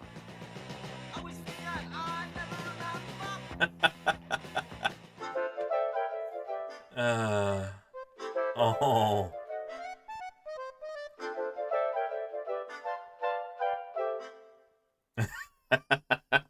Good stuff.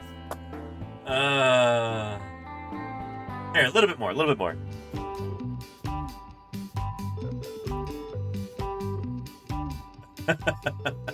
They are beautiful birds. New Zealanders have got a good sense of humor, it seems. One year, their bird of the year was a bat.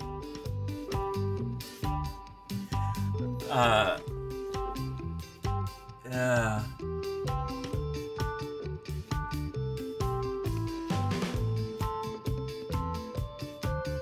This is a lot of the same footage. Oh.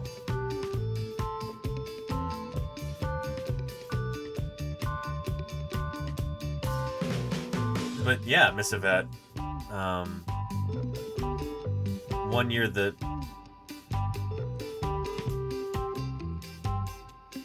I think it's an online poll that they do. I think I may have even voted in it this past year. Anyway, this is from 5 years ago, so that was not the. What was the? Here.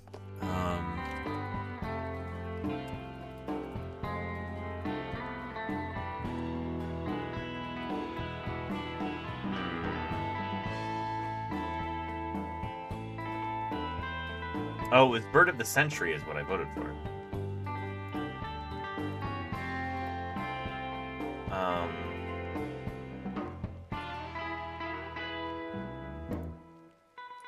Yeah.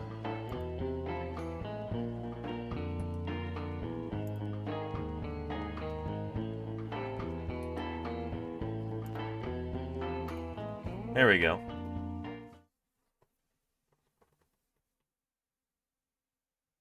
Come on, YouTube. You can do it. Bird of the Year has a serious conservation message behind it, and it's all about raising awareness of native species.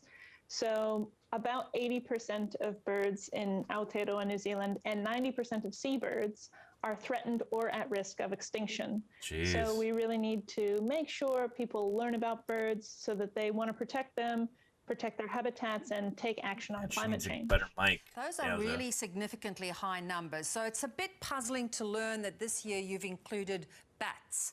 Why bats? They are not birds. It's true. They're not. It's true.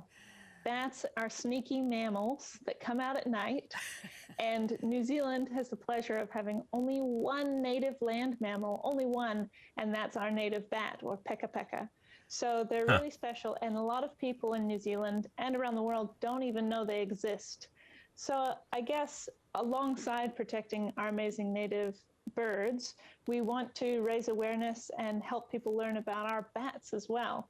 And when people get excited about protecting bats... And what's going on with this? Well, oh, that's an ear. I thought... Well, this still looks like a tracking thing, like a tracking device. That might be like a radio transmitter right there. I bet you it is. well, their habitats are the same as the birds that live in Aotearoa, so I guess it's a win-win for everyone. The more people learn and get excited about nature. Yes, and the bats have kind of taken a battering during COVID, haven't they? They haven't had the best reputation. They sort of blamed for the whole pandemic without us really knowing for sure. And I understand they are out in They front seem to play at a the role moment in the voting. Yeah. Horseshoe bats. That's right. Our latest voting update has the bats in the lead. They are soaring into being front runners. So it could be an This is from 2 interesting years bird ago. of the year finish. But I know that those birds, they're scrappy and they will fight to the very end. I'm sure we'll see the claws come out. And then Bird of the Century is a thing here. When is this from? 4 months ago. It's the big day. Candidates are being woken up and assessed for their campaign readiness. Although some aren't quite ready to come out of their shells. As in past years, the messaging is stick with bread and butter. Don't rock the boat. We're going to have a And solid it's not the campaign. bats' fault, The nothing Kiwi more. are No, of course real not. solid and There's steadfast people eating and bats. reliable. People's So that's fault. the sort of campaign we're going for. They're feisty and Oh. they'll take you by storm. 400 kilometres south, a very different campaign is also gearing up. The Kia camp is positioning their candidate as a choice for an exciting, vibrant New Zealand. We're proud of the Lord of the Rings movies. We're proud of the All Blacks and their success and the Black Ferns and their success. Why wouldn't we vote for a bird that says all of that's the Kia? Anyway, I'll give you a link to this if you want to see the rest of it here. But we got to continue. I'm getting hungry. I got to eat some dinner pretty soon. So let's continue here. Thank you, Olivana, for sharing the wonderful Kereroo with us. It's so cool that you got to see these in the wild, presumably. And Rachel Darling, oh yeah, very cool. Lesser goldfinches with the evening grosbeaks. Look at that! You've got a goldfinch just there on the right. Jumping in there and grabbing some seeds. The evening grosbeaks are definitely the alphas of the feeder, but these lesser goldfinch were lucky enough to get a spot at the feeder. Southern Oregon bordering California and Nevada. Very cool, Rachel Darling Endeavors. The Three Corners region, I believe it's called. Cool stuff. Rachel Darling Endeavors. I just made that up. Does anybody call it the Three Corners region? Probably not. But hang on, these are some lovely photos, by the way. Look at that goldfinch there. Gorgeous. Gorgeous. Yeah.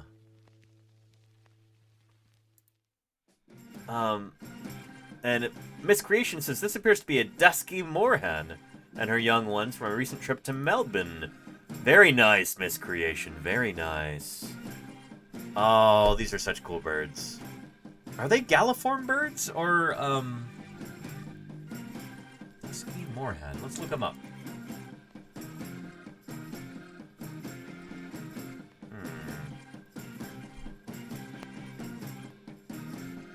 And they are not, I don't think. Dusky moorhen. And my scroll wheel's not working.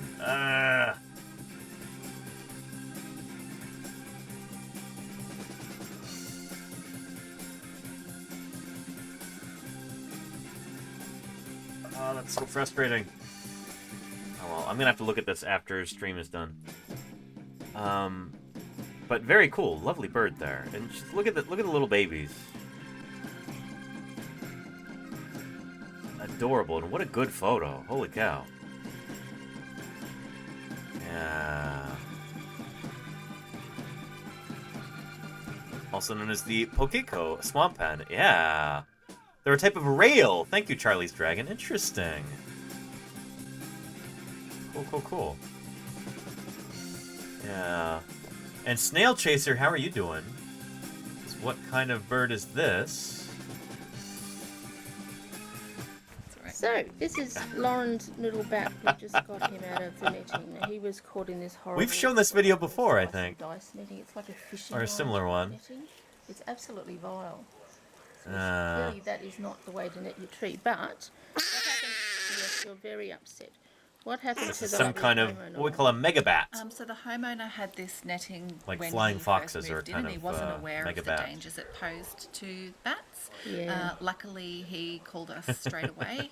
He was very distressed Aw. as well, and it was very upsetting to get there and see the little bat in such a state. Especially on your first rescue, isn't Yes, it? And nobody yes. wants to see that, and we sure don't want to see that anymore. But like most people, he just didn't know, so... Not a bird, obviously, but a bat. Bats are most closely related to... Are you a What? I fan of forget. dinosaurs? I won't get angry if you aren't.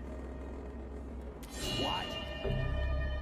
South Rebel 2009, thank you for the follow. Welcome to Paleontologizing. Yeah, bats. Chiropterans are related to... They used to be thought to be closely related to primates, and now I think they're next to carnivorans. Yeah, bats. And again, the scroll wheel here. You're killing me, mouse. Ah, that's so frustrating. But yeah, bats.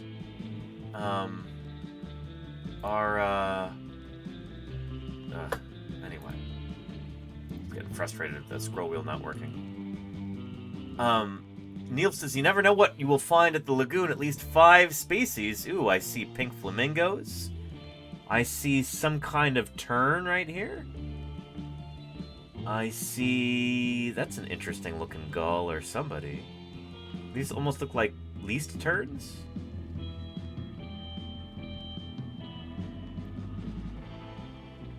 This is great. Look at all these different terns here.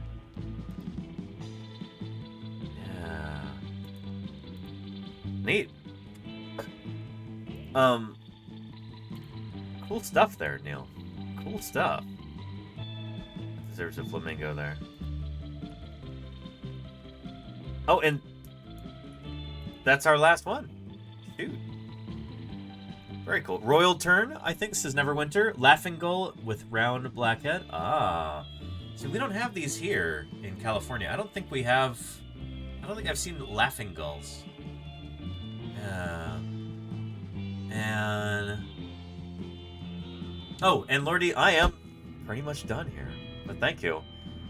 That was our last Thursday BIRDSday. Thursday bird from the community. And let me show you some of the birds that I saw in Monterey last week.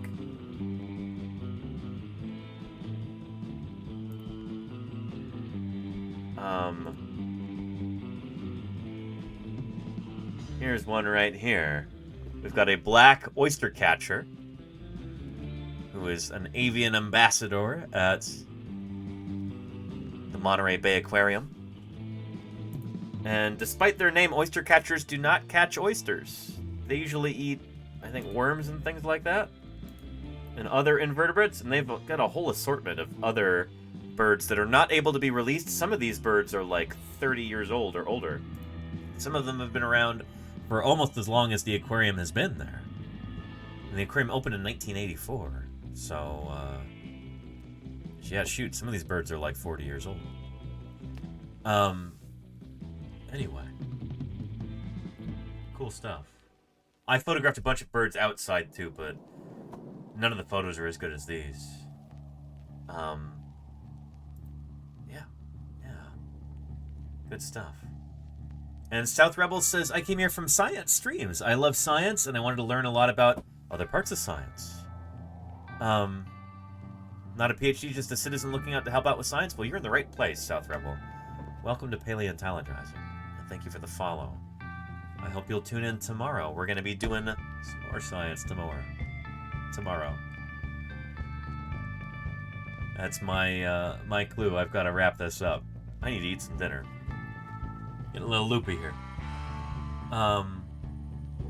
Yeah. And you study climate change. Very cool, South Rebel. Very cool. It's great to have you here. Well, to wrap up Thursday Birds Day, we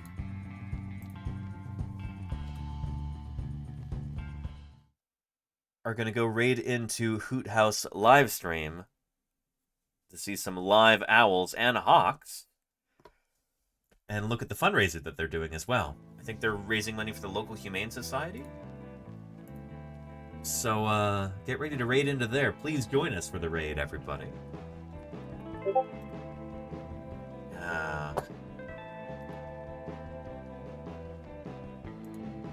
And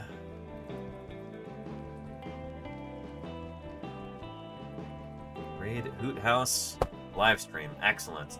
And holy cow, there's a red-tailed hawk that is pulling apart a fuzzy mammal right there.